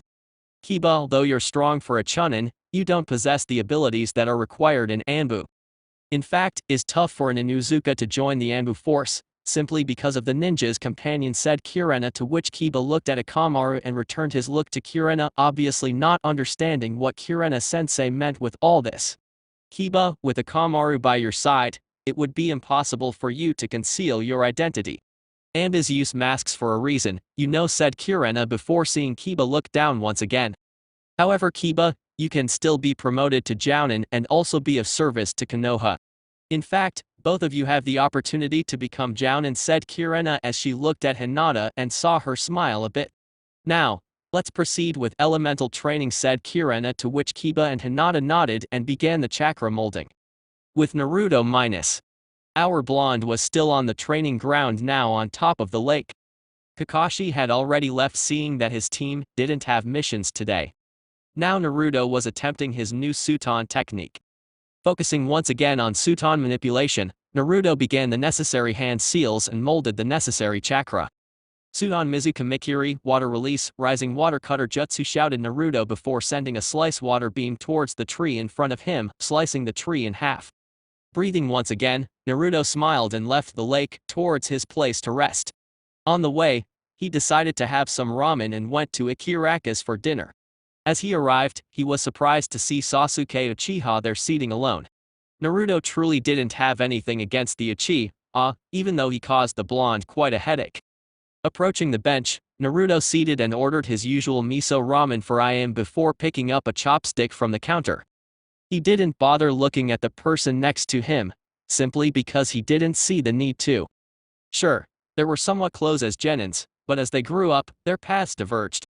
After their fight a year ago which pretty much destroyed the forest they were at the time, Naruto vanished from sight. Sasuke tried to find the blonde one more time, but stopped seeing that no one would tell him. Somehow I knew you'd be here of all places, figured I'd appear here sooner, said Sasuke, but Naruto was silent. After all, Sasuke's first sentence was just something he used to start the conversation, so he wasn't expecting a reply. Sasuke observed the blonde for a few moments and wondered what happened to him. Sasuke only knew rumors here and then, so he wasn't aware of Naruto's turn to the extreme. I wondered what happened to Naruto, though I'm afraid that he's not here anymore, right, said Sasuke, to which the blonde just nodded and replied. If you're referring to the one you knew before, then yes, he's already gone. I wouldn't bother asking questions if I were you, though. It's not like I came here for a conversation, said Naruto, to which Sasuke smiled and nodded. I see, it's just somewhat unnerving to see you behaving like this, that's all, said Sasuke. Naruto wouldn't budge though and continued eating his noodles quietly. The blonde wondered why Sasuke of all people would want any conversation with him, but he shrugged it off, seeing that, when he finished his meal, he would just leave plain and simple. Truth to his plan, Naruto finished the plate, thanked him and then left before extending a somewhat polite ending to a conversation. Have a nice night, Uchiha-san, said Naruto, to which Sasuke looked at him and wondered what exactly happened now. Sasuke waited a long time to see the damn blonde and demand a new challenge, but upon seeing Naruto behaving like he didn't even met Sasuke before, it kind of frightened the Uchiha. Also, the way Naruto addressed to him as in just a member of a family proved to Sasuke that Naruto didn't bother calling him by the name, which once again unnerved him. For Naruto to change his personality so much in so little time made Sasuke wonder what happened since the time he and the blonde were apart. Instantly, the word bond appeared in Sasuke's head. Sasuke knew he could only count with one hand the number of people who formed a bond with him that was still alive. Kakashi, Naruto and Sakura were in his genin team, and now Aoba was his new sensei. Other than those four, no one would even bother thinking about the Uchiha.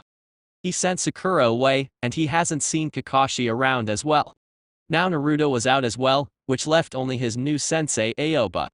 Sasuke wasn't dumb to think Aoba would be with him had the Hokage not assigned the Uchiha under his tutelage. Being that said, Sasuke was truly lonely, not that he minded though. His path was already forged with treason and vengeance, and he didn't even bother trying to see if he could or not change it. Back to Naruto, he at first was surprised as to why Sasuke didn't behave as he always did, demanding things just because of his last name. However, Naruto couldn't care less about the Uchiha, hence the fact that he even bothered to say his name throughout the brief conversation. Naruto could be friendly with the guy, he could maybe leave the past behind and meet him once again, but the blonde wondered why he would even bother to do such a thing. Sasuke wasn't the type of person who would raise his finger to help someone, and even if he did, Naruto just didn't want to have anything with the Uchiha. Arriving at his apartment, he greeted Ace and went straight to bed, seeing that he was very tired. The next day, Naruto woke up with a knock on the door. Usually the blonde would curse the heavens for someone waking him up before time. However, seeing as he was about to wake up anyway, he went to the front door and opened. "Good morning, Naruto-kun, I was hoping you'd like some breakfast," asked Kirena as she smiled. Naruto, however, was completely lost at the sight before him. The sun was just rising and the sun was beginning to illuminate Konoha, and a few of the sun's beams happened to be illuminating Kirena's black hair, and her smile was just an addiction to the whole scene. Kirena looked at the blonde, wondering what got into him to stare at her like that. However, she realized the look of astonishment in his face. "You look even more beautiful than ever, Kirena-chan. The morning sunlight just happens to enlighten you in a way that only Kami could send to his angels," said Naruto, making Kirena look at the blonde with heart in her eyes. She knew Naruto always had his way with words, but up to now he never said something so beautiful, and Kirena was just dumbstruck. Here she was staring at one of Konoha's deadliest shinobi, killer of S-ranked shinobi, reciting poetic phrases like that. "Thanks Naruto-kun, may I come in?" asked Kirena, to which Naruto nodded, and let the woman enter. Fixing the breakfast at his table, Kirena remembered how much Naruto shows he loves her. When she turned to call him up, Naruto was already leaving the room with his Anbu uniform and his mask strapped on his waist. "Thanks for the breakfast, Kirena-chan," said Naruto as he sits on the table, followed by Kirena, who watches her boyfriend, fixing a sandwich and some milk. It was strange to her that a 16-bearing 17-year-old guy could do the things he does to her. 5 years back, she wouldn't believe this could be true. Normally, a person of Naruto's age wouldn't have the maturity to handle a deep relationship, as well as maintain his obligations as a shinobi. However, upon seeing the blonde managing to show his love to her as well as becoming one hell of a shinobi in Anbu, Kirena wondered how he could do all these stuff. At the Hokage's office, Tsunade was seen doing her paperwork when a jounin entered her office panting and begging for air. After seeing the man, Tsunade wondered what could be so important that a jounin-level shinobi entered her office in such a state. She remembered sending him to do some scouting on a village nearby, based on some rumors of Orochimaru's activities. Now seeing the jounin, Tsunade was prepared for the worst. "Takato, calm down and report," said Tsunade, to which said man breathed some air and slowed his heart rate. "Tsunade-sama, as per your permission, I went to a village nearby in order to investigate whether or not Orochimaru or his goons were doing some activities there. When I arrived, the village was deserted. As I walked around, I didn't find traces of any presence. However, as the sun set, I was able to feel what seemed to be a similar presence to the cursed seal of Orochimaru. When I went to investigate the source of it, it was safe to say that I was lucky to escape alive," said Takato, making Tsunade's eyes go wide at the man's last information. When Tsunade inquired the man, she saw the sweat in Takato's face and heard him. "I managed to infiltrate a hidden base that happens to be similar to the base Yamato found in Otagakure. Once inside, I heard numerous screams, begging to stop the pain and release them. When I arrived, though, I managed to see the snake himself operating on 5 individuals. However, this time was different. Orochimaru, somehow, managed to apply the cursed seal level 2 directly. Maybe he's hoping to update the cursed seal." Suddenly, Orochimaru's second-in-command, Kabuto, spotted my presence, leaving me no choice but to escape and come here, said Takato, to which Tsunade nodded. "Good job, Takato. Now that we managed to find another of Orochimaru's base, we can send an advanced team to take out their defenses and possibly do some advanced search. Rest up for a couple of days and then present here. We'll have a new class graduating next week, so you'll be able to take on a team of genin that you requested to me a couple of times," said Tsunade, to which Takato nodded in appreciation and left the office. Tsunade thought for a while and screamed for Shizune to call of Anbu Team 5, to which Shizune acknowledged and sent the request to Yamato. Inside Anbu HQ-. Once inside HQ, Naruto was assisting Kakashi with his elemental Rasengan. So far, Kakashi managed to improve the Raton Rasengan a little bit, but it wasn't as complete as the Rasen Shuriken yet. Once the clones were dispelled, the real Kakashi and Naruto discussed about what they could do to complete the technique. The problem wasn't the chakra control, simply because Kakashi pretty mastered this part. The problem was how much chakra needed the right time. "Naruto, tell me how you do to go from the Photon Rasengan to the Rasen Shuriken," asked Kakashi, to which Naruto nodded. After the Photon Rasengan is formed, the clone will slowly push more Photon chakra to the technique, thus elongating the size of the Shuriken. Increasing the amount of chakra wasn't a foreign concept to Kakashi, just not very popular. In fact, he didn't know of a technique that needed an increase in chakra during the technique's performance. Looking at Naruto, Kakashi always wondered how the blonde managed to complete the Rasengan apart from the necessity of using clones. Of course, if the whole amount of chakra was used at once, the new Rasengan would become unstable, thus very difficult to control. Summoning once gain 2 bunshins, Kakashi told them to do as Naruto advised, and the two set to it. Immediately performing the Raton Rasengan, the clone started pumping more chakra to the technique. As the electrical field surrounding the ball grew, Kakashi and Naruto's anticipation grew in response. Suddenly, bolts of electricity emerged from the spiral ball in the middle and ended a few inches from the ball from what appeared to be a wider electrical sphere. The clone wielding the technique saw a tree and decided to test it. When he slammed it, though, the results were impressive to say the least. The tree was non-existent and a gigantic field of electricity was formed in front of them, hitting pretty much anything inside the field, just like the Rasen Shuriken, except the very effect of the two techniques. While Naruto's technique shredded everything, Kakashi's technique would electrocute.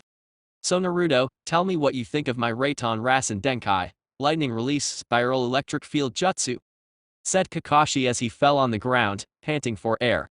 Naruto was amazed by the technique and he voiced it to Kakashi before helping her get up and give the last soldier pill to Kakashi. Truth be told, taking too many soldier pills would damage the body in the long term, so Kakashi only took the necessary amount so that he would recover his chakra capacity.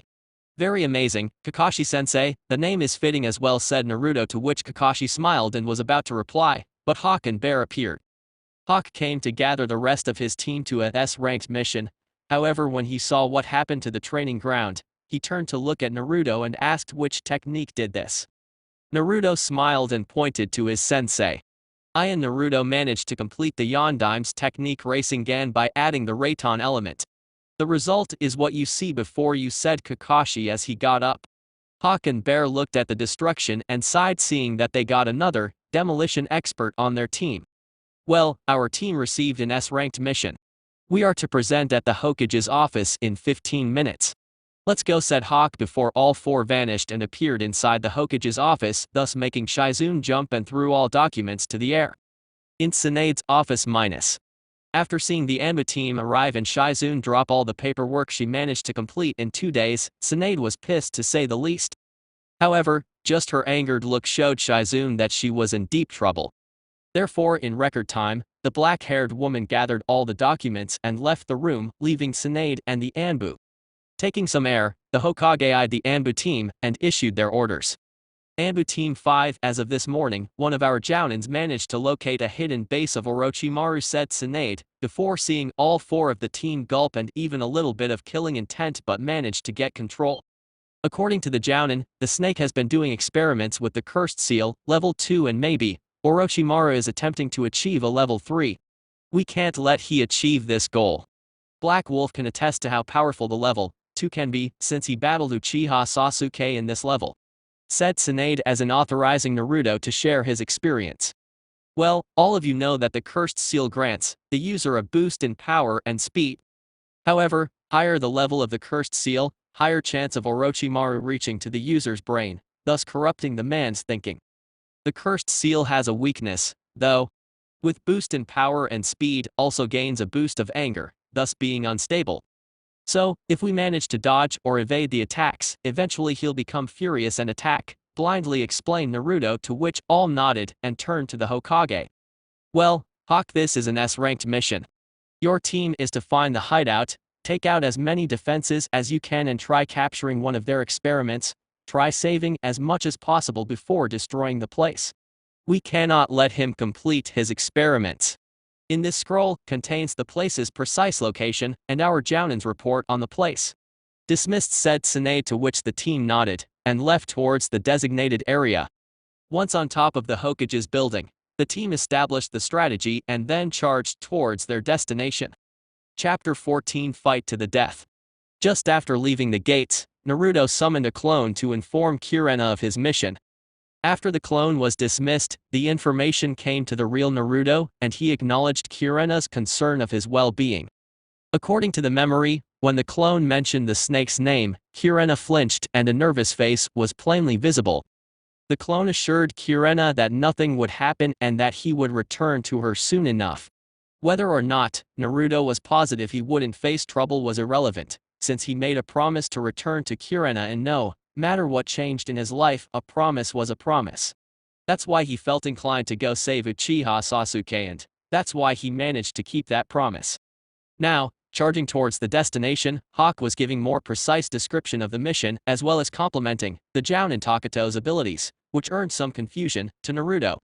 Upon questioning about said abilities, Kakashi chose this opportunity to explain about Takato's clan to Naruto. Shizoku Takato is the last member of what used to be one of the most talented clans in Konoha. All shinobis from this clan possessed an ability that allows them to multiply their running speed. The members' bones and body were better adjusted to high speeds, so members of said clan was positioned for specific kind of missions like document, delivery or even espionage, since if they were caught, they could use their abilities to escape, hence what happened now. The Shizoku clan's abilities don't favor much towards battle, but in terms of completing a mission, they could be considered one of the best minus, explained Kakashi, to which Naruto nodded, before asking the reason as to the clan falling apart. Although said question was expected, none of the one presents wanted to answer, however seeing that it involved a certain sensei and Hokage, Kakashi volunteered to explain. When the Yondaime Hokage invented his prized technique called Hiration, Flying Thunder God technique, the Shizoku clan wasn't rather happy about it. At the time of its creation, they sort of blamed the Yondaime for copying their style and ruining the clan's pride. In case you don't know, with this technique, the Yondaime Hokage managed to reach impressive speeds in milliseconds, hence why he was called the Yellow Flash. Well, moving on, the clan heir at the time threatened to leave Konoha if the Yondaime, only Jounin at the time, confessed his act of copying the clan's technique. The Sandaime Hokage, at the time, wasn't pleased with the clan's accusations, thus not acknowledging their request. After that, the clan abandoned Konoha, except for Takato's mother, who didn't, because she had married a civilian in Konoha, so she chose to stay.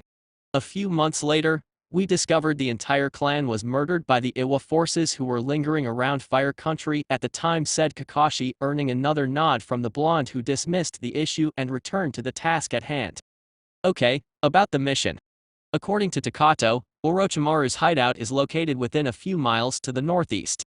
It's a possibility that since both Kabuto and Orochimaru saw Takato leaving, that they already left from fear of calling undesired attention. In any case, Tsunade-sama sent us in case Orochimaru wished to stay and continue his research. Should the hideout is still in sight, we are to eliminate as many targets as possible, search for researching materials and reference to the cursed seal for further analysis, before destroying the place, explained Hawk, to which everyone nodded and proceeded towards the designated spot. Upon arrival, the team scrambled around the place as to not let anyone there. Since the cave was hidden by a thick forest, all Anbu members chose one tree in order to study the entrance before doing anything. Eventually, the coast was clear, and Ace was told to sniff around in order to sense enemies' presence outside the cave. After a negative response from the wolf, the group appeared in front of the cave and proceeded with cautious. Whether or not Orochimaru were expecting them, it wouldn't do good to simply walk inside and face the opponents head-on. Once inside the cave, Kakashi's Sharingan was activated so as to spot any chakra presences inside the vicinity. After saying that the coast was clear, the Anbu team ran swiftly inside the hideout in order to search for their primary objective, which was the research. However, after a while of running, they found the hideout to be completely empty, no sign of enemies whatsoever. Not even a single document or a single chemical substance was found. Sighing in frustration, Hawk dismissed the team and ordered all of them to leave the hideout. It seemed that Orochimaru did treasure his research and ran with it elsewhere. After leaving a couple of exploding tags inside the hideout, the Anbu team left the cave. Kakashi was in charge of the explosion, so he just focused some chakra for the detonation device, before a huge explosion soon followed, destroying everything inside the hideout, if there was any. Let's head back, team. It seems that the enemy had already escaped after all, said Hawk, to which all his team nodded and prepared to leave, before Ace growled like never before. What's the matter, Ace? Found something? Asked Black Wolf, though he wouldn't be too happy once he received the answer from his companion. It seems that we're surrounded. I can't count all the scents, they are huge in numbers. I can't count them all, said Ace, making all of the team fall into a battle stance, just waiting for the enemy to appear when a familiar voice appeared. I was hoping Konoha would be foolish enough to send a team here to investigate. And since they sent a team of Anbu, that only means that I'll have excellent bodies to work on once you're dead, said Kabuto as his presence appeared, along with 50 cursed seal users behind him. My master Orochimaru was nice enough to supply me with your bodies once you're all dead, and I'm very grateful to him. Somehow, he knew Tsunade would be tempted to send someone else to investigate after that other Jounin managed to escape with the information, said Kabuto, to which Kakashi and Naruto stiffened and wondered why they have to encounter Kabuto so much on their lives. It was bad enough that Orochimaru was going to pain in the ass, but his right hand proved to be more of an annoyance than the snake Sannin. Hokage, there are too many. What are we going to do? Asked Naruto, now a little fearful of the odds against him. The captain for his part was sweating bullets. He never faced the cursed seal before, and now his team would be facing close to 50 wielders of the seal. Escaping is not a solution at the moment, they have us surrounded. The best that we could do is engage in battle and hope that we manage to overcome them. At this point, our safety is our top priority. As captain of this mission, I'm changing our priority. We are to engage the enemy to kill, don't hesitate, and if by chance, we manage to capture one for analysis, then it's a side bonus. Focus only on rendering them to subconsciousness, advised Hawk, earning a nod and a war cry from his team. Hawk, Dog and Bear, I have an idea for us to try taking out a fair number of them before we strike. It would be a co-op attack with all of us, called Naruto as his team joined in together as Naruto explained his plan. As Naruto explained, the rest were hearing intently to what appeared to be a well-coordinated ninjutsu usage. After Naruto finished explaining, Hawk applauded the strategy and advised everyone to be ready. Seconds later, the army of cursed seal users attacked, thus giving Bear the signal to initiate the attack. Doten Tsuchikaru, Earth Release, Earth Corridor Jutsu, said Bear as he slammed his fists on the ground, and instantly, Earth began surrounding approximately 20 or so enemies inside, leaving only a narrow opening that would be served for the next attack.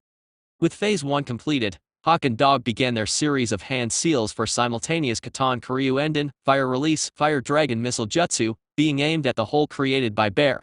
While the attack was initiating, Ace gathered Foten Chakra, while Black Wolf did the hand seals for 2 Foten Repush Wind Release, Gale Wind Palm Jutsu, aiming to merge together with the Fire Dragon missiles. If one were to look from outside the Earth Corridor that now happened to be closed, it seemed that nothing was happening.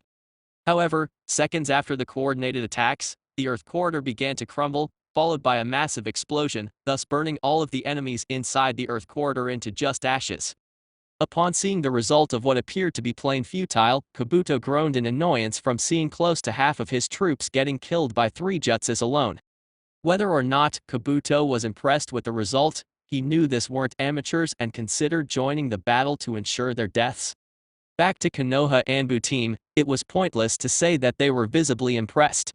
The theory was attainable, sure, but to see it come to fruition, so perfectly like that, it amazed the entire group. Reminds me yet again how you come up with these stuff, Black Wolf, because I stopped trying to figure out, murmured Hawk, to which Bear and Dog slowly nodded, and they managed to hear Naruto grinning. I just reminded of this pattern attack on a mission a while ago. We managed to take out maybe half of their numbers, but they still outnumber us, stated Naruto, to which Hawk nodded before an idea came to mind. Seeing that it was Naruto who managed to devise their battle strategy, why not let him take the leading of the mission? So, Black Wolf, what next? Asked Hawk, earning a look from Black Wolf in confusion. What do you mean, Hawk Takeout? Asked Naruto, though he knew he wouldn't like what his captain was about to say. Since you devised our attack strategy, you get to lead us to victory against these foes. Now, what should we do next? Asked Hawk. However, Naruto was lenient to proceed, and truth be told, he was expecting Naruto to readily agree and begin the assault. But Naruto was in fact fearful for some reason. Hawk Takeout, I prefer the humility of being ordered. Besides, all 3 of you have twice as experience as I do, why me? Asked Naruto, to which Kakashi chose to step up and convince his student. Black Wolf, try remembering that I and Itachi were Anbu captains much younger than you are right now. While you're right that we have more experience, you were the one able to reduce their forces to half their numbers. I feel you're ready for this, explained Dog, to which Naruto looked at his sensei for a moment and wondered about whether or not he would be able to lead a squad of Anbu operatives. After that, he turned to his enemies and saw that the rest of them were already with the 2nd level, Cursed Seal activated. Do I have all your support for this? Asked Naruto, without stopping to eye their opponents, before he sensed 3 hands on his shoulders and a paw scratching his legs. Okay, then, here is the plan. Dog, you'll face Kabuto in battle, he doesn't seem so happy and he'll join in the next attack, so focus only on him, initiated Naruto, earning a nod from Kakashi, who vanished and appeared right in front of Kabuto, and both of them vanished, leaving 3 Anbu and a wolf against the cursed Seal army. We 4 will take them out, but we'll do so within a defensive position. The cursed seal affects their mind and make them go ballistic. The only way to beat them is to defend, and then attack when they are vulnerable.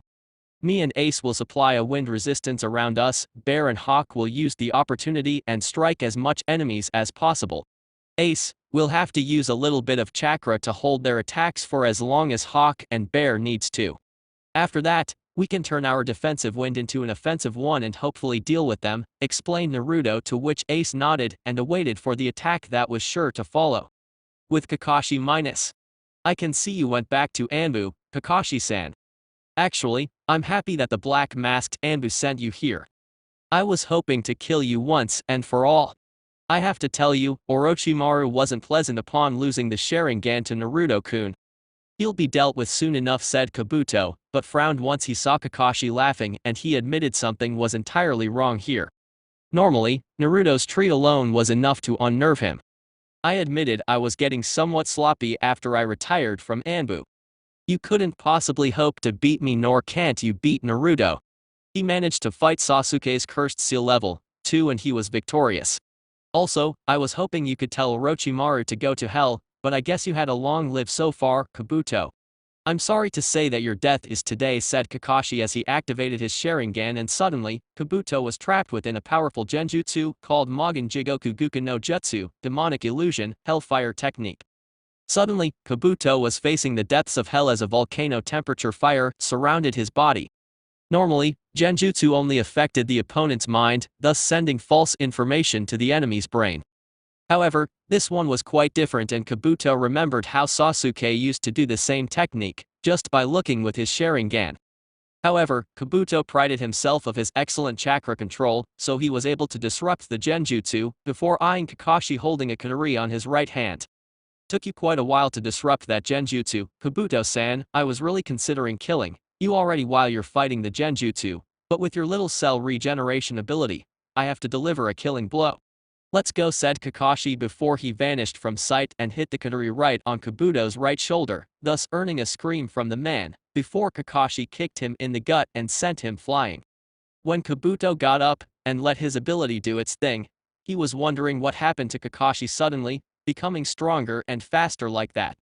He couldn't even see or sense the silver-haired man moving and approaching him, except when his Raton technique already pierced his shoulder. I don't intend to leave you be, Kabuto-san, I'm just beginning. This is for everything you and Orochimaru caused to Konoha. You're in for quite a show, let's continue, said Kakashi before he began a series of hand seals for Raton, Akatsuki no Yari, Lightning Release, Thunder Spear Jutsu. Suddenly, 2 thunder spears shot at Kabuto, who narrowly managed to dodge and used his momentum to attack Kakashi with his chakra scalpel. When Kabuto was about to cut Kakashi's muscles, Kakashi just caught Kabuto's wrist, thus immobilizing the man, obliging him to stop the flow of chakra through his hands. Do you really think you can cheat the Sharingan from seeing your every movement? Kabuto-san, said Kakashi as he twisted Kabuto's hands and threw him to the ground with great force. Before Kabuto could even acknowledge what happened, a kunai suddenly appeared right in front of his eyes, but Kakashi missed on purpose, just cutting a piece of Kabuto's ear. Kabuto sometimes prided himself of not cowering even after seeing Orochimaru's glare at him. However, when Kakashi fixed his Sharingan eye straight at him, Kabuto was trembling. Not only the eye, but Kabuto was now experiencing the reason why copycat ninja Kakashi was so feared in the past. This Kakashi was different, he was stronger, faster and ruthless. I seem to reach the position where I'm satisfied. Seeing you tremble in fear showed me that you are nothing but a coward who hides under Orochimaru's skirt. Without him, you're nothing. Now, I will kill you and send a message to Orochimaru, said Kakashi before throwing Kabuto to the nearest tree and pinned him with his ninjato. Until now, the only technique that managed to inflict enough damage on your body was Naruto's Rasengan. So, it's only fair that the next attack is even stronger than the normal Rasengan. This technique is similar to the one Naruto used to defeat Sasuke, the only difference is the element. See you in the afterlife, said Kakashi as a clone suddenly appeared, and together they initiated the Reiton Rasen Daikai, lightning release, spiral electrical field jutsu. Kabuto couldn't do nothing but observe as the immense electric field surrounded the racing Gan and wondered how Naruto's technique was. If you're wondering about Naruto's jutsu, bear in mind that his technique is far superior to mine. While mine shock your entire body to cellular level, Naruto's damage can shred every cell within your body. Actually, if it weren't for the cursed seal, Sasuke would have been killed instantly. Goodbye Kabuto-san, said Kakashi before he slammed his racing Gan at Kabuto and watched him passively as Kabuto tried with effort to scream, but he couldn't. The electricity that now ran throughout his body was enough to fry every inner organ, so vocal cords were already destroyed by now. After a while, the electrical field was still activated, and Kabuto was, surprisingly, still alive, but barely. Kakashi figured that his healing ability was doing its best to heal, but all of it was in vain. After a while, Kabuto's body fell on the ground, all burned. His eye sockets were all white, and no vital sign whatsoever remained. Man, I even forgot that I could be like this when I was angry. Better not let this happen again. If Kabuto managed to use this to his advantage, I'd have trouble in fighting. I better check on Naruto and the team to see how they're faring, thought Kakashi as he vanished and appeared at the battlefield, only to lift his eyebrows at what he saw. In Konoha minus. Back in Konoha, the only word one could describe was peace, people walking around, talking with friends. Kids playing at the park with their families and shinobis training at the training fields. However, inside a restaurant, three ladies were drinking some tea and discussing about a certain person. Kirena and Anko just watched as Yugao, now wearing the standard jounin uniform, finished to drink her tea. Tell me Yugao-chan, what's the matter? Why did you abandon everything? Asked Kirena, to which Yugao landed her cup at the table and looked at her friend. During her week off, Yugao was able to meditate on the events that happened with her life. Its betrayal, her fawning over Kirena's boyfriend Naruto. Her decision to abandon Anbu and return to being a normal jounin. She went through all these facts and wondered why all these happened to her. Since she could remember, Yugao always thought of her as a warrior. Daughter of a samurai clan. She never focused so much on other topics aside from the shinobi world. She remembered meeting Hayate on her junior years in Anbu and how he changed her thinking, as well as showing her how it was to be loved by someone for the first time, outside her family. When he betrayed her, at first she wondered what animal possessed him to change so much and actually blamed herself for not seeing it sooner. However, after meditating a bit, she became aware that it wasn't her fault and that it was Hayate who changed drastically. Yugao once smiled upon realizing that the only bond they had with the sick jounin was boyfriend and girlfriend. So, apart from the heartache, Yugao acknowledged now other possibilities in life. Now, back at the dango shop, Yugao looked at her two friends and explained it to them. After everything that happened in my life, I felt like I needed some time off to wonder. Its doing was like a kunai stab through my heart, and then seeing Naruto with second intentions was even worse, cause not only I was doing the same thing as Hayate did, but also I was hurting your heart, Kirena-chan. I chose to leave, because I felt like a chapter of my life ended. I no longer wish to go to work and fight alongside my Anbu team. I no longer wish to focus only on using a mask and not being able to walk freely, with fear of people discovering my identity. I see couples enjoying themselves and I wondered if there is someone out there for me. For this moment on, you're seeing a new Yugao. Kirena and Anko couldn't help but smile at their friend. Her face was glowing with relief and both of them could see that the weight that she was carrying now doesn't exist anymore. You look happy, Yugao-chan. I'm glad to see you like this, it suits you, you know. Don't worry, you'll find someone, that's a promise. And just like I learned from Naruto-kun, a promise is a promise, said Kirena, to which Yugao and Anko nodded and drank once again their tea. With Naruto and Co minus. While Kakashi's battle was going on, Naruto's plan proved to be successful. He and Ace did a coordinated windshield defense, enabling Hawk and Bear to attack them, landing the killing blow within their necks. They've already managed to take out 10 more of the enemy's numbers, but at the cost of high chakra usage. Since Ace didn't have as much chakra as Naruto, the blonde supplied the extra force to equal the windshield. However, he saw that Hawk and Bear wasn't faring very well either. Because of the wind around them, both had to use chakra to force their movements and attack the enemies with their swords. Now all that left was approximately 8 of them, but Naruto was the only one with chakra left to fight, and he was worried as hell. He couldn't let his partners take the next attack, since they wouldn't have chakra to defend themselves. Stamina was an issue as well, so Naruto summoned 3 Kage Bunshins and took them to safety before looking at his 8 opponents. Even though Naruto had plenty of chakra to use, he was beginning to sweat from lack of stamina, so he needed to be careful. The enemy wasn't so smart, and that was an advantage, however their numbers supplied them with the advantage and Naruto was alone to fight. Lone Wolf, thought Naruto. It was a bit ironic that he finds himself alone fighting a group of enemies. He didn't need to worry about others any longer, and now his training would come to fruition once more. Flashback on. Inside Anbu training ground, Naruto was creating his next genjutsu attack, followed by kenjutsu. He needed a genjutsu attack that would affect an entire group of enemies, instead of one at a time. However, he couldn't think of how to expand the Heki Shuyukai no Jutsu, false surroundings technique, thus being able to affect more than one. That being said, he went to the library and searched for area genjutsus. Naruto acknowledged that affecting the entire area instead of focusing on the enemies would be better and the risk of not working would diminish. Naruto remembered the genjutsu on the time of the sand sound invasion that happened to affect the entire arena and wondered how such a feat was possible.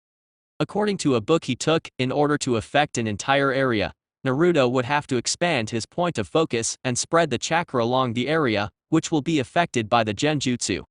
The book also had some jutsus to teach, but so far neither of them had the desired effect. What Naruto was looking for was something to mess the enemy's perception of their surroundings, kind like walk right into a tree without realizing it or attack something that wasn't even there in the first place. After almost giving up, Naruto looked at one interesting one and studied. The jutsu was fairly easy to do, since he had knowledge of Raton element. Flashback off. Upon looking at his opponents once more, Naruto initiated the long series of hand seals for the genjutsu he learned.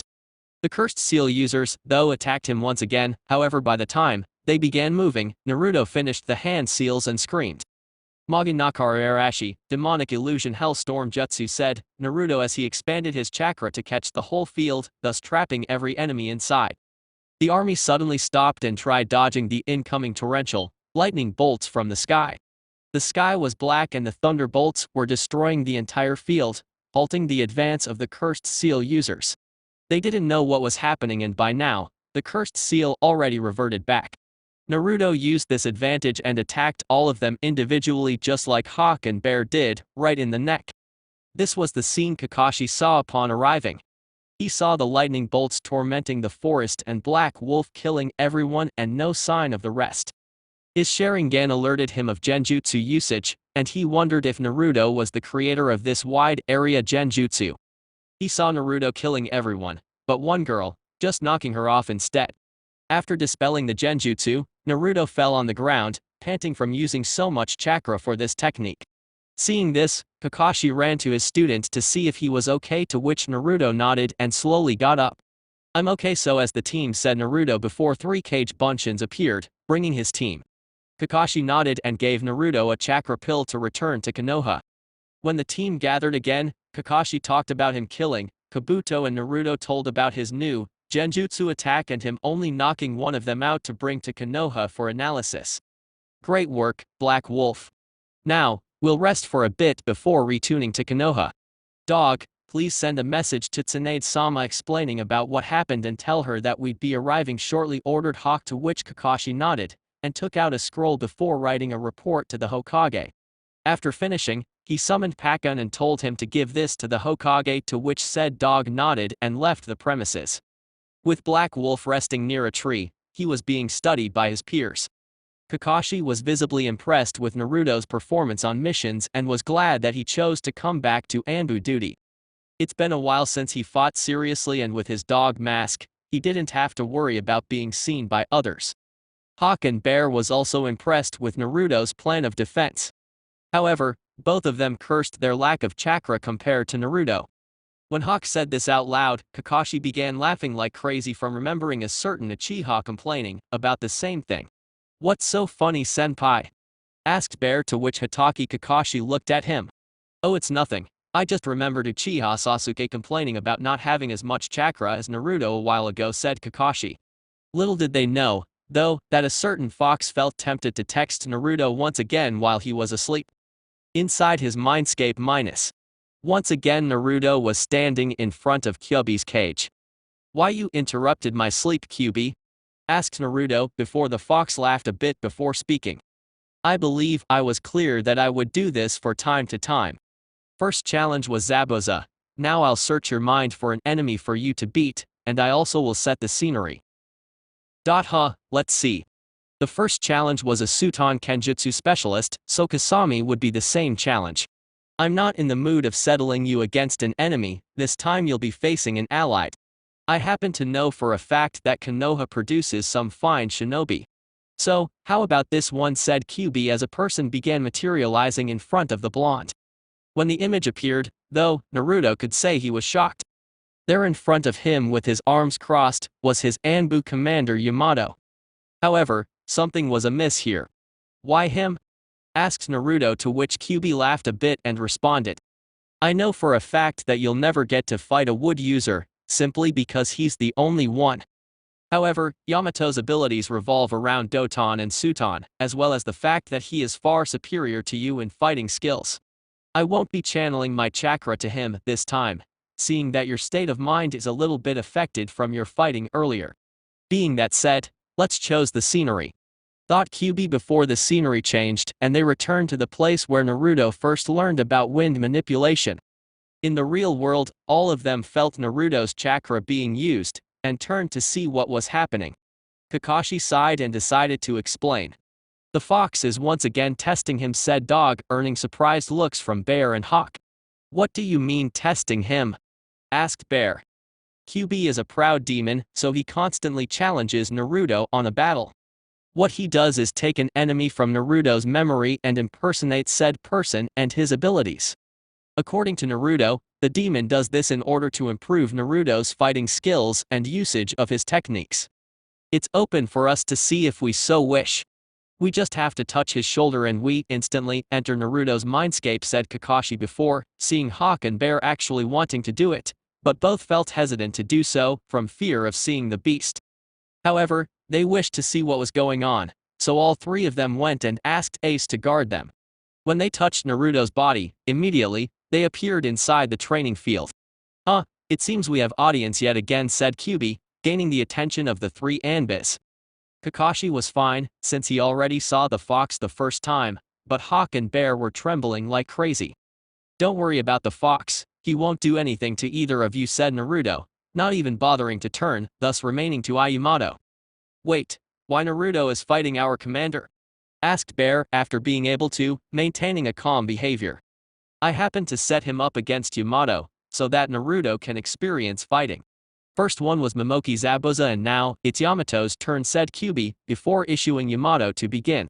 Makutan Deijurin no Jutsu, would release, Great Forest Jutsu. Instantly, Yamato's arm transformed into a thick log, which upon attack began splitting into sharp edges and attacked Naruto, who in turn made some seals for Foten Shippo no Tate when release, Hurricane Shield Jutsu. After Naruto blocked the attack, Yamato took his sword and attacked Naruto, who in turn used his Heki Shokai and dodged the attack in time. Seeing the genjutsu immediately, Yamato dispelled it and attacked Naruto one more time, who took his, and the kenjutsu battle began. After a while of sword slashing, Yamato used his foot and landed one heavy kick on Naruto's chest, thus sending him flying towards the water. Using the momentum of the flying, Naruto flipped and landed on top of the water, before seeing Yamato charging against him fast. Making some hand seals for Suton Mizuka Mikiri, Water Release, Water Cutter Jutsu, and sending the attack straight forward to meet Yamato. Being an experienced fighter, Yamato saw the jutsu initiating, and made a Maku Bunshin to take the attack and punched Naruto with great force on the face. When I said I wouldn't channel my chakra to him, I didn't say I wouldn't use my experience in fighting and control him to anticipate your movements, Naruto. You have to be faster than he is to overcome him, said Kyuubi, to which Naruto mumbled something about stupid foxes and got up. Making some hand seals and molding his chakra, suddenly Naruto created what looked to be a storm above. Even if Yamato knew it was a genjutsu, He needed a lot more control over his chakra to disrupt this level of technique, giving Naruto enough time to channel chakra to his wrist and landing a straight hit on Yamato's face, this time sending him flying. Meanwhile, Naruto's team were discussing about the battle. Yamato is more inclined to close combat, so it's only logical that he prefers taijutsu over ninjutsu. Naruto is the opposite, though his close combat skills are good. Also, this fight will prolong forever, since in order to win this, one have to land a incapacitate blow. Chakra and infinite in this place, said Kakashi, to which Hawk continued. Not to mention that Yamato is our top commander, so Naruto is, of course, having trouble to beat him, said Hawk. Back to the fight, Naruto and Yamato eyed each other once more, before Yamato charged once again, this time making hand seals. Suton Hanryu, water release, destruction torrent jutsu. Naruto remembered the jutsu. He used to merge with Yamato's technique, so he figured that together they would cancel each other. Summoning a shadow clone, Naruto performed his Photon Rasengan and attacked Yamato's attack, managing to cancel Yamato's attack and appearing a water hurricane in the middle of the field. Quite a memory you have, Naruto. Well, let's step things up a bit, said Kyuubi before Yamato began making hand seals for Doton, the Ryuden no Jutsu, Earth Release, Mud Dragon Projectiles Jutsu. The speed in which the mud projectiles were approaching was amazing, and Naruto had no choice but to use his Hurricane Shield once again. However, as the projectiles hit the hurricane, one of them managed to piss and hit Naruto right in the chest, sending him flying to a tree and hitting dead on. It seems you're not ready to overcome yourself yet, Naruto, said Kyuubi as he dismissed Yamato, making Naruto look at the fox in question and pure confusion. What do you mean, overcome myself? I was fighting Yamato, not me, shouted Naruto, but Kakashi chose to complete. Although Yamato was your opponent, he was already aware of what you could do, Naruto. I could be wrong, but since Kyuubi was controlling him, the fox has all data of your attacks and how to break them. This training was for you to acknowledge this, said Kakashi, to which Kyuubi nodded and completed.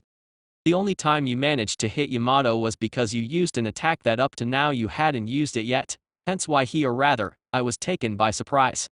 You did become strong, Naruto, but you happened to focus more on ninjutsu and genjutsu, but not so much on close combat skills. Even now, your punch was only strong because you used chakra to power it up, said Kyuubi, to which Naruto nodded and wondered why the hell Kyuubi was behaving like a teacher. Well, it seems we need to practice a bit more, isn't it, Naruto?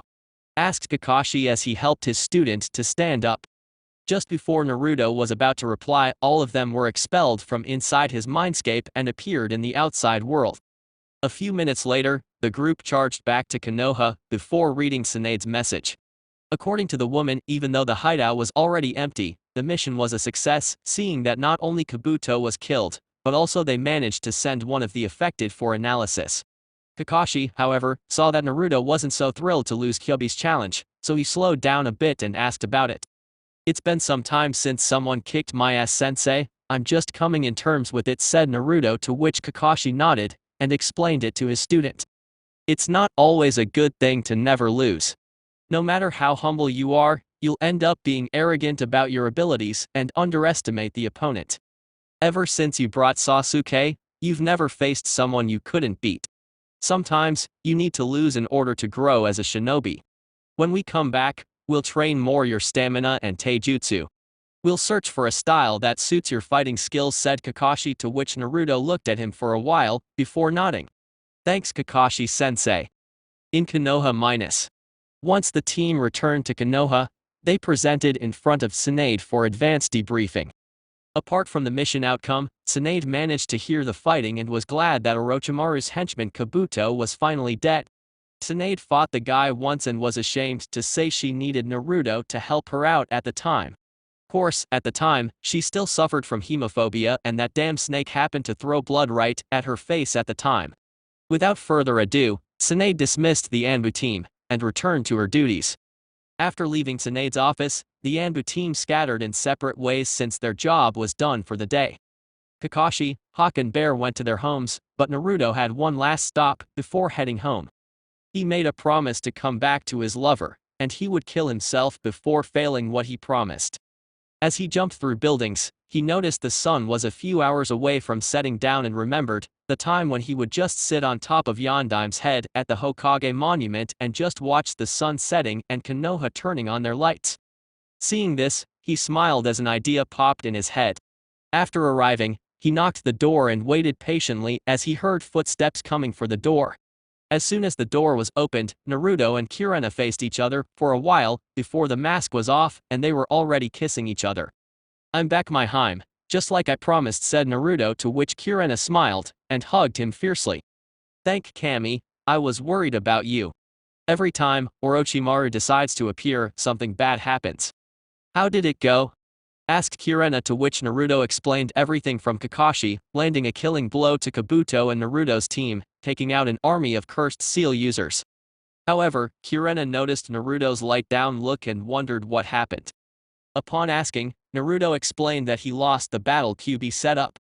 Naruto explained that he was set up against the Anbu commander and that no matter what attacks he used, Yamato would dodge the attacks and attack Naruto when he least expected. Naruto also told Kirena about QB and Kakashi's lesson to him, which consisted of him not being able to overcome himself in battle. After hearing this, Kirena understood her lover's feeling down. Not losing for a while tend to increase the ninja's sense of invincibility, and that could be fatal. "You understand that what they are saying is right, don't you?" asked Kirena, now being serious for a moment. "I do. I never thought that arrogance could be so difficult to fight. Kakashi-sensei told me that even the most humble shinobis could grow to be arrogant in their abilities, and he was right. Until now, I didn't find an opponent I couldn't beat, and that boosted my overconfidence into believing that my fighting skills were enough to overcome opponents. Also, I'm ashamed to say that I focused more on genjutsu and ninjutsu than taijutsu/kenjutsu. Tomorrow, Kakashi-sensei and I will train taijutsu and hope to improve my taijutsu style," said Naruto, to which Kirena nodded. "Well, at least you learned this the easy way. Imagine you learning this fighting someone for real," said Kirena, to which Naruto nodded, but he was still looking down, which meant that although realization was upon him, didn't mean he liked it. Kirena then lifted his chin so that he would look at her. "Hey, don't be like this. You have potential to become even greater than Kakashi or any one of us. Picture like this, you already know what needs to be changed. Chakra-wise, you're as experienced as a Sannin, but you just need to improve your taijutsu. Now, give me a kiss, I missed you," said Kirena, to which Naruto smiled and did just that. However, what first started with a kiss, now the couple began making out. Hands were massaging each other's body. Naruto's hands were caressing Kirena's soft hair with one and using the other one to caress her soft skin. Kirena, on the other hand, was using her to feel Naruto's muscles, and safe to say, she adored feeling those rip muscles. She could only tempt to imagine once Naruto focused more on physical workout.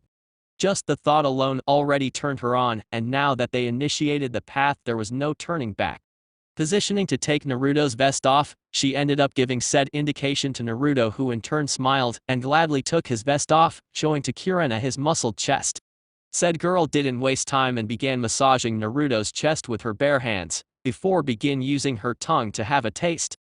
While she was doing this, Naruto positioned to take Kirena's top off, which she accepted eagerly and exposed her magnificent breasts. Naruto didn't waste time and began sucking it, earning a moan in ecstasy from Kirena. Said woman, in turn, grabbed his hair with intensity and began massaging it while Naruto used his tongue to lick her nipples hard. By this time, the hormones already took charge and the couple was only driven by pure lust for one another. Kirena just loved how Naruto would play with her chests by using his tongue with one breast and using both hands to massage her tits, making her moan for his name and begging for more. Acknowledging the request, Naruto's tongue went downstairs slowly, licking Kirena's stomach and reaching her private area, or so he would if her panties weren't in the way. It was only after Kirena screamed for him to rip it off and continue that he eagerly yanked it with force and stuck his tongue inside Kirena's inner walls. The scream that followed was enough to make every man go crazy. Kirena screamed for Naruto to continue non-stop and she grabbed his hair, forcing him to go even deeper. After a while, Kirena was already biting her lower lip from not screaming Naruto's name, before her body began trembling. "Oh my god, keep it going Naruto-kun, I'm coming, oh my god," This is amazing, shouted Kirena as his inner walls exploded.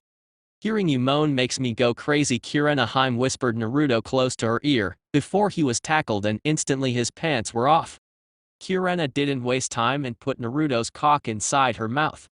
It was her time now to make him come. After hearing Naruto moan, Kirena increased the pace until Naruto's body began trembling and he came right inside her mouth. Well, now we're even, right, Naruto-kun, said Kirena as she played a bit with his cock, but was surprised when it got hard out of a sudden. What next, then, Haim? Asked Naruto, though with a hint, to which Kirena smiled and placed Naruto's cock inside her. You already know the answer to the question, Naruto-kun, moaned Kirena as Naruto became the insertion movement. Kirena kneeled on her bed for Naruto to position himself behind her and once again positioned his cock inside her. As the movement proceeded, Kirena was feeling her inner walls being filled completely, and she squeezed her sheet so fiercely with her hands, indicating how much she was enjoying this. It wasn't long until Naruto flipped Kirena and she was now on top of him, going up and down on his member. Oh god, I'm about to come, oh god, shouted Naruto, and Kirena screamed the same thing, which indicated that both would come the same time, a feat that rarely happened. When the couple lied down to rest, the bed was all wet from the sex and both laughed for a while before Naruto remembered his idea. Kirena, I want to take you to a place, please come with me, said Naruto, to which Kirena smiled and went to change, but her curiosity was too much. She asked where it was, but Naruto said it was a surprise, so she accepted and got changed. After they were done putting on some clothes, Naruto shunshined with her and appeared right on top of Yondaim's head, right as the sun was setting. Upon arriving, Kirena noticed the sight before them and her eyes widened instantly. This was the most amazing view of the sun she ever got. When she looked to her boyfriend, he was already sighted on top of the Yondaim's head and ushering her to join him. Naruto-kun, this place is wonderful. How did you find this? Asked Kirena, to which Naruto explained that he used to come here every time since he was a child and also explained that he always chose Yondaim's head to stay on, to which Kirena smiled, but instantly a suspicious thought came crushing like an earth jutsu. She remembered seeing the Yondaime when she was little and compared Naruto's face with. Apart from the whisker marks, the two were like clones. Kirena chose to let go for a moment and just appreciate the view, but her curiosity forbid her to let this subject go. She would definitely ask someone later, maybe Kakashi can supply her with the answer. The next day, at the Ninja Academy, the new graduates of this year were showing their Haitai 8s to their friends when Umino Uruka entered the place. Alright everyone, I'm proud to say that you managed to graduate, and are now genins. However, your path is now commencing. Your life as shinobi will depend upon the choices you make and the battles you face. No matter what happens, carry the village symbol with pride and always look out for one another. You'll now be divided in teams of 3 under the command of a jounin who will be in charge of your training and will be performing missions with you, said Uruka as he initiated the team nominations. Team 6's jounin sensei is Uzuki Yugao and Team 8 is Chizoku Takato. Well, good luck out there for all of you, and I hope to see all of you rising in ranks. Now, you'll have an hour for lunch, and then come back here to meet your jounin sensei, said Uruka, before the selected teams joined and went to lunch to get to know each other better. Chapter 15 Demon Calling. Inside the Anbu HQ, Naruto and Kakashi were training taijutsu. It's been a couple of days since their mission against the cursed seal users, and so far, no word on Orochimaru's response to his second-in-command getting killed by Kakashi. Right now, Kakashi was observing as Naruto was going through a sequence of advanced katas while supporting 20-pound weights in each limb. Kakashi was surprised with Naruto's ability as a quick learner, since the blonde managed the Anbu advanced taijutsu style in just one day and now was learning to improve the power of the blows as well as its speed by using the weights. One more time, finish up, stretching your leg over your shoulder height, taught Kakashi, before seeing Naruto kicking up high as drops of sweat fell freely from his body. After that, Naruto pretty much fell on the ground, panting like crazy. Wow, Kakashi-sensei, I never thought your training method was so severe. And here was I thinking Guy-sensei was a slave driver, mumbled Naruto, earning laughter from his sensei, who in turn threw a bottle of water and a fresh towel for the blonde to wipe the sweat and drink some liquid to replenish his breathing a little bit. What are you talking about, Naruto? For your ninjutsu to come this far, You must have been more exhausted than this. As to Guy, why do you think he picked me as his ultimate rival? We do have a keen sense of what appropriate training means, and by training until exhaustion appears is the best way to grow stronger, explained Kakashi, before seeing Naruto looking at him like he grew a second hand. Turn to think about it, not once after he entered Anbu did he read his all-time favorite book, and Naruto wondered how different this Kakashi was from his lazy sensei. Well, let's do one last sequence and then finish up for today, said Kakashi, to which Naruto nodded and got up before beginning the punching and kicking sequence. While the training was going on, Naruto's team, joined by Yamato, Shikamaru and Shino, were watching the whole thing. Doesn't Naruto get to rest anytime soon? He's been doing this for a good 2 hours. Asked Bear, earning a shrug in response from Hawk and Yamato. However, Shino and Shikamaru were speechless. Both of them entered Anbu in order to become stronger, but seeing Naruto's unreal training was something they never seen before, and Shikamaru was comparing Naruto to Lee and Gei's level of stamina. Yamato looked at the new recruits and smiled upon seeing that they were impressed with Naruto's training. Actually, he thought that Kakashi was being a bit too harsh on the blonde's training. Yamato was told about Kyuubi's constant tests and that he was the last one to be used as Naruto's opponent. According to Kakashi, Naruto lost because he happened to focus his training more on ninjutsu and genjutsu, thus losing track of close contact abilities like taijutsu and kenjutsu. Back to Naruto and Kakashi, they were both seated on the ground, talking about Naruto's improvement in taijutsu and that Naruto would advance to advanced kenjutsu, seeing that every Anbu must learn how to properly wield the ninjato. Rest for a bit, Naruto. In an hour, we'll proceed to kenjutsu practice. While you're seated, use the time to ease the flow of your chakra. My Sharingan detects instability in your chakra that needs to be fixed. Meditate and circulate your chakra slowly towards the chakra pathways. While you're doing this, I'll go to the library and take some books on Anbu advanced kenjutsu style, said Kakashi, to which Naruto nodded and closed his eyes before remaining in solitude until Kakashi returned with the book. With Kirena . With little to nothing to do since her team wasn't under her charge anymore, Kirena walked around Konoha for a while. Because of Shino undergoing Anbu duty, Kiba took upon himself to train hard to pass the Jounin trials, and Hinata followed him. The Hyuga girl was with her father, learning advanced forms of the Jukin and trying to reach the final stage of the Bakugan. Even if the Hyuga Jujutsu didn't actually had stages, the Hyuga ninja must learn how to use the Bakugan for different purposes. Like, for instance, increase the eye's reach or be able to activate in only one eye instead of both of them, thus saving as much chakra as possible. She walked for a while until she passed by the Yamanaka flower shop and decided to buy some flowers to make a new vase and place it by the window of her apartment. Upon entering, though, Kirena saw Ino behind the counter looking down and wondered why she was feeling sad. "Good day, Ino-san, why are you so sad? How is Shikamaru doing?"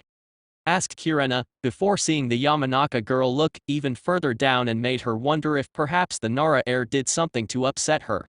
Upon asking, though, Ino told that she missed him. Ino and Kirena talked about Shikamaru joining Anbu and having to train a lot in order to reach the members' level.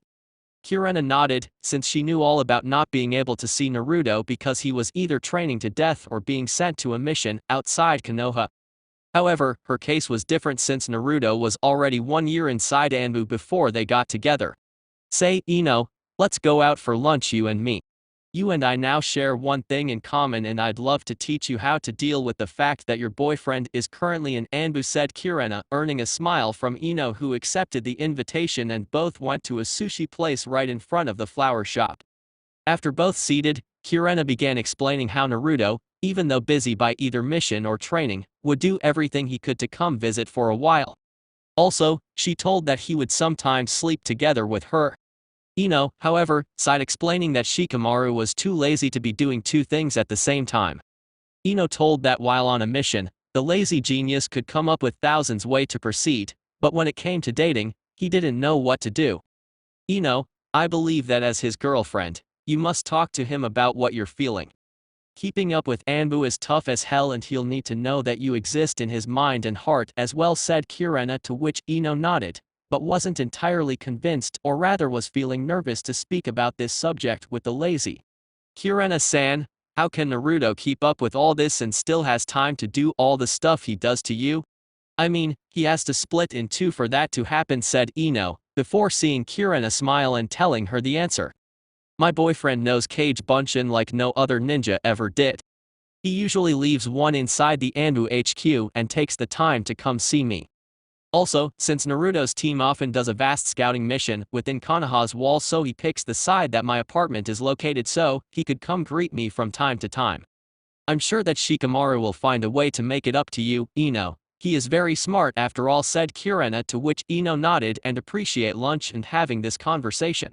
Kirena nodded and both of them left, with Ino returning to the flower shop and Kirena returning to her apartment with a bouquet of red roses. Naruto, I'll be expecting you tonight. I'll make a surprise dinner for him. Inside Anbu HQ .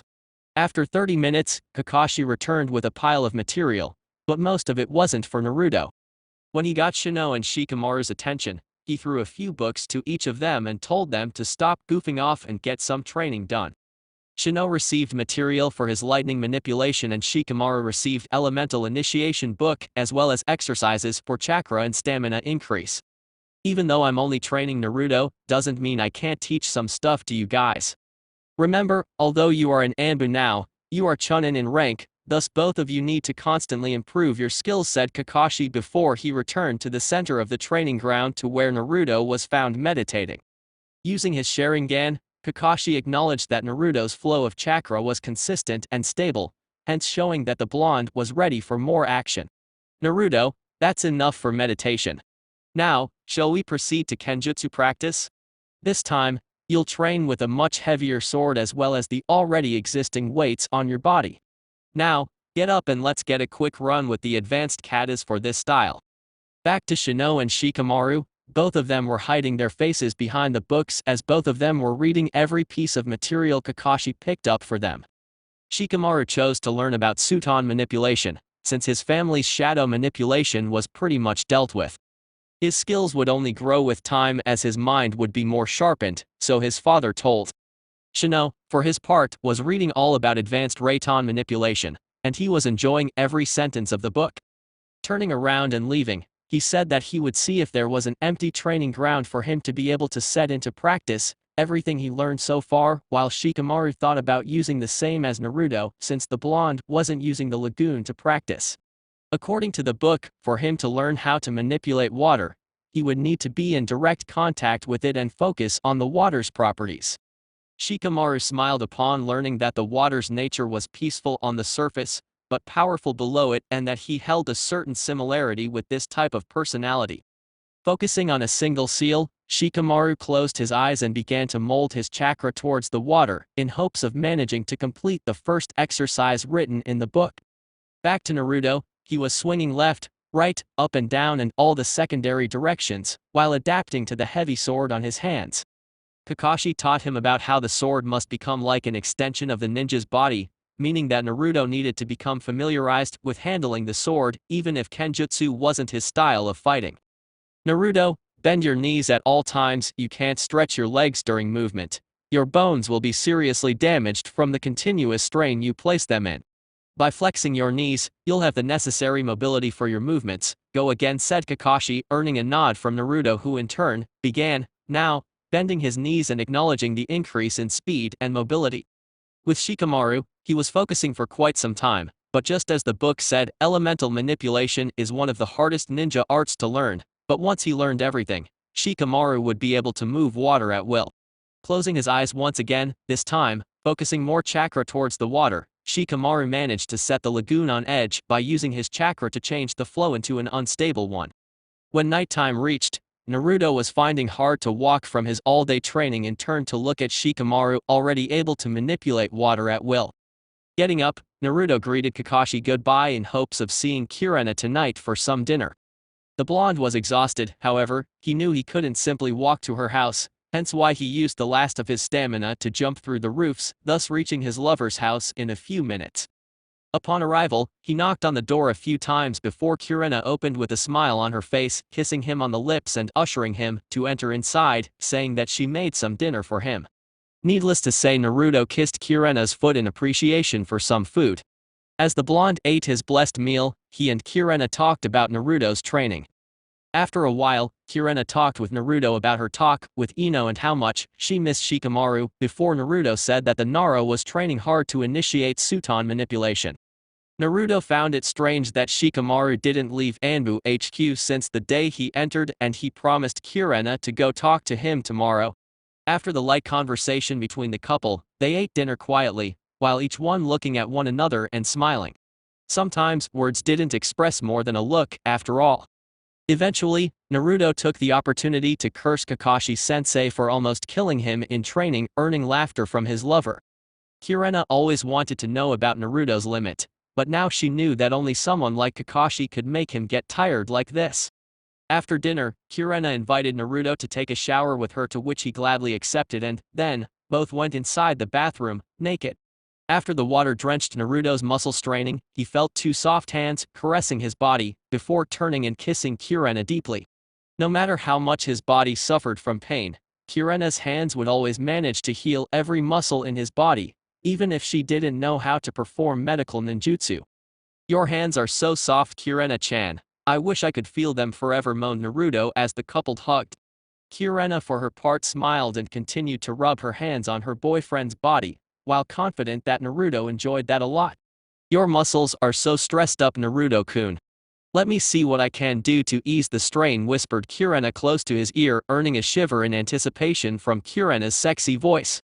Grabbing the soak, Kirena now began to smoothly pass it along Naruto's skin while smiling at him. The woman loved to feel his body, and by doing this, her mind would go wonders. Kirena never imagined herself to be quite driven by her hormones like this, but she couldn't help it. Every time she felt Naruto's body, she just wanted to get wild and lose all inhibitions with him. Moving her hand south, Naruto felt the immediate change in direction, and wondered what her intentions were when her hands suddenly grabbed it. Instantly, Kirena whispered in his ear once again. "Naruto-kun, I don't know why I feel like this every time I pass my hands on your body, but this feeling right now is so damn good and I don't want it to stop." Massaging her soft hair, Naruto kissed her passionately, making Kirena's body shiver with anticipation. After the kiss, Naruto used his mouth and began sucking her neck while using his hands to massage her sexy body. Kirena loved Naruto's lips going all over her body, and, when he would reach downstairs, Kirena had to struggle so as to not lose her mind. As he went down, Kirena was beginning to feel the tension go away and be replaced by her hormones. When Naruto reached the area between her thighs, Kirena went crazy and her legs trembled. Instantly, she was pushed to the wall where Naruto pretty much licked her inner walls. Her resolve was getting weaker by the minute and she grabbed Naruto's hair with intensity while using her free hand to massage her breasts. "I want you inside, Naruto. Please, I want you inside," moaned Kirena too, which Naruto complied and stick it in gently, while seeing Kirena's face contorting in ecstasy. Her position didn't change. She was still attached to the wall and Naruto spread her legs a little bit and suspended her midair, so as not to tire her legs and be able to continue the lovemaking. After a while in said position, Kirena motioned for Naruto to sit down while she would get on top of his member with her back facing Naruto's face. After sticking it in, she bended her body and laid both hands on Naruto's chest before beginning the up and down movement. It wasn't long until Naruto chose to do the movement with his waist, making Kirena scream in pleasure. Because of Kirena's submissive nature, someone strong and dominant like Naruto was perfect, and truth be told, she felt like being in heaven right now. After some time, both couldn't hold much longer and had their respective orgasms, thus finishing their shower in style. Soon after leaving the shower, the couple went to bed and Kirena fell asleep soon after, resting her head on top of Naruto's chest, thus earning a smile from her lover. Inside a cave close to Tea Country. Inside the Akatsuki's hideout, Pine, the leader of Akatsuki, watched the statue that was responsible for keeping the tailed beasts at bay. He was looking at the 9 eyes of the statue, which represented the 9 cages for the demons. As he looked, he noticed only a couple that was empty, meaning that only a few demons remained out in the open. Just as he was about to turn and walk away, a huge earthquake was upon the cave, followed by a huge screaming coming out of the statue. Pine was at loss of what was occurring right now until he saw the eye that trapped the Sanbi, and it was glowing. Suddenly, out of the eye left a huge beam of light, and the next second, the eye became empty once again. Needless to say that Pine was furious at the prospect of the Bujou being able to escape from the statue's grasp. He remembered that Sanbi was the only demon that wasn't extracted from a Jinchuriki and imagined if that was the reason as to why the statue couldn't contain its power. However, he needed to find the damn turtle one more time, and that was unnerving to say the least. Closing his eyes in ways to calm down, Pine summoned Zetsu and set him in charge of finding the tailed beast's whereabouts. With Naruto . Naruto and Kirena was sound asleep on her bed. However, inside his mindscape, Naruto was protecting his ears from the deafening screaming inside his head. "It's the Sanbi. He's asking for help," said Kyubi, to which Naruto questioned about the fact that the turtle was captured by Akatsuki. Maybe he found a way to escape their grasp, but ended up using too much energy to do so. "His voice is weak right now, we must track him," said Kyubi, but Naruto knew he couldn't just leave Konoha without a proper authorization by the Hokage. However, Kyubi tranquilized him by saying that they didn't need to hurry since Sanbi was good at hiding and nobody knew where he was right now. Upon hearing this, Naruto nodded and fell into unconscious once more. Tomorrow morning, he would need to talk to Tsunade and Yamato about what have transpired tonight. Naruto feared that Akatsuki would be all over the three-tailed beast by now and wondered how a huge turtle was able to hide, seeing that aren't deep lakes, apart from the sea or even the ocean. The next day, he, Kirena and his wolf companion were inside Tsunade's office, talking about what happened yesterday. Kirena already knew since Naruto told her as soon as he woke up. Tsunade, though, was astonished with said news, but she knew that she couldn't send Naruto's team to reach the demon, simply because they were Anbu and their top priority was to protect the village. Upon voicing her decision, Naruto nodded, since he expected as much. However, he told Tsunade about the fact that Sanbi managed to escape Akatsuki's grasp and maybe has information about the group. "Naruto, you shouldn't trust a demon as much as you are right now. Maybe it could be a trap from Akatsuki, we have to be careful here," said Tsunade, before seeing Naruto nodding in negative. According to the Fox, Sanbi used a language only known to demons and that Akatsuki couldn't possibly know said language. "Nevertheless, I didn't say we should go there right away. The Sanbi is now hidden and won't appear until either I or another Jinchuriki appears near the designated place. I could, perhaps, go in 2 or 3 days and have a little chat with the turtle," explained Naruto, to which Tsunade concurred. "Well, okay then. You'll go, but I can't send your whole team.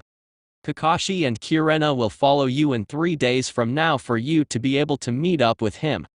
The reason as to why I'm not sending you alone is because you still didn't give me enough evidence to prove that this isn't any trap from Akatsuki to nail you and capture," the Kyubi explained Tsunade, to which Naruto acknowledged and concurred with the Hokage's assessment, since no one truly knew what Akatsuki was able to do in order to capture all of the 9-tailed beasts. After Naruto and Ko left, Tsunade was left alone to think as to how and why Sanbi escaped from their grasp. What he intended to do and why would he contact Kyubi for? Those questions plagued Tsunade's mind constantly. The Sanbi was captured by Akatsuki a while ago by a member of the group called Deidara, who in turn was killed by Uchiha Sasuke. At Anbu HQ . After leaving the Hokage, the group separated. Kirena went to the Hyuga compound in order to visit Hinata, while Ace went to the Inuzuka compound to visit his pups. Naruto, for his part, went to work. Once inside, he found the usual training ground, only that it wasn't empty anymore. Kakashi was there together with Shikamaru and Shino. Shikamaru was obviously attempting the water dragon technique while Shino was practicing a hand seal sequence. Going over to Kakashi, Naruto explained the events that followed, more precisely about Sanbi's possible escape from Akatsuki's grasp and calling for Kyubi to aid him. Kakashi heard about Tsunade's authorization for Naruto to go talk to the demon, being accompanied by both Kakashi and Kirena in 3 days. "Okay then, now seeing that we still have 3 days, let's continue your Kenjutsu training, Naruto. Yesterday, you already got the hang of it, so now the only thing you need to do is get accustomed to fighting at close range instead of relying on ninjutsu most of the time. By learning taijutsu, you now can devise a perfect sequence of attacks that can be soon followed by either ninjutsu or genjutsu. Now, get to work, I'll come to see you in just a minute, said Kakashi, before he moved towards where Shikamaru was there, attempting one of his first Sudan techniques, the Sudan Sujinhiki, water release, water barrier jutsu. Shino, for his time, finished the seals sequence and immediately a little thunder was created, but not so threatening as he wished it would be. Naruto, could you help Shino for me while I take care of Shikamaru? Asked Kakashi, to which Naruto nodded, and approached the Ibarame while asking which technique he was attempting to do, to which Shino responded that he was trying the Reiton Rakurai no Jutsu, lightning release, thunderbolt jutsu. Naruto saw Shino performing again, and he noticed a few minor mistakes with the technique. Shino, you're not being able to separate normal from lightning chakra. Focus purely on lightning chakra and also try using more chakra. The strength of the jutsu is measured by how much chakra you pour into it, taught Naruto, earning a nod from Shino, who in turn closed his eyes and made the hand seal slowly while molding the right type and right amount of chakra as per Naruto's instructions. When he opened his eyes, he saw the thunderbolt charging fast against the incoming tree and hit in dead on, thus destroying the tree and creating the peculiar sound of thunder. Turning to Naruto, Shino appreciated the help and settled himself to master this technique before going for another one. Naruto for his part smiled and recovered his heavy sword before continuing with the katas. After a while, Kakashi arrived and chose to just watch Naruto's movements as he murdered imaginary opponents with his sword. The blonde was coming along nicely and Kakashi wondered if there was something Naruto couldn't do.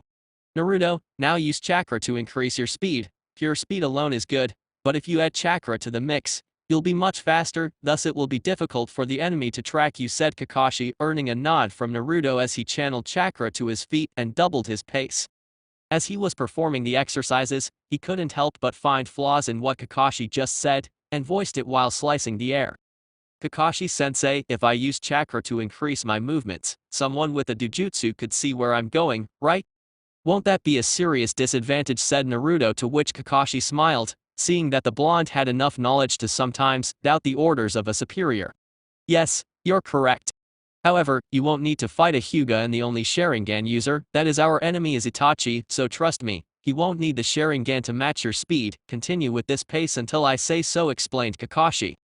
After a while, Naruto was resting for a while on the ground when Shikamaru came to greet him.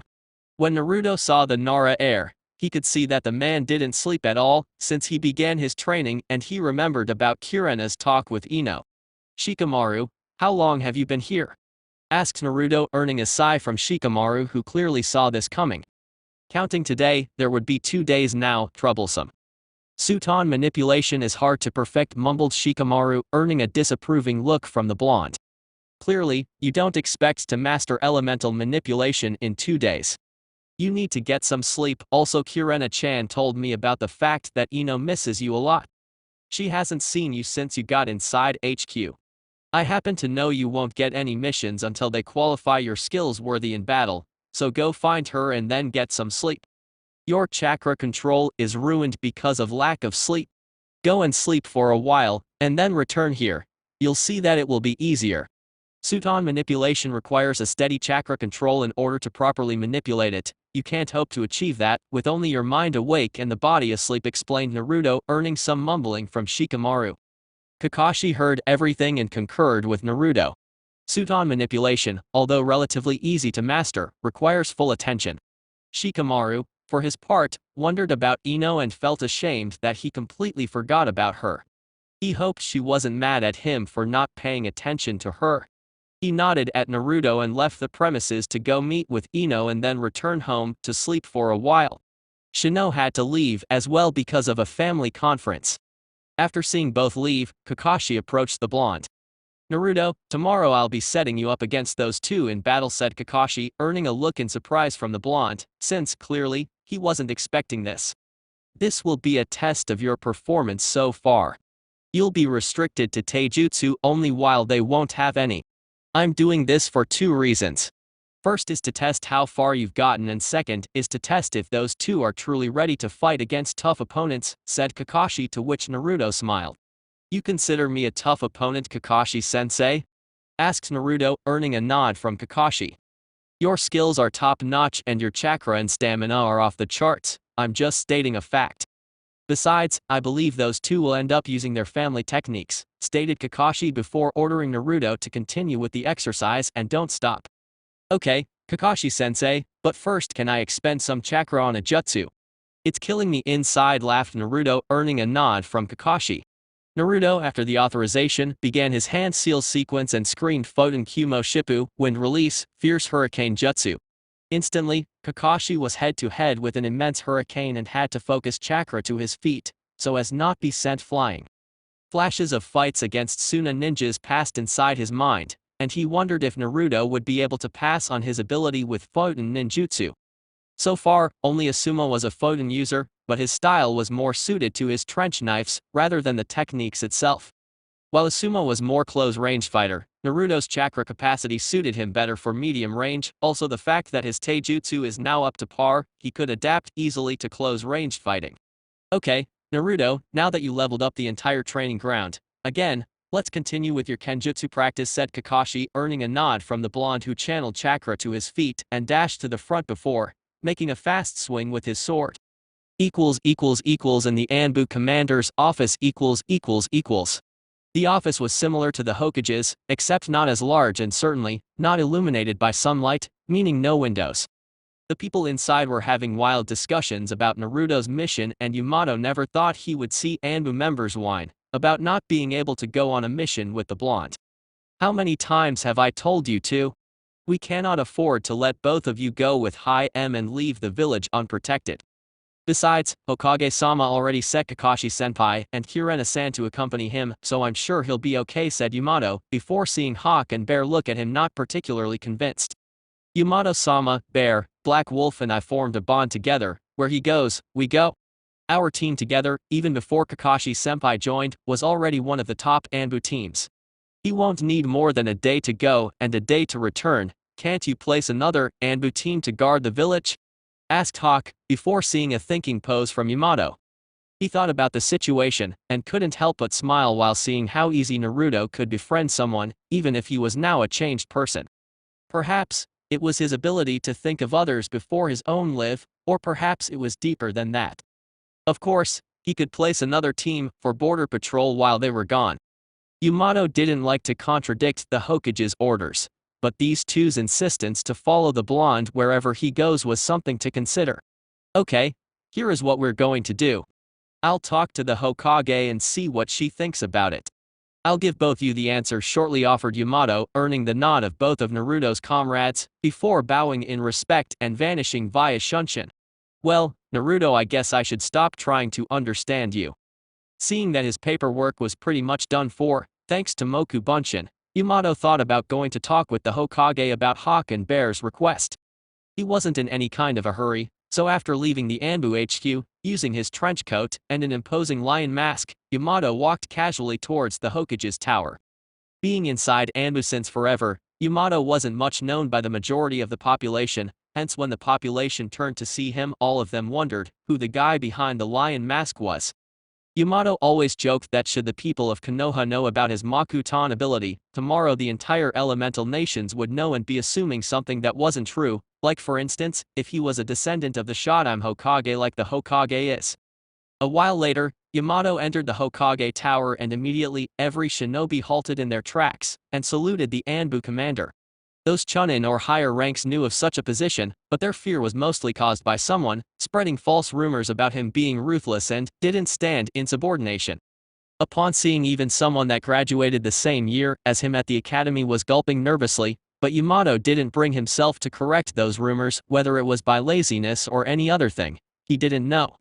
All he thought was that it wasn't worth his time paying attention to false rumors, so he let it be. Upon entering at the corridor that led to the Hokage's office, he saw Shizune who, just like the rest of those present inside the Hokage's tower, gulped nervously. Upon seeing this, Yamato sighed in secret. The others he could accept but not her. She already saw him before on a time he had to remove the mask and participate as replacement for Kakashi in a mission towards the Ukko's rescue. It seems, however, that the rumors reached her ears.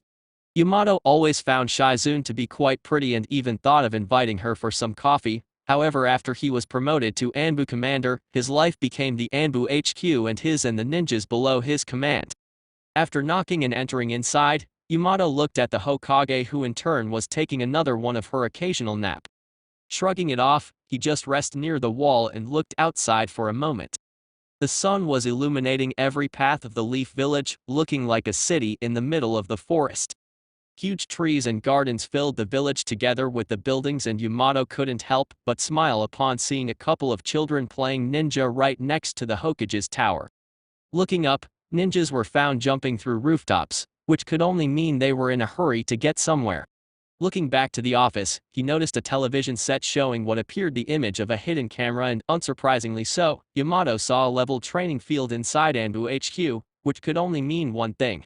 Naruto, it took me way too much chakra to fix the damn training ground. You just have to use that technique once again, didn't you? Foten ninjutsu wasn't much known in Konoha, simply because wind affinity was the opposite of fire manipulation, and that was more common to happen here in Fire Country. The fact that Naruto was able to manipulate wind, among other elements, showed Yamato that from here on out, Konoha could improve in this type of affinity. When he was about to wonder much further, he heard sounds of someone just getting out of bed, and turned to stand in front of the Hokage, only waiting for her to see that he wants to talk to her. Tsunade's vision was blurry for a while, but she was able to identify that someone was there in front of her, who though, she couldn't figure out. It was only after a while, when her sight was normal, that she saw Yamato standing in front of her. "Yamato, what are you doing here?" "I thought I said to Shizune not to send anyone inside until I said so," said Tsunade while scratching her eyes a little bit. "My apologies, Tsunade-sama. I guess she forgot to mention that you're not available right now." "She didn't say anything, so I didn't know you were unavailable," explained Yamato, earning a sigh from Tsunade, who always wondered why the girl behaves that way from seeing the Anbu commander. Being a Hokage, she knew of the rumors of Yamato being strict and didn't tolerate insubordination, but she, of course, knew such thing to be an unfold lie that people began spreading once one shinobi saw Yamato being pissed after hearing the news of a team under his command that went overboard and, thus failing the mission, because of it. Since then, Yamato's fame, or the Anbu commander's fame, was of a strict individual as well as send fear to those who pass by him. "So, what do you wish to talk about, Yamato?" asked the Hokage, earning a nod from the Anbu commander, who in turn began talking. "This morning, Black Wolf's comrades Hawk and Bear showed me their dissatisfaction upon knowing that they wouldn't be accompanying him on the mission to talk to the Three Tails. They asked me if I could place another team for border patrol while they could be on the mission as well," explained Yamato, earning a smile from Tsunade, who in turn concluded the same thing as Yamato did upon hearing Bear and Hawk explained before. "I assume you explained them the reason as to why I didn't let them go," said Tsunade, to which Yamato just nodded, and then she continued once again. It seems the blonde managed to form yet another bond with those two. I've already promised to send Kirena as well with Naruto, not for his protection, but everything related to Bajuas and Akatsuki worries her to death, so I sent her as well. Hawk and Bear can go. Now, I was going to pass on a mission for them, but seeing that they would be accompanying Naruto, I'll pass it on for Gai's team. It will require speed, so Lee and Gai should be able to conclude nicely. Is there anything else, Yamato?" asked the Hokage, to which the commander nodded in negative and left the office. A while later, Yamato was back inside the Anbu HQ and went to the training ground that was leveled by Naruto, only to find both Hawk and Bear watching Naruto sparring with Kakashi on Kenjutsu. "The Hokage authorized both of you to accompany Naruto on his mission. Both of you are to present at the West Gate in 2 days at 600 inches, said Yamato, earning a nod from Bear and Hawk before the group turned to the spar, which, by the way, it was going on for quite a while. Kakashi was using his Sharingan in order to track Naruto's movements before he did move, but after a while, he noticed Naruto looking to Kakashi's arms instead of his face, so he smiled and remembered Gai's way of counteracting the Sharingan by looking at the user's feet.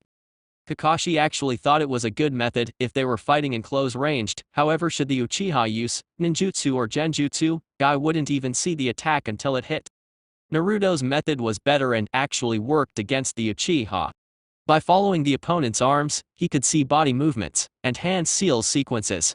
The only problem, though, was that him, Sasuke and Itachi were already proficient in using genjutsu only by using their eyes, so Naruto would have to be more careful so that he wouldn't fall for the technique. It was more of a curiosity than anything, Kakashi thought as he considered matching Naruto's eyesight and cast a genjutsu to see if he would learn how to either dispel or dodge looking directly at Kakashi's eye. Swinging his sword upwards, he knew that Naruto would defend the swing, but then Naruto would have to bend his body, thus looking forward for an instant. True to Kakashi's plan, he looked at Naruto's eyes, thus casting the genjutsu on him. Naruto for his part didn't date a genjutsu mistress for nothing, and he noticed Kakashi's attempt immediately, thus dispelling it almost instantly. Looking at Kakashi, he noticed Kakashi's surprised face and smiled. You can't hope to date a genjutsu master and not get to learn a few traits, Kakashi-sensei. Kirena-chan taught me how to acknowledge a genjutsu and dispel it before the technique can ever be completed, said Naruto, to which Kakashi nodded, thus agreeing with the blonde. The reason as to why I did this, Naruto, was only to test your method of avoiding eye contact with the Sharingan, as well as what to do once they are able to cast a genjutsu on you by using only their eyes. As it seems, looking directly at the opponent's arm is effective, but any Uchiha is fast enough to look directly into your eyes and cast a powerful genjutsu, explained Kakashi, earning a nod from Naruto followed by a smile. Yeah, Naruto, I believe there is no reason for us to remain here any longer. Rest up for tomorrow's fight, said Kakashi, to which Naruto nodded and left the premises, before Yamato and Co. arrived to talk to Kakashi. Senpai, Hawk and Bear will accompany you guys on the mission in 2 days as well. Now, I understand you're promoting a fight between Naruto and Shikamaru/Shino, why is that? Asked Yamato, to which Kakashi sighed since he would hope the very Anbu commander would drop a dressing as senpai. I plan to test all 3 of them. Naruto will be limited to plain taijutsu, while Shino and Shikamaru will be able to use anything. I plan to see how Naruto's taijutsu could come up with a strategy against long-distance jutsus such as the Nara and the Barame secret jutsus. Also, I plan to test Shino and Shikamaru's resolve upon fighting in Anbu Jounin, explained Kakashi before seeing the commander nod and turn to leave before greeting the group. With Naruto . After leaving the Anbu HQ, he arrived at Kirena's house only to see that she was wetting her little garden near the window. Upon turning, the woman was surprised to see Naruto home so early. Sorry if I scared you, I was released early. Kir-chan, I was thinking about visiting Ace and his pups, care to join me? We can stop for some dinner, afterwards invited Naruto, earning the nod from Kirena, who in turn placed her black short dress before the couple left towards the Inuzuka household. On the way, the couple was talking about Sanbi as well as Naruto's fight against one of her old students, Shino. On the way, the couple encountered both Ino and Shikamaru walking on the opposite directions, and both could plainly see how happy Ino was to finally meet with Shikamaru. Naruto and Kirena thought about greeting them, but they decided to leave them be and spend some time together on their own. After passing, Kirena asked Naruto what he talked to Shikamaru to convince him, to which Naruto explained that aside from the fact Ino misses him terribly, Naruto explained that elemental ninjutsu requires full concentration and full unity between body and mind, so if Shikamaru was tired, he wouldn't be able to learn Suton manipulation. Kirena was shocked to say the least. According to Asuma, Shikamaru was as lazy as he was a genius, and knowing that the man considered training instead of just going home to sleep was at least shocking. One can't help but change upon joining Anbu forces. I was shocked at first that Kakashi-sensei not only wasn't late anymore to meetings, but also he stopped reading his famous book, said Naruto, earning a nod from Kirena, who thought that Kakashi, although a very respected man, did have some very irritating hobbies. A couple minutes later, they arrived at the Inuzuka household only to see a little wolf running away, before seeing Hana charging towards him in an attempt to not let the little fellow escape. However, once again she was beat by the little wolf's father Ace, who in turn was only waiting for his little pup to reach his position before grabbed the little guy with his mouth and walked casually back to the compound, earning a sweat drop from Kirena, a sigh in dismay from Hana, and a smile from Naruto. Upon taking her time not worrying about the fleeing little bastard, Hana looked that both Naruto and Kirena were there as well. Right before greeting them, she saw Ace walking inside the household with the pup on his mouth, and Hana invited them in before running towards Ace so as to not lose any more puppies. When Naruto and Kirena entered through the main garden, they saw what appeared to be Kiba and Akamaru trying to restrain the pups, but not having too much luck. It only took Ace's barking, using Foten ninjutsu, that the pups stiffed and halted like an army after the captain's command. Seeing this, both Kiba and Akamaru seated on the ground, while panting. Geez, how much stamina these pups have? Asked Kiba, to which Ace took the front and explained that this wolves comes from the ancestors of Wind Country, therefore they are used to climbing mountains up and down and not getting tired. After hearing the explanation, Kiba nodded to their newest member of the family and nodded. However, when he sensed other familiar senses, he looked up to see his ex-sensei and a blonde person he didn't recognize. His presence, though, was familiar, but a lot stronger than before. In fact, he remembered sensing a very similar presence when his team was captured by Kumo Shinobis and were saved by Naruto. Is that really you? Asked Kiba. He knew about Naruto's entering the Anbu for quite some time, but he never got to talk to the blonde in like almost 2 years. Upon seizing him up, Naruto was stronger, more powerful. Just his aura was enough to send fear to the enemies. How did he get so strong? How much he trained to reach this level? That's not possible. All these questions plagued Kiba's mind, and Kirena already knew this would happen. She thought about telling Naruto about Kiba's pride, but she thought nothing really bad would happen. However, seeing her ex-student looking at Naruto like that, she feared that Kiba would try to attack Naruto in order to test his abilities. Naruto, for his part, was able to hear Kiba's muscles stretching, which indicated that the stupid would attack him at any time. When he looked at Kirena, he nodded, showing her that he wouldn't raise a finger on Kiba. Kirena saw the sign and nodded, now only waiting for Kiba to begin. Immediately, Kiba channeled chakra to his legs and jumped, attacking Naruto, who in turn only smiled before Kiba used his claws and attacked, only for his arm to pass through Naruto's body like he was transparent. After doing a backflip and devise a better strategy, Kiba attacked again, only this time, and used both his arms in attempts to slash both sides of Naruto, but just like the first time, both his arms passed through Naruto's body. What's happening here? Why can't I hit you, damn it, shouted Kiba, this point in blind rage, before the Naruto in front of him disappeared and Kiba looked around only to see him standing next to what appeared to be a very pissed Kirena. Besides, the fact that you attacked not only a fellow Konoha nin, but also a superior officer says very little of you right now, Kiba. Also, I'm ashamed to see you falling so easy for a genjutsu, even after all those times we practiced, explained Kirena, to which Kiba nodded before looking on the ground, before seeing Naruto kneeling on the ground and begin speaking with Ace about his pups. It seems that you're no longer a lone wolf, aren't you, Ace?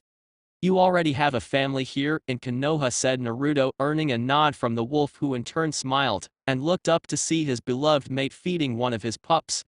You aren't one to say either, Naruto. You already have someone you love as well, said Ace, making Naruto nod and turn to see Kirena smiling at him.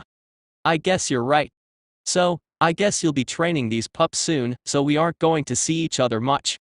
I just wanted to say that you and your family are always welcomed in my house. Take care, my friend minus, said Naruto before getting up and walking towards Kirena, when suddenly, Ace called him and yelled Fotenkei's no Kiba, wind release, wind claw jutsu, thus attacking Naruto, who in turn smiled and made some hand seals for Fotenkei's no Yeba, wind release, wind sword jutsu. When the attacks collided, everyone could see the 3 wind slashes against one very long one, before they both dissipated. After seeing this, both Naruto and Ace smirked at one another. Naruto, this will be our bonding seal. Don't ever forget about that, said Ace, to which Naruto nodded and walked back to Kirena. Kiba, for his part, watched the whole thing and wondered how strong Naruto really is.